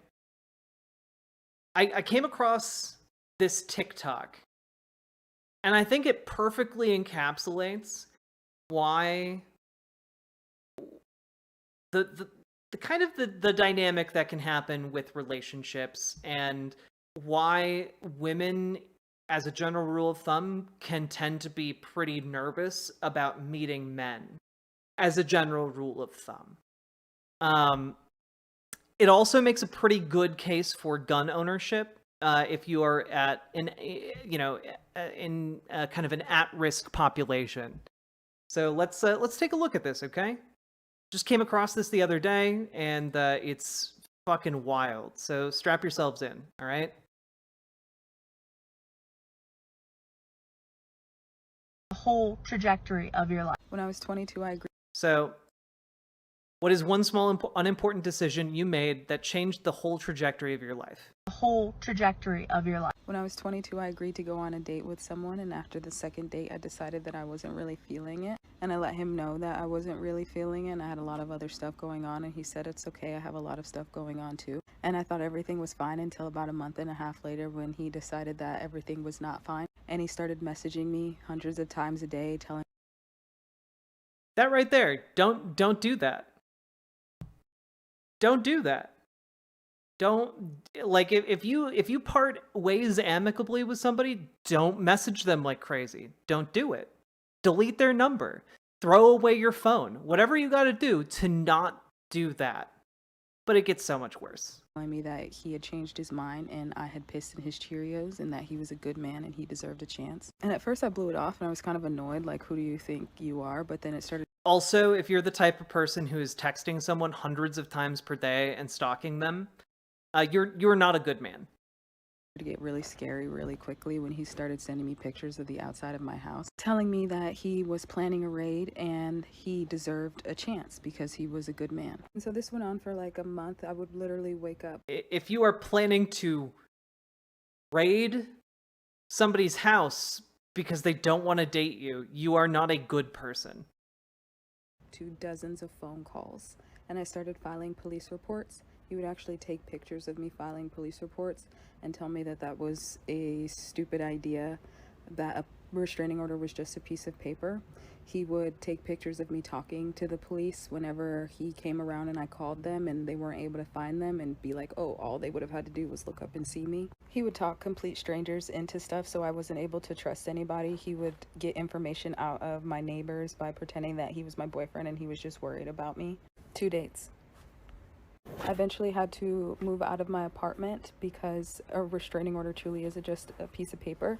And the funny thing about restraining orders that no one tells you is that they actually have to serve the person in order for it to even matter. And he would do shit like just ignore the process server and then laugh at like the note that they would leave on the door and send me pictures of the notes that they would leave on the door.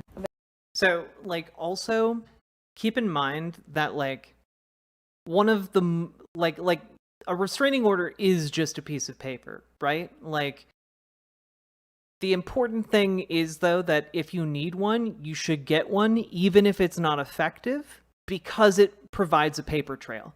Provides a paper trail for future legal action against that individual.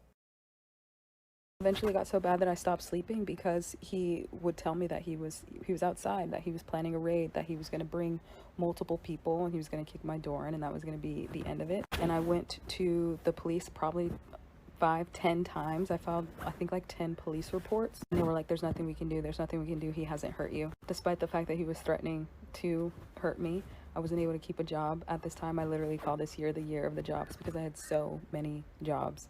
It's not even funny, because I would do things like not be able to sleep at all. So in one of these jobs, I fell asleep standing up on the first day because Jesus. I was always awake knowing that he was going to come for me. This is the condensed down version, but eventually I was able to move, and I ended up getting a letter. I ended up getting a text message from my previous landlord telling me that they had found holes in my last apartment and that I needed to go over the itemized receipt of the charges. I went to go and look at the link, and it was an IP address grabber. He was pretending to be the landlord woman at my apartment, trying to figure out where my new house was. He would send me empty packages and put on the package, do not forward, address correction requested, because he was hoping that they would just go ahead and send him the new address instead of forwarding the package. He was hoping that they would return it with the correct address. He found me on every form of social media. Every time he found me, I would just delete it, so I became isolated.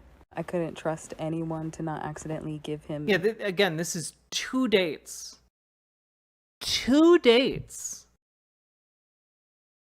with a guy who said he was totally chill with like, oh, I got a lot of stuff going on, it's fine. And then just one day decided it wasn't fine. Information. After I moved, I felt safer because at least he didn't know where I was, and I finally got a detective assigned to my case because he had started letting me know that he was going to kill me and he was going to get away with it. He specifically told me that he knew he was going to get away with it because he was a black man or because he was a white man and I was a black woman, that he was going to kill me and he was going to get away with it. And when I finally got a detective signed to my case, the first time I met with him, he told me that maybe there was a misunderstanding because he had had a conversation with him and he seemed like a nice guy. And I knew.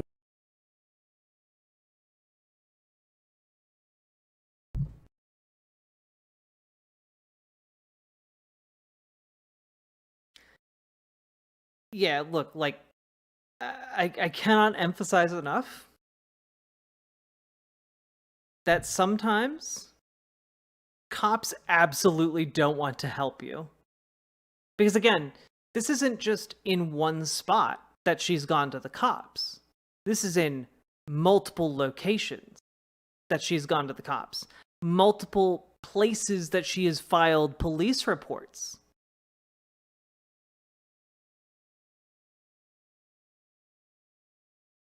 Oh, well, he seemed really nice to me. How could he be a creepy dude? Might be a line of rhetoric we come across later on. That's called foreshadowing. In a future segment, not this one. Knew in that moment that this man was going to kill me and he was going to get away with it. I was literally going to be a Facebook memorial. I was going to be on somebody's t-shirt because he knew what he could do. I just started blocking his phone numbers, and then he would just download apps and just get new phone numbers, so it didn't really matter. It was okay though because I still kind of felt safe. At least he didn't know where I was. And then I registered to vote. And when you register to vote, your address is public record.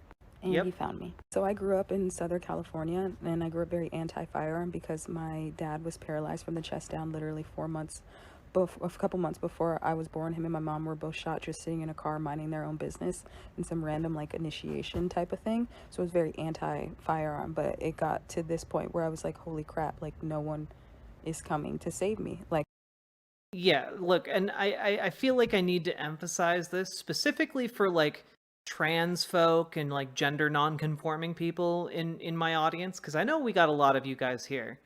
Like,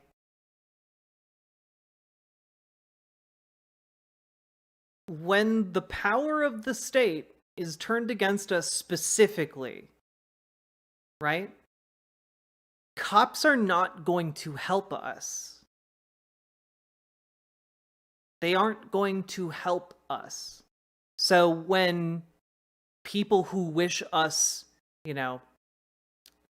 harm try to come at us, we need to be able to have someone or some place we can turn to for support. This is why you should get to know your neighbors. Get to know the people on your block or on your floor in your apartment building. Bake them cookies. Get to know them. Do everything you can to make them like you. And figure out where you can go in the event of an emergency. I have safe places that I know I can go, and people there will be able to keep me safe. I have those contingency plans because it's something I've had to think about a lot. And if there isn't a place that you can go, then you should, and I've said this before, I'll say it again, you should probably do something to get your hands on things that can help you protect yourself. Whether that's like a can of bear spray or pepper spray or a taser or like some sort of knife of some kind, like whatever you're comfortable with, up to and including guns and firearms. You should get your hands on those and have a plan in your head. Does anyone have a link to the TikTok? I have a link here to the there you go. You can check that out.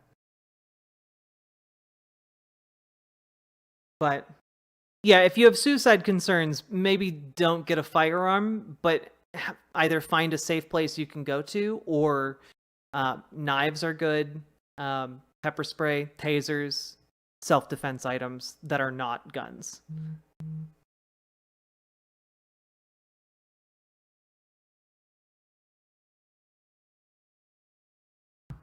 Anyway, let's keep going with this.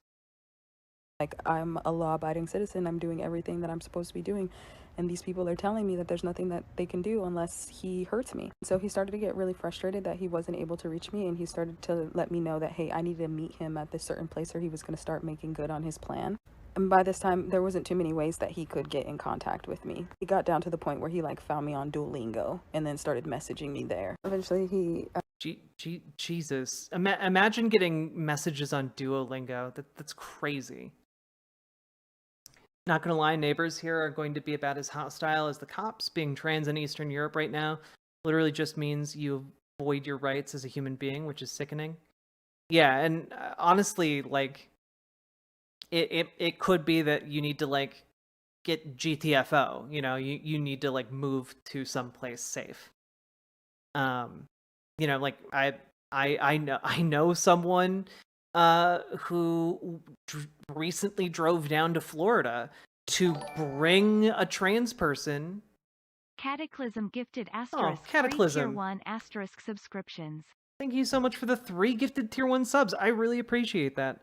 But I drove all the way down to Florida and then went to bring a trans person to safety. This is stuff we have to do right now.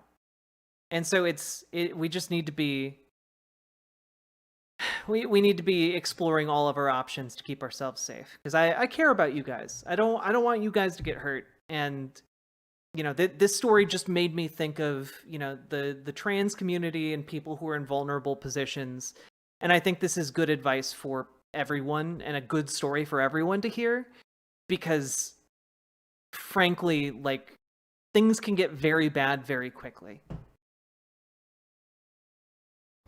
Did find out where my new location was and took pictures, and then created an account and had me go look at it to prove that hey, I know where you live now, and I'm about to make good on my plan because I don't have too many ways to contact you anymore. And so I literally had to swallow the distaste that I had for firearms, because I hated them. I felt like they took my father's legs away. They took my childhood away. I was never going to have a father-daughter dance. I was never going to have any of these things because of some... And I know that can kind of seem callous or blasé. Oh, just move. But so sometimes yeah, we gotta do that. Unfortunately.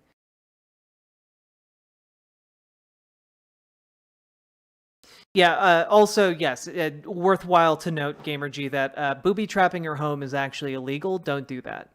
Someone's decision. I felt like people who owned firearms were irrational, people who could not hold conversations or who could not de-escalate, and I had to make the decision to buy one.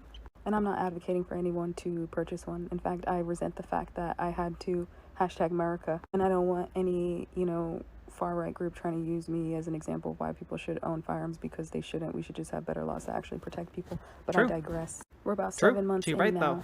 After 2 dates, I knew him for 3 weeks as a person, and by this point 7 months as the stalker. He sent his last message demanding that I meet him at Caesar's Palace in Vegas, because it was his birthday, and that was it. He told me that if I didn't, he was going to grape me and use my blood as lube, and I gave all this to the police, and still they were like, he can't do anything. He started showing... Jesus Christ. You are not immune. Resistance is futile. BWA Collective will assimilate you. We will add your DISTINCTIVENES to our own. BWA. Wow, it couldn't say the word distinctiveness. That's wild. Paladin, thank you for gifting Richie Buzz a sub. I appreciate it. But also, just still the police aren't doing anything. It's been years of being harassed at this point.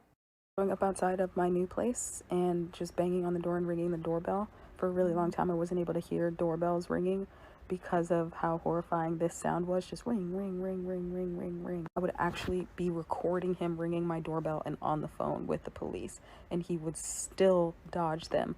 Like, I have actual videos where he's like walking, and then I see him like run the opposite direction, and the police turn the corner, and they're like, we couldn't find him. I was like, oh snap. Like, this man is he's really finna do this to me. Like, this is legitimately finna happen. I want to say he showed up one more time. It was like at 6 o'clock in the morning, and then I didn't hear anything from him. And there's like this horrifying thing when you're experiencing something like this, where it's a daily barrage of this type of harassment, to where when it stops, you think that you would feel good about it. But I remember feeling like sharks circling you in the water, and then they disappear. And then you realize that you were comforted by the fact that you could see the sharks, and now you can't see them. And I couldn't see them. And so it was quiet for like 2 weeks. I didn't hear anything after near daily harassment for 9 months. And by this time, I had been so afraid that I very, very rarely slept. And I knew that if he came for me, I couldn't be in the back room of my apartment. Like, I needed to be like in the living room. And I was so afraid all the time. I started sleeping with a chair lodged against my door, because if he came for me, then I needed like a couple seconds. I knew I needed time to like kind of slow him down. And in September, he came for me, and he kicked my door in. And I remember just grabbing my firearm off the table, and I wasn't angry. I wasn't upset. It was just, I had made a decision that it's either him or it's me, and I choose me. And I shot him. And I remember him being like, oh, F, Deja, you shot me. And then he stopped, so I stopped shooting.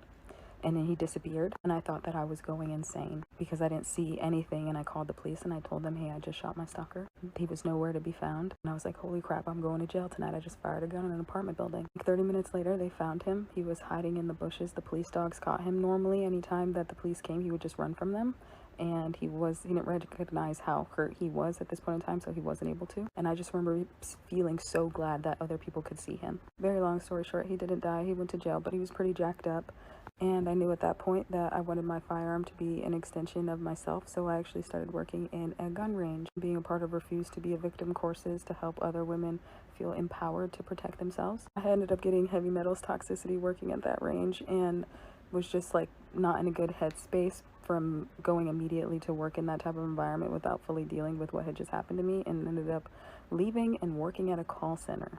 And I loved this call center. Shout out to Ashurian. And I ended up becoming a coach, which I ended up then becoming a consultant, and it moved me across the country. And working there for 5-6 years gave me the foothold to be able to work for big tech, which afforded me the life that I have now. And right now I'm in Bali on my eat, pray, love bullshit. And I never would have had the bravery to live the life and do the things that I've done and have the experiences that I had if I never had to choose myself in that very, very, very crucial way. Most people never get put to the test of having to choose their life. And so I live my life in the way that I do because I have felt the darkness before. I understand that at any point in time somebody could try and take that away from you. So I don't take it for granted.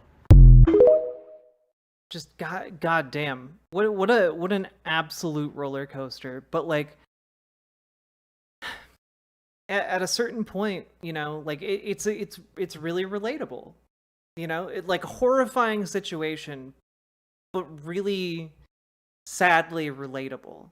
I'm a transgender woman, like there was a time in my life where I had to choose whether or not I would be, like I had to choose between either being convenient for my family or, and dying, or being inconvenient and being myself. And, like that's a hard choice to make. And she did a whole lot of work to be able to choose herself. And that's, not everyone can do that. It's very, very difficult. And like, ultimately, I guess I'm just asking all of you to choose yourselves, when your back is against the wall, or you're feeling, trapped by your identity, or you're feeling unsafe, or you are feeling, just completely powerless, choose yourself. Choose to fight for you and what you believe and who you are. And for your life. I'm a cis dude who's aware of my privilege, but I appreciate seeing stories like this as a reminder. It's humbling and a motivating reminder. Yeah, and like, just keep in mind, that was 2 dates. You know, like, women in general are terrified of meeting a lot of men.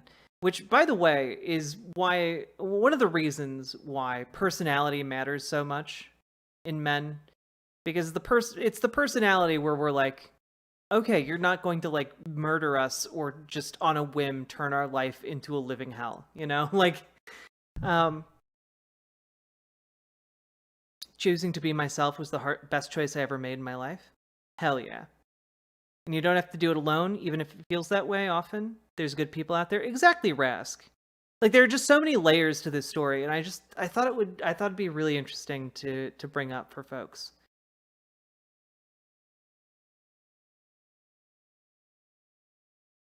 Like, then you meet the narcissists who mask the insane. Well, yeah, that's why narcissists are so difficult to deal with, you know?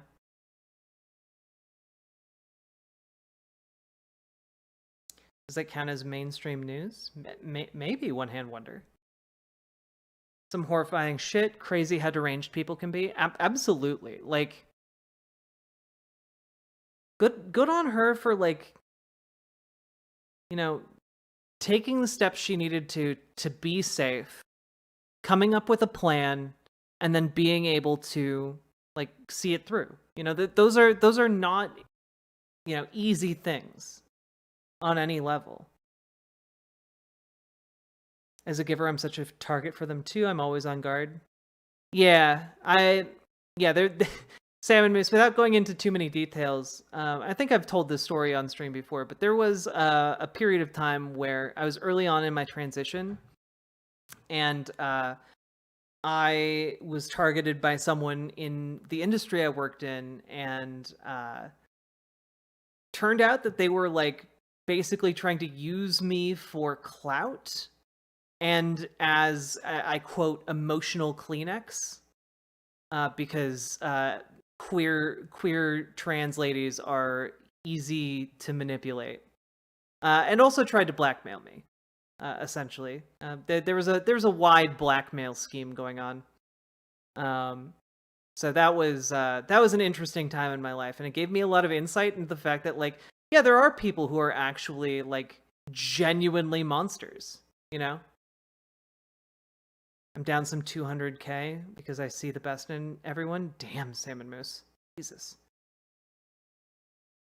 Can't imagine the lasting PTSD from having to sleep with one eye open for 9 months. Yeah, no kidding, vintage computing.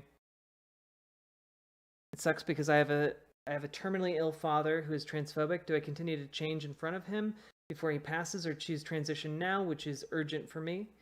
I mean, just Jesse, ultimately how your father reacts is on him. You know, he's the one who can decide how he acts, but you need to do what's best for you. You know, whatever that might be. Jesus, $1,000. Women deserve so much better. Not only do women deserve so much better, men deserve so much better. You know, it's a two-way street, right? Like, men deserve better than what patriarchy provides men. You know, men benefit from patriarchy, but patriarchy also, like, completely destroys men. Like, it completely riddles their brains full of holes like Swiss cheese, and makes them incapable of doing basic things like being able to cry. It's like one of the most basic human things, and so many men can't cry. They can't do it. And that ability has been robbed from you. That the ability to find emotional catharsis by crying was stolen from you for what? Like bullshit. How did this come in my feed? I don't know. Maybe you have good taste.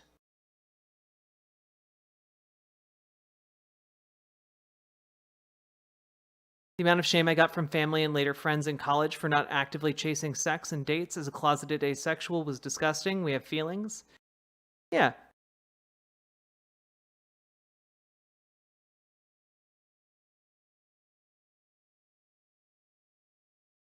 We are abused by narcissistic women because of patriarchy, being told you have to provide and give everything a woman wants. Yeah, like, I mean, it cuts both ways. It's a blade that cuts everyone. It's not good. And even the benefits that exist come at a great cost to men. So I don't know. I feel like we as leftists, like there's been criticism about like, oh, leftists are bad about talking about, men's issues. Well, I think there needs to be a reframing of it, right? Because somehow people who believe in patriarchy are propped up as people who want the best for men and want men to be successful. But like the ultimate message that is put out by those people is that like, oh, to be a man you need to fuck bitches, and if you aren't fucking bitches, like you're basically dead, like the end result is just black pill ideology, and that doesn't do anything to help men, really. It just leads them to wallow in misery. Any system that prescribes roles arbitrarily makes all of us less free. True.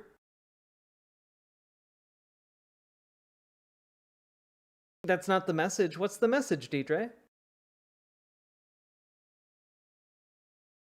Honestly, by dismantling patriarchy, we all win. Exactly. You should be free to cry. You should be free to laugh. You should be free to, love the homies and hug the homies. You should be free to be what you want to be. And I think the world would be a more beautiful place if that was the case. Okay. Takes way too much before I can cry and it hurts. I'm sorry, Kyryu. Give your homies a smooch goodnight? Unironically, sure. All right. So we have a couple categories here that we could pursue, depending on what you guys want. Be free, show affection to your friends, dudes. True. Good night, Gamer G. Get good sleep. Vintage Computing, thank you for the follow. Also, we've been going for about 5 hours now, folks. If you are appreciating and enjoying the stream, please hit the follow button on Twitch. We are currently like 12 follows away from hitting 9,200. I'd love to hit that point. And Dark Phoenix, thank you so much. And Fire Killer, look at you guys hitting the follow button. You guys being good little beans. And if you're over on YouTube, hit the subscribe button or hit the like button, and consider dropping some subs or donos if you feel inclined. I tell all my friends that I love them, including my male ones. Yeah, I feel like just telling the people close to you that you love them when it's time to leave, when it's time to separate. I feel like that's just kind of a good thing to do, because you never know in life. You might not ever see them again, and just treasure the moments you have with people. For Jordan Peterson's point of view on the supposed patriarchy. Oh, what's Jordan Peterson's point of view on the supposed patriarchy?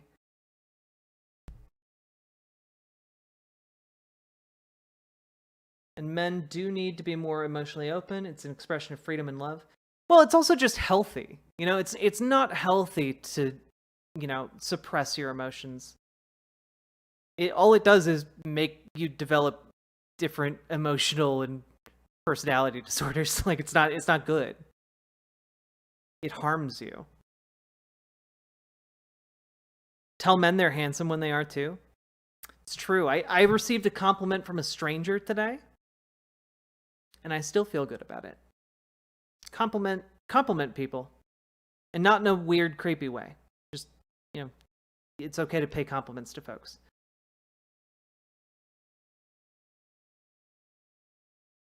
Pet a cat in the street when you see it? Maybe. Maybe. One of my favorite clips of late is the Ian McClellan clip where he talks about getting in a taxi and the driver says, "Where to, love?" I think that's a great way to go about talking to others, especially as a dude.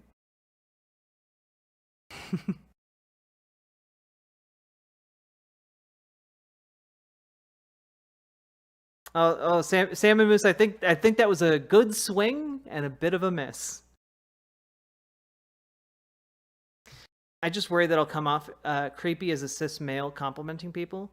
I mean, part of it is like when it comes to compliments, complimenting like what someone is wearing or like their shoes or something comes off less creepy than like being like, "Oh, your ass looks great." You know, like there's a fine line like, "Oh, you have a really good outfit today."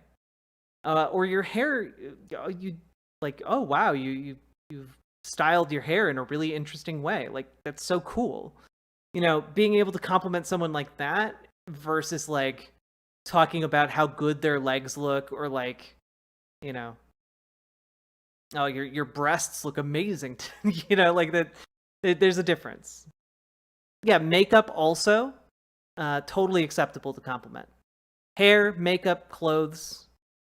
Yeah. Or yeah, your shirt makes your eyes pop, you know, stuff like that. Breasting boobily. But my ass does look good. Well, yeah, you look, people who know you can compliment like your body, but like maybe like if you're just going up to a stranger, keep it to like, you know, less incel like some could say. Yes, some could say that. Someone complimented me on my denim jacket 6 years ago. I still remember it vividly. I was on a walk like 3 or 4 years ago, and it was during the summertime, and I was wearing just kind of this olive green jacket, kind of like a army looking jacket, and I was just out like in my, you know, workout leggings and sports bra and this jacket, and I was walking down the street. I was walking down the street, and this like, you know, teenage girl, like a couple of them, like were going by on bikes, and one of them just stopped and looked at me and was like, "You look really good in that jacket." And I was like, "Oh, thank you." And then she just continued on her way. I was like, I still think about that. I still think about that compliment today. Why do you think I always compliment you when your stream comes on? You're beautiful, and I feel like I need to let you know that. Thank you. Also, as like a visible personality, I appreciate it because like putting my face out there every day for my job is really difficult because I don't like editing videos with my face. I can handle my voice, but like looking at my face all the time gets like it wears on me. You know? I've had my fragrances complimented. Oh yeah, smell is also very good.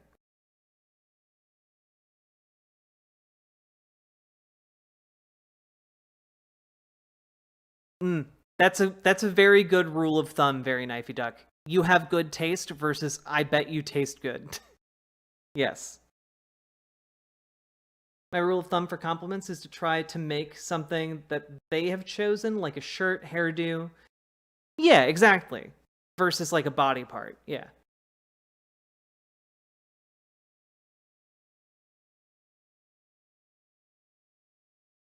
I'm sure you do taste good, though. I do. I certifiably taste good.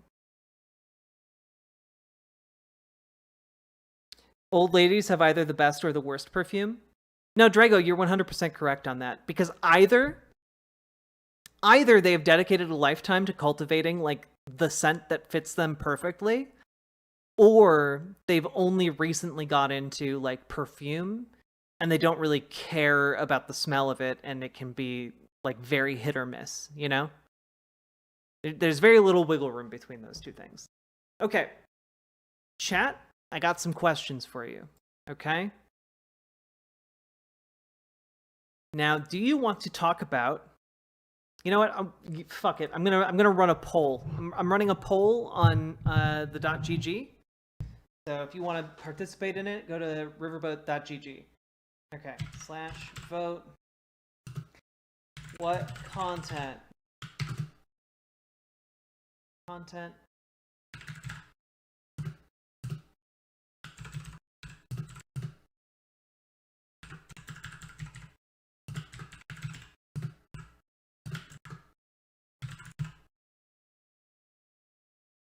I think I did it right. Yep. Okay.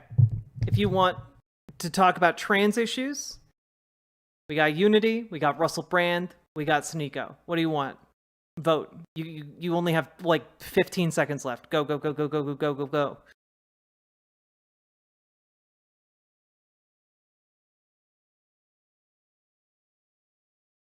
Do do do do do do. Do do do do do do do. All right. Well then, y'all are in for a not fun time. Do not fuck Sneeko. He's greasy. Oh, he's so gross. He's so gross. I need to pee real quick, but I will be back in a couple minutes because I gotta run upstairs. But I'll be back, and once I get back, we will cover our trans agenda. BRB.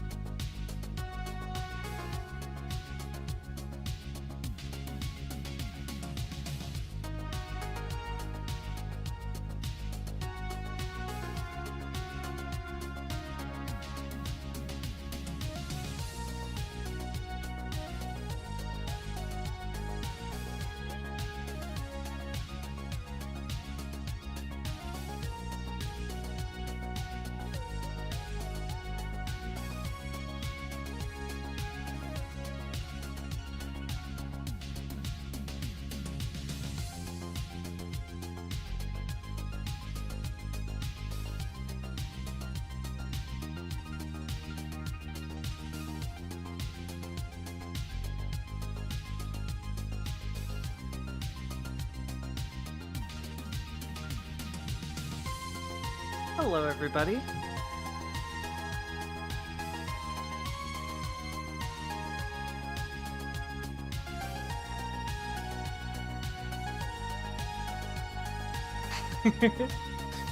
What is this music? It is, it's a YouTube video called Donkey Kong Wave Ultimate Vaporwave Mix.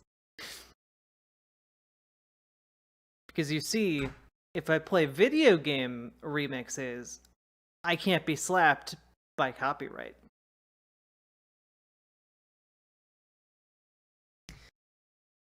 Hey, Glitchy X6, how you doing? Very awesome, I agree.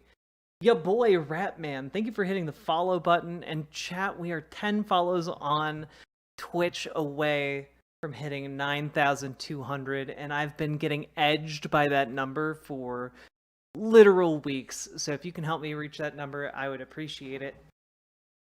Arbitrary number fascination. Let's see, I can make your pre-stream music copyright free if you're ever interested. How so? Hey, yo boy Ratman. Tell me more, Richie Buzz. Stop edging Jack. I mean, if you, I'm not gonna go there. I'm not gonna go there. I'm not gonna go there. You can't make me. All right. Man, we have so much. I thought, chat. I thought we were gonna get through a Donald Trump interview. I thought we were gonna get through this trans content, along with a Turning Point USA video, and all of the Unity content, and all the Russell Brand stuff, and Cenk Uygur going on Rising for some godforsaken reason to debate Brianna Joy Gray, and the Sneeko content, and the Lauren Boebert handjob content. I thought we were going to go over so much content. I can't do a 12-hour stream. I have to get a few hours of sleep. But we got you know, a little bit we can do here. You thought, but Hassan said otherwise. Yeah, I mean, I was gonna cover that anyway, but I didn't expect it to take as long as it did. I didn't expect to be mauling as hard as I did. Okay, so I don't know about anything to do with this content. However, I was referred to it by members of my community. And it's called Detransitioning at 17 Years Old, from a YouTube channel called We're All Insane. So you know this is going to be content. Yes. Content. Yeah, look, you guys voted for the harm. You can't blame me for the consequences of democracy. And anyway, here we go. Guys, welcome back to the show. This podcast is sponsored by BetterHelp Therapy Online. If you I love it. I love that we're getting a therapy sponsorship on a video about detransing kids. want to live a more empowered life, therapy can get you there. It's not horrible? BetterHelp.com/insane today to get 10% off your first month. BetterHelp is not a crisis. My name's Cassie. I'm 18. This is my experience with transitioning and detransitioning as a minor. I guess I should tell you about my parents first. Okay. My dad is a diagnosed narcissist, and my mom has the same anxiety issues that I have. And so basically a narcissist and an enabler. Got it. And I've got 2 older brothers and a little sister, and a whole lot of mental issues run in the family. My grandmother was bipolar, and my oldest brother and I inherited that. It's caused a lot of turmoil. Yeah. You can imagine. Did you experience your anxiety and stuff pretty young? Yeah. I think some of my earliest memories are being scared of strangers. My gender struggles started when I was I'm going to speed this up slightly. like 9 years old. Okay. Probably. That's when I found out what being transgender was from online and started privately, like internally identifying that way. Thanks, so Trans Girl did it kind Jade. of start as like a confusion, and then you started doing your own research? Mhm. Okay. I started developing like puberty very young. My chest started developing when I was probably about 7 or 8 years old. Mhm. And my first memory of that was standing in the shower with my hands like this, trying to push it back in to stop it from growing. And it was always something I hated. I would layer sports bras on sports bras to try and flatten it. That whole like probably 10 to like 15 is a pretty blurry time of my life. I was groomed online when I was 10 years old, and then abused by another intimate partner at 15 in sort of one right after the other. Yeah. And the summer between 8th and 9th grade, I had my mastectomy. I had my chest removed. And That's young. yeah, when I was 14. Wow. Was that What? How on earth was a 14? Okay. something like mentally that you knew that you wanted for a while, that you were like preparing for, or how did that come about? Like, with your parents and everything. I thought at the time that I had been wanting it for forever. Okay. And thinking about it a lot. But now looking back, it was like a year before I got it that I decided I wanted it. Okay. It felt like I had been struggling for my whole life. Mhm. And that this was the only way to fix it. Well, that's basically what I was told Right. by gender affirming therapists believe that gender transition is the only Solution. to gender dysphoria. That's absolutely not true. Like, at all?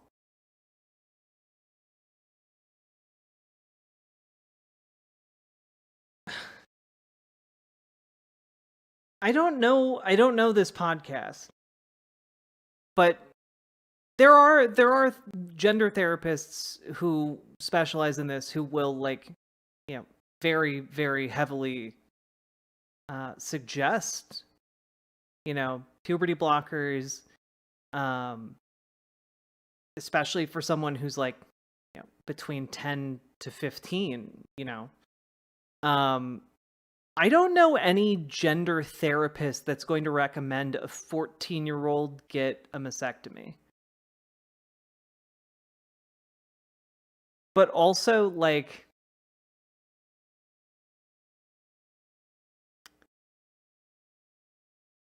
yeah. And We'll learn more. Well, I can look back now and see that it was a whole mess of other issues. It was an eating disorder and my autism, not liking change, and a whole lot of stuff. But at the time, that's what I was diagnosed with, and that's what they were telling me I had. Mhm. And they're telling me, you have this. This is the only way to fix it. So what else was I going to do, Right. basically? And I know that you said that when you first started kind of doing your own research, you kept that to yourself, right? Like Mhm. pretty private. When did you open up about that to anyone else? The 6th grade, Okay. I like changed my name and pronouns on Instagram Mhm. and stuff, and at school. And then when the 2016 election happened, my parents, I was really upset about the results, and my parents were concerned that I was so upset, Mhm. and asking me why, basically. And I told them that it was because I was trans, and I was scared about the future. So that was how you broke it to them. Mhm. Okay. What was their response? They didn't really have one. I don't think they knew what that meant. Right. Um, And everything that you knew and learned was probably from your own research, you said, Mhm. right? Okay. Did you feel like there was a lot online that helped you? Or you were still kind of like just as confused yourself, you think? Well, it gave me an explanation. Okay. That I sort of grasped onto. Right. But I don't think it was the right explanation. I think I saw a lot of people experiencing similar issues to me, went with the route they went with. Yeah. I started therapy when I was 10 years old. And then because a family member died of grief therapy. And then again in the 6th grade after my parents discovered that I was cutting myself. The way that ended up happening was not great. My mom saw the scars on my arm and had a whole big like sit down conversation with the whole family. And a lot of things were said. My dad told me that I only ever think about myself and that my own feelings about it were the only thing I considered. The Richie buzz, what you're hearing is probably me having sped up the video by 1.25 times.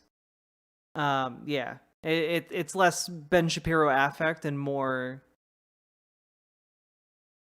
Ben Shapiro sounds like a sped up human being. And that I was selfish because I was hurting myself.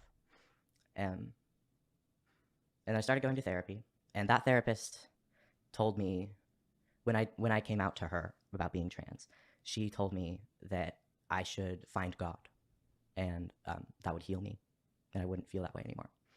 And we stopped going to that therapist shortly after that. I was never raised religious, really. So I started testosterone about 10 days after my 14th. The main thing I find kind of weird about this is that, like, the only, like, mentioning of this person is on this podcast. Like, this is, like, the only moment, and then there's, like, a bunch of, like,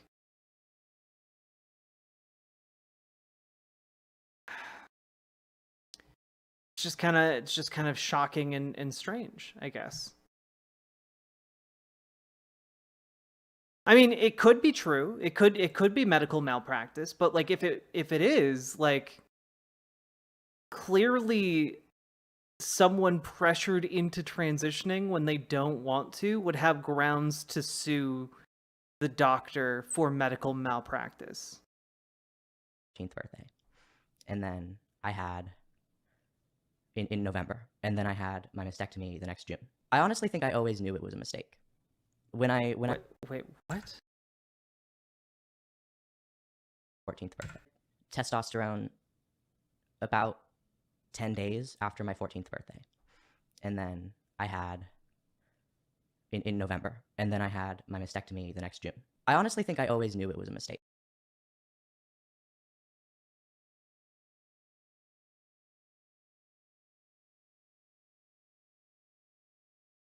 Okay, again, if this is legit, like, it's very uncommon to start a 14-year-old on HRT, and also very uncommon to, within like a year of HRT, get a surgical operation done. Like less than a year after starting HRT. When I got so when you have that surgery, you're wrapped up in a lot of bandages, obviously. And the appointment after my surgery where they took the bandages off, I started crying. And my family and my therapist or my surgeon all thought it was like happy tears, but I think it wasn't. I'm pretty sure like regret? Yeah. Like I knew that I had hurt myself in the long run.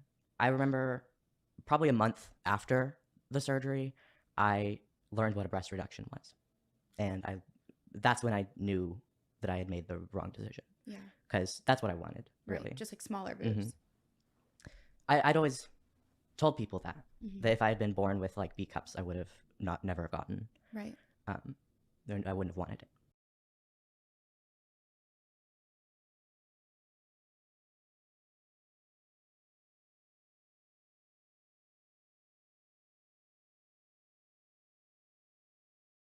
But I had like triple D's. Like it was Yeah, you're busty, inconvenient. yeah. And I was 14, so I got to be honest with you, Chad. I genuinely don't know what to make of this. I was like 130 pounds, and 20 of them were boobs. I kept identifying as trans until I was 17, so another 3 years after the surgery. And I think, well, throughout that time, I stopped identifying as like a man and started identifying more like fluidly. Okay. And I think it was like a stepping stone for me. Obviously, it's not that for everybody, but Right. Did taking the testosterone, did that cause like a lot of differences in your body and that you noticed and stuff like that? yeah, but I don't really think I regret taking testosterone. Okay. I like my voice, and there aren't a lot of permanent physical changes with testosterone as much as there are with estrogen.